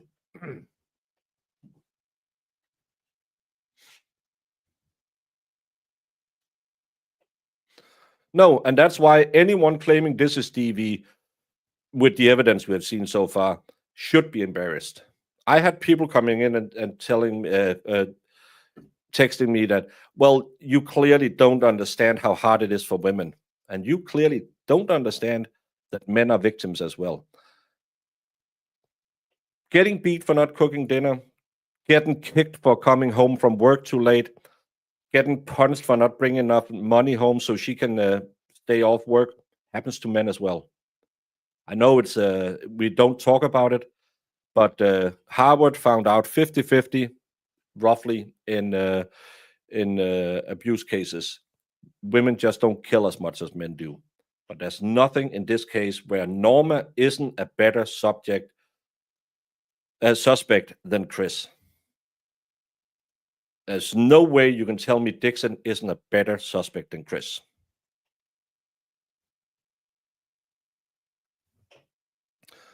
Sorry, I just hate that they want to use domestic violence have become the crutch for the lazy district attorney, because there's no evidence. Well, she had strangle marks around her neck when they worked together. When did they work together?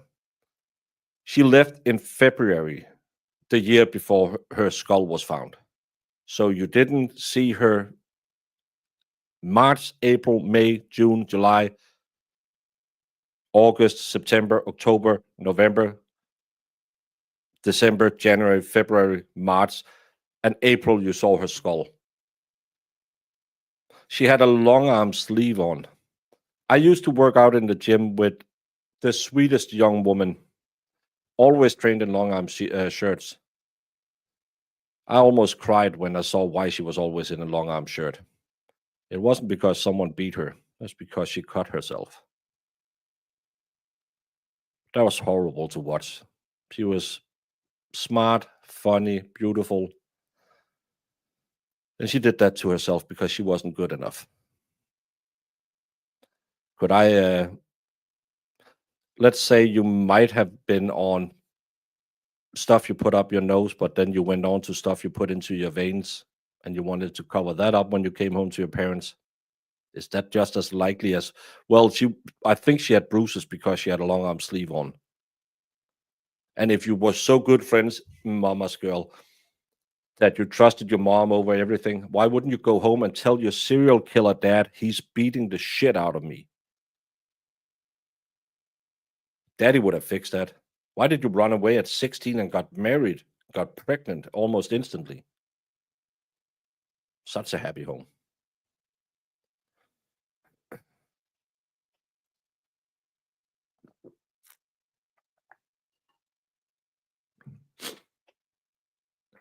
Well, we didn't get anything because we have had no one to talk about the DNA.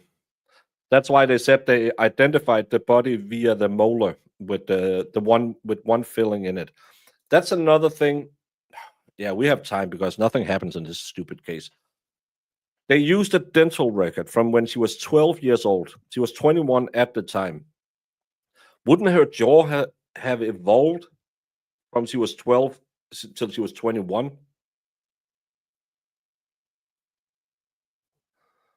To me, that just seems... Ace Babe, love you too.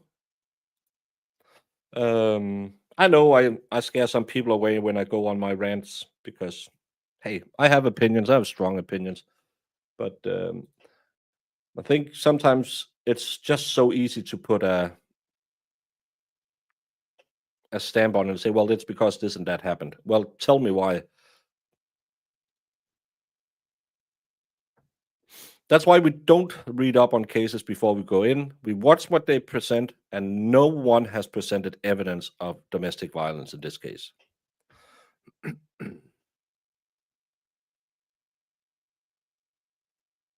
What about Eric Jackson getting her to get back at Carl? I don't know who. Is that the one who molested her? I don't dig deep, but I saw something about molestation in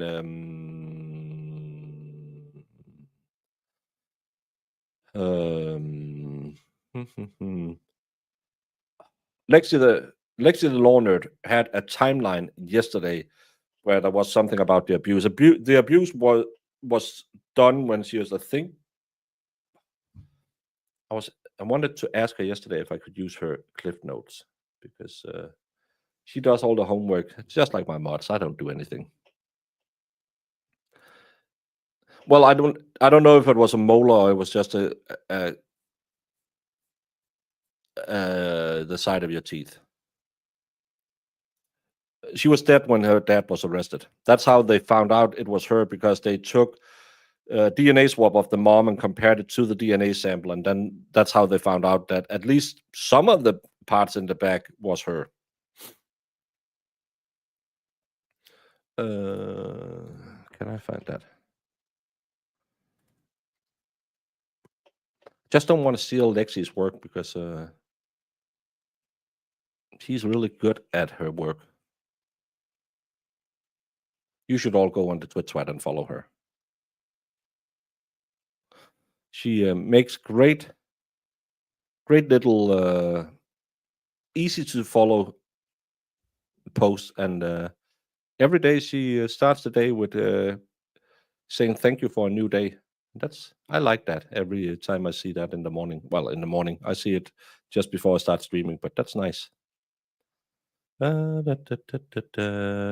She put a timeline together. Where the hell? Oh, she put so much stuff up. Where's the timeline? Oh yeah, the timeline. I'm not gonna go through all of it. 1997, Eric Martin Jackson found out that Melissa's father killed his father, and he purchased a series of burial plots where Melissa is currently buried. Buried? When is the molestations?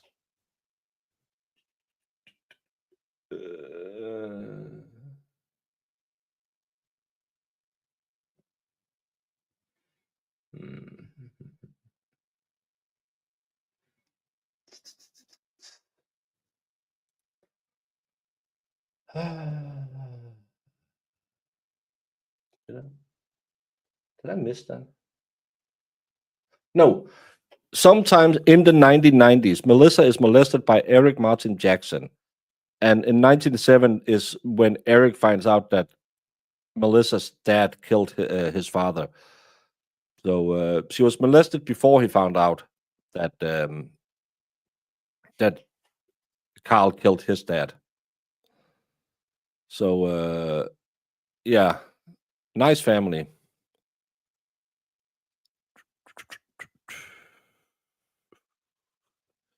And something else. Yeah. And then we have the timelines that doesn't match up. Because November 9th is the last time Norma testified she heard from Melissa, because that's the day she leaves prison. And she goes back to court around that time. Then she also claims the last time she heard from her was in December, maybe because December 10th is the last time her PO officer heard from her. So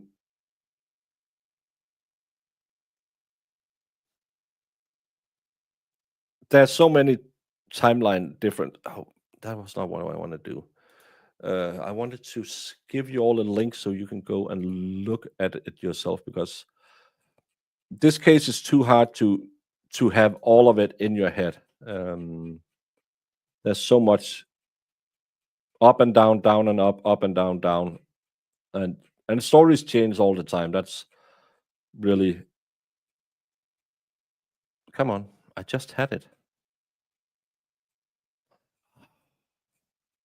Lexi, I love you, but you post way too much. I can't figure out how to steal from you when you make all of this. Copy. If you want to see the timeline for yourself, it is on this link.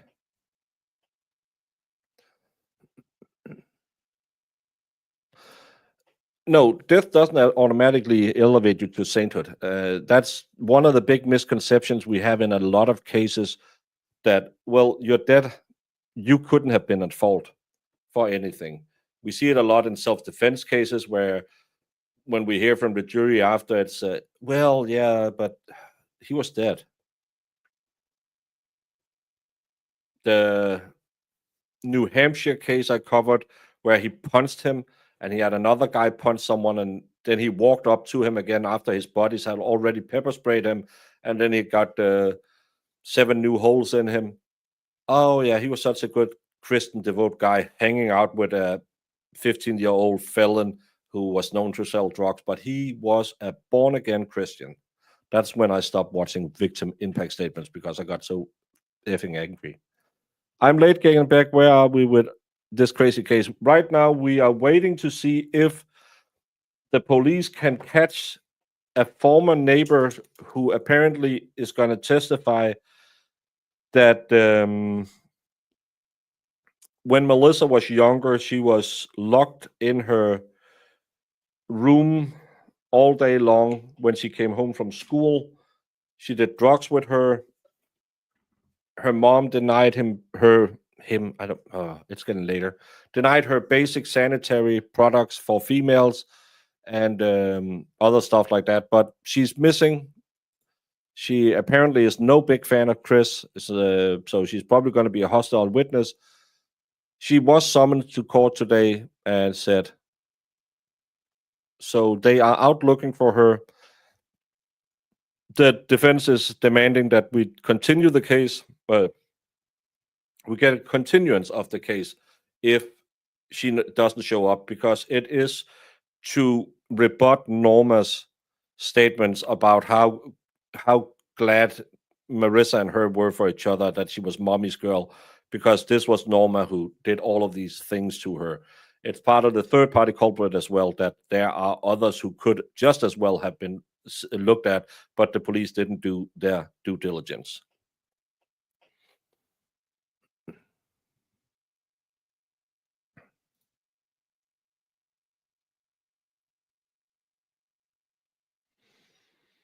Yeah,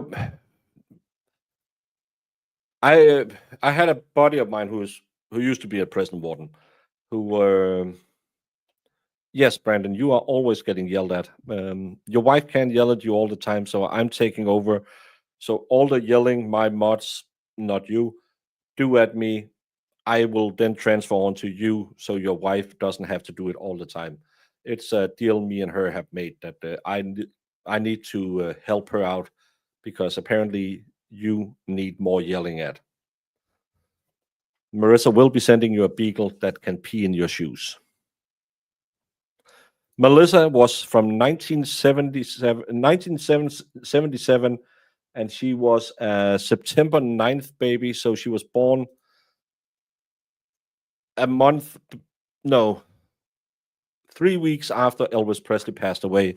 On the night he was supposed to go back on tour, he had been at his racquetball court playing music, went into the toilet to read, and they found him the next day, passed away at the age of 44, I believe. And since then, no great music have ever been made.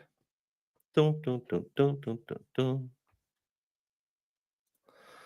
Well, it's not communism. It's just, this is capitalism, because someone yells at me and I get angry, and your wife have said, hey, with all that anger, can I spare my voice So she can yell louder at you when she has to do it, and you can yell more continuously at him. So we are doing an exchange.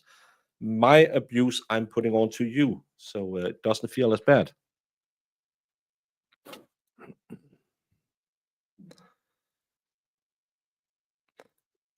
I can't show you a trial that hasn't even been arranged yet. So I've covered it so far as much as we can. Interesting case, but I can't show you anything. We don't even know if it's going to be televised. I was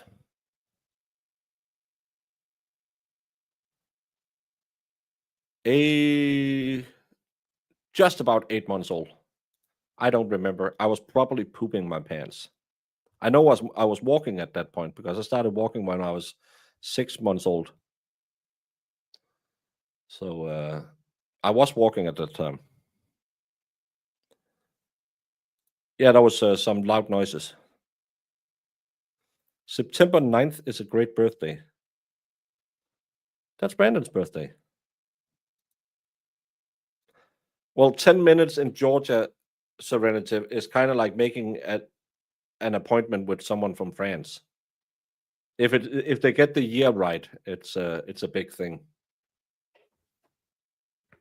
We're going to go back on the record. Mr. Wolfenbarger is present here in the courtroom.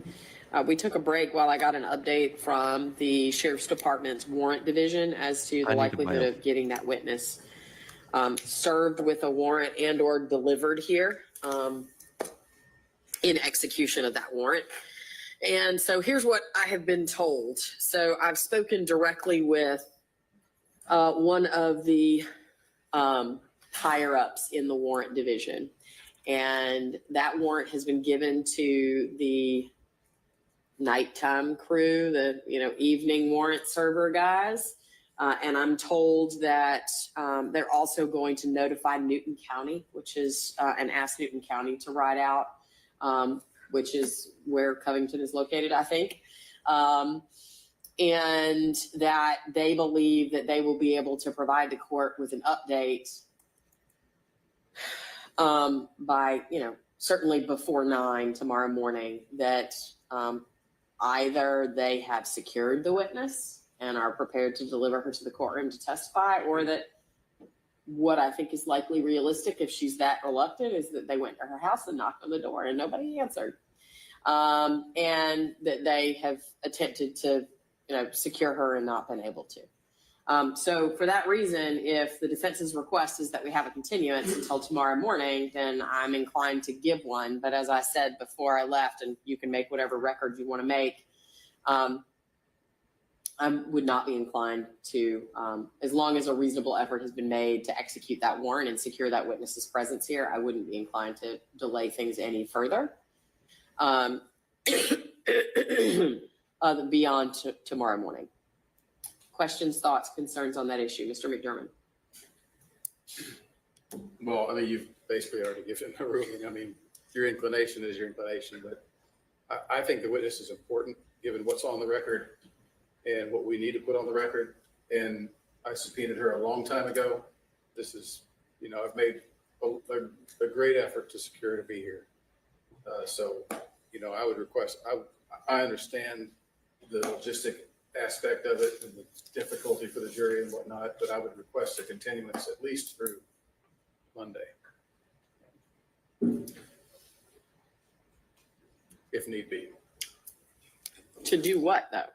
Right? If the warrant division, sorry to something, if the warrant division is going to go to her house and either interact with her and say, come with us, or you have to appear, or get no response, then what would delay, if they're going to do that tonight and report back to me that they did that one way or the other, then what would there be a need for a further delay?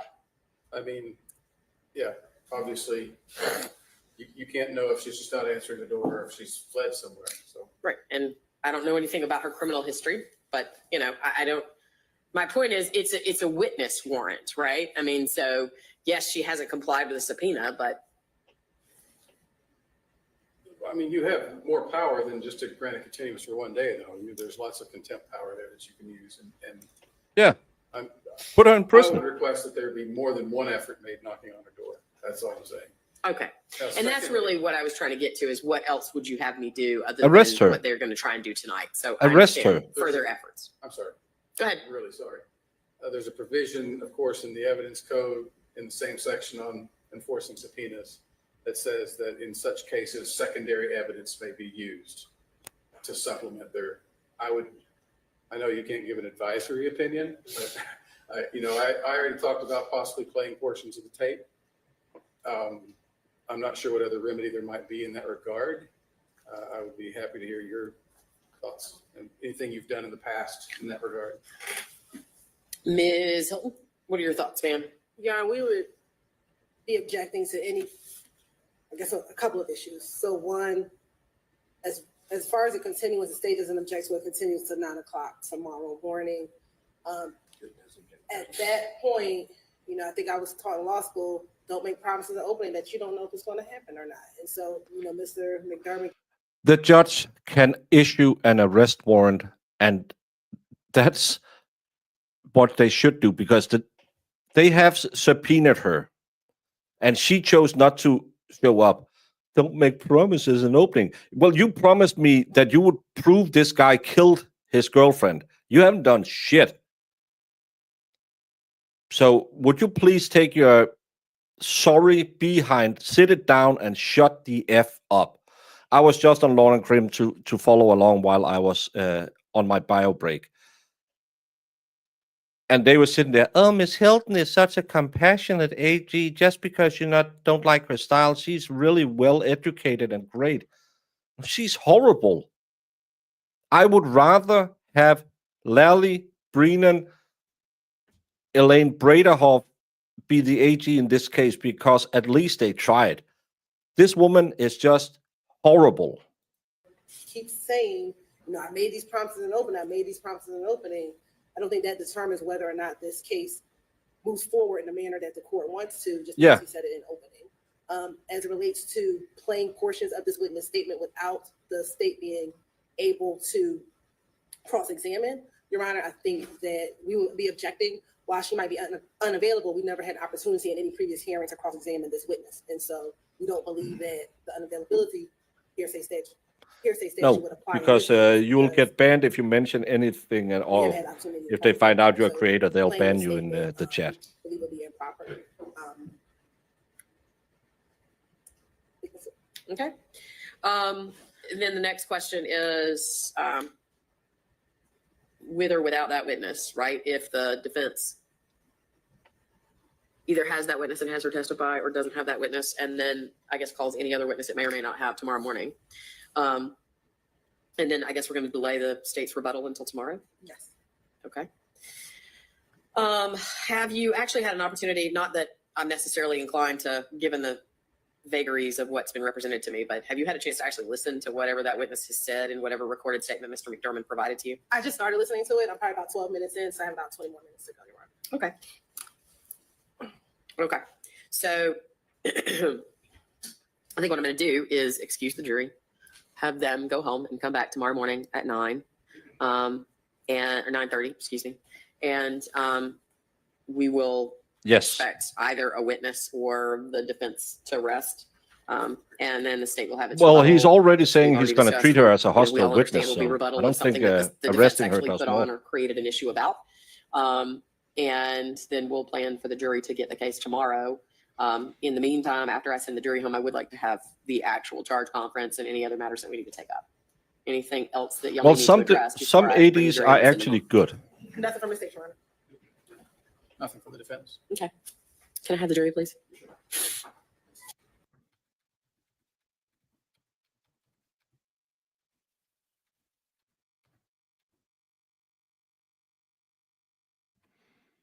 And now they fucked up the signal again.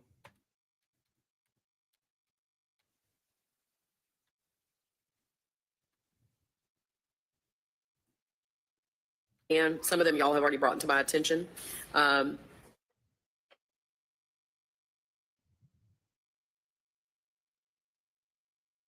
Grave suspicion, which was requested by the defense.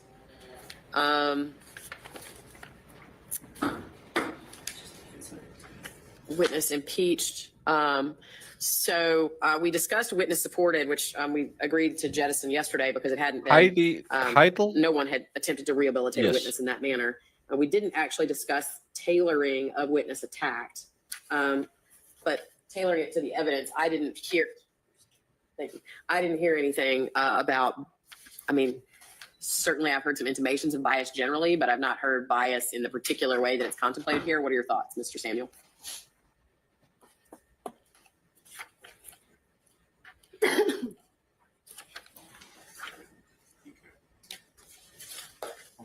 I don't think it should be there is my point. I've not heard, while I've certainly heard general implications of bias based on parties' relative alignments with one another.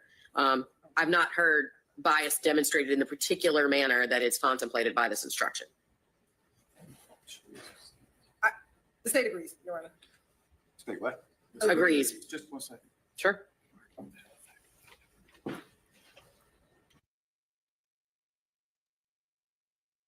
I'm just looking at 131. You don't mind if we sit down, correct? No, no, no. Yeah. The original version had 3 bullet points. I'm trying to figure out what happened. Right, but well, First because one's gone. the first one's completely gone because nobody had any testimony about reputation for truthfulness. Got it, okay. And this one is highlighted because I thought it was a closer call because obviously parties are always going to talk about that people have biases. But this bias is supposed to be presented in a particular way, and I've not heard any such evidence. I see what you mean. Okay, so instances of conduct with the witness, right? Right. I don't see that. So my inclination would be to take it out, and the only one that would be in would be criminal convictions. Excuse me. Prior No, we're not statements. waiting anymore. They sent Okay, the jury so, home. They're Ms. going Hilton, over I had discussed with you jury yesterday instructions. this issue of immunity or leniency granted a witness. Mr. Samuel has made the argument that the case law is that the grant of immunity is so broad that it is essentially in service of any time that witness ever testifies about those actions, and therefore it's a relevant consideration. I had expressed yesterday that I wasn't Yes. sure if there was any particular case law on this point, but that at least from a plain language perspective, the pattern charge is written in a very, very general sense.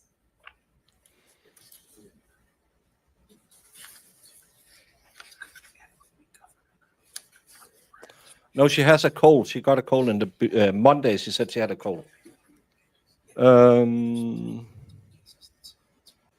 Question those for one moment. Sure. While they're talking, can I ask a question? Or I lost track of. Is what's on the screen going to be in numerical order? Or are you skipping? No, they're in the order. So 13142, which is witness supported, is out. Witness impeached one. Well, that's So what's on the screen. 131.45 is just the standard. This is what impeachment is. Okay. It's a little bit out of order because to me, you need to tell a jury how to impeach what it means to impeach a witness. And then witness attacked is there, but witness supported has been removed based on our conversations yesterday. And you'd have prior statements. Yep. And now we're on immunity. Okay. Got it. Okay. Yeah, that's why you have bench warrants. Well, they're going to sit there and argue about details we're going to hear when she reads them anyway.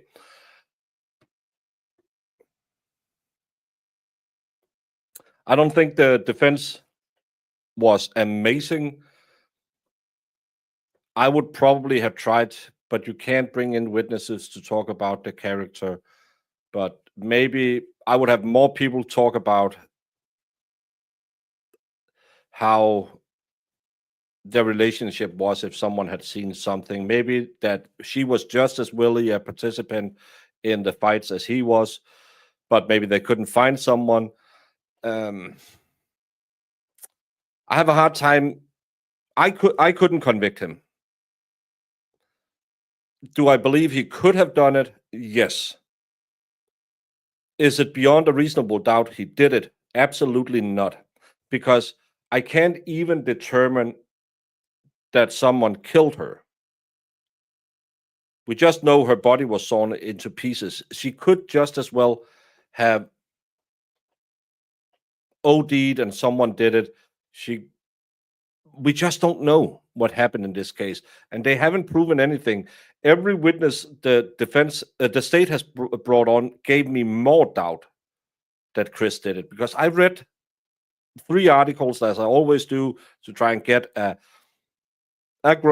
ground level entry knowledge about the case. I don't go and watch 45 podcasts of someone, because I know us podcasters, creators, we have heavily biased, and I didn't want to have someone else's thoughts in my head when I was watching it. But from what I read in the articles to what I've seen in the trial is so vastly different. And especially the mom and the sister made me believe owls might be in the bog. It's just what I'm saying. I'm thinking cows might be on the ice. Can't even get a song request read. Thanks, YouTube.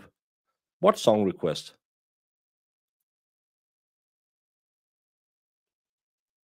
What song request? I don't see you doing any song requests. I can't see any song requests.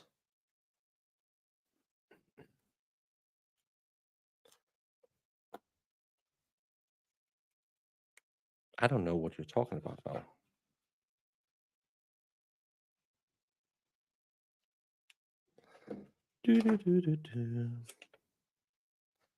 I need early bedtimes every day. It's 10 o'clock now, so it's not that late today. We're about an hour earlier than we normally are.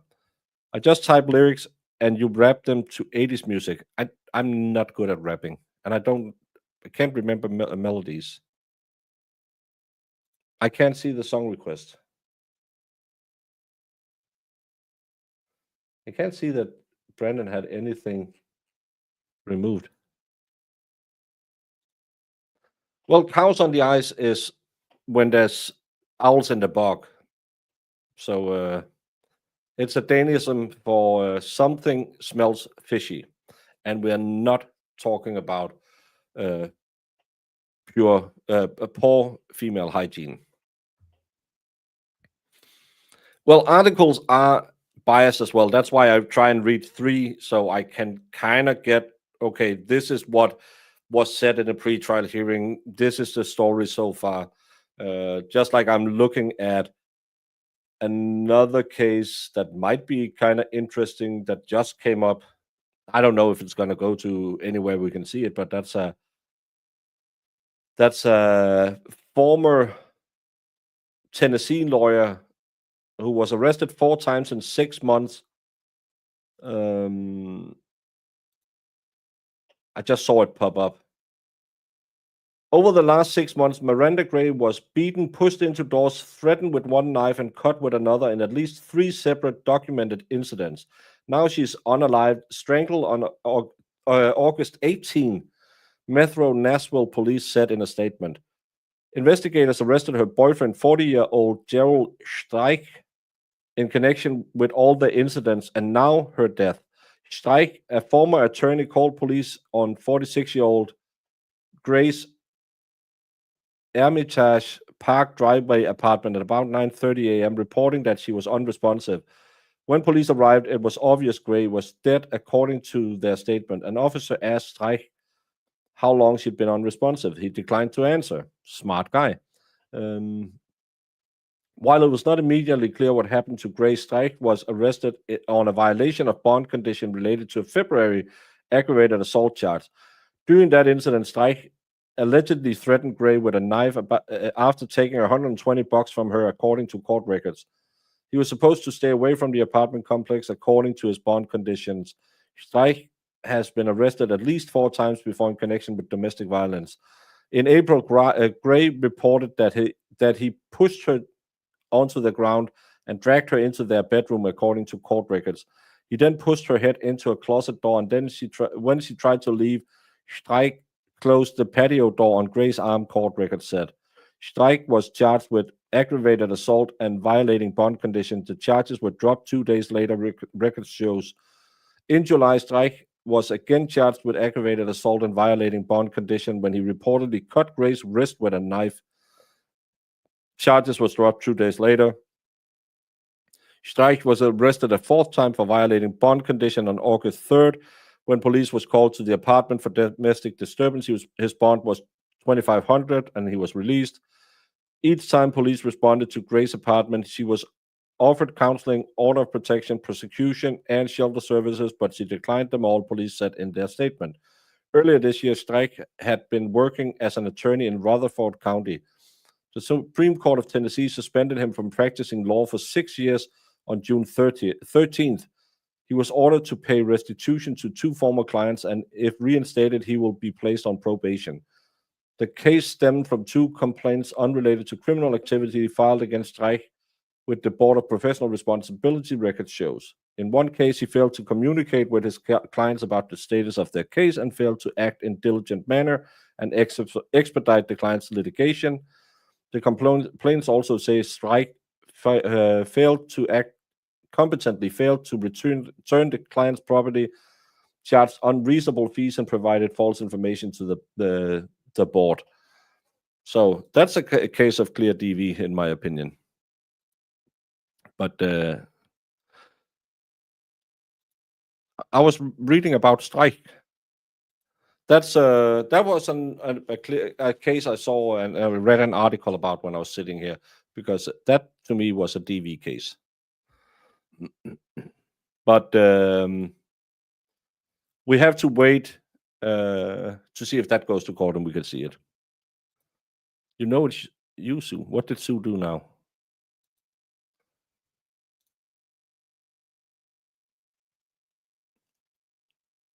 This guy? You're late. He's not Stryker. His name is Streich. It's German. Sue, just because you're redneck doesn't mean that other languages just doesn't exist. Your people say screet. So just because I pronunciate incorrect words, the racism I face every day on this channel.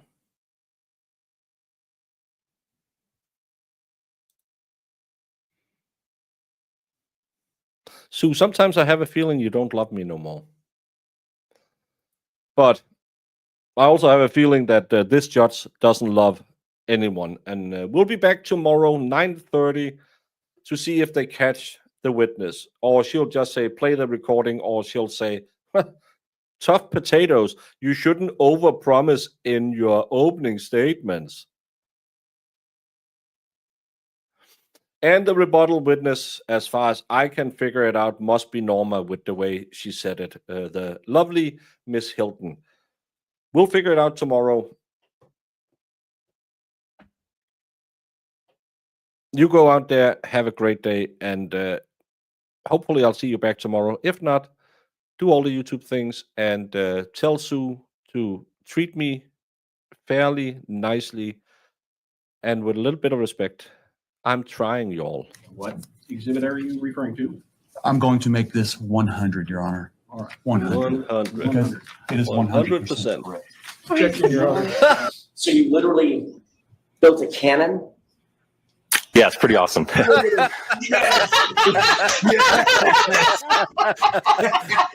right, I'm in love. Go back. Please do that again.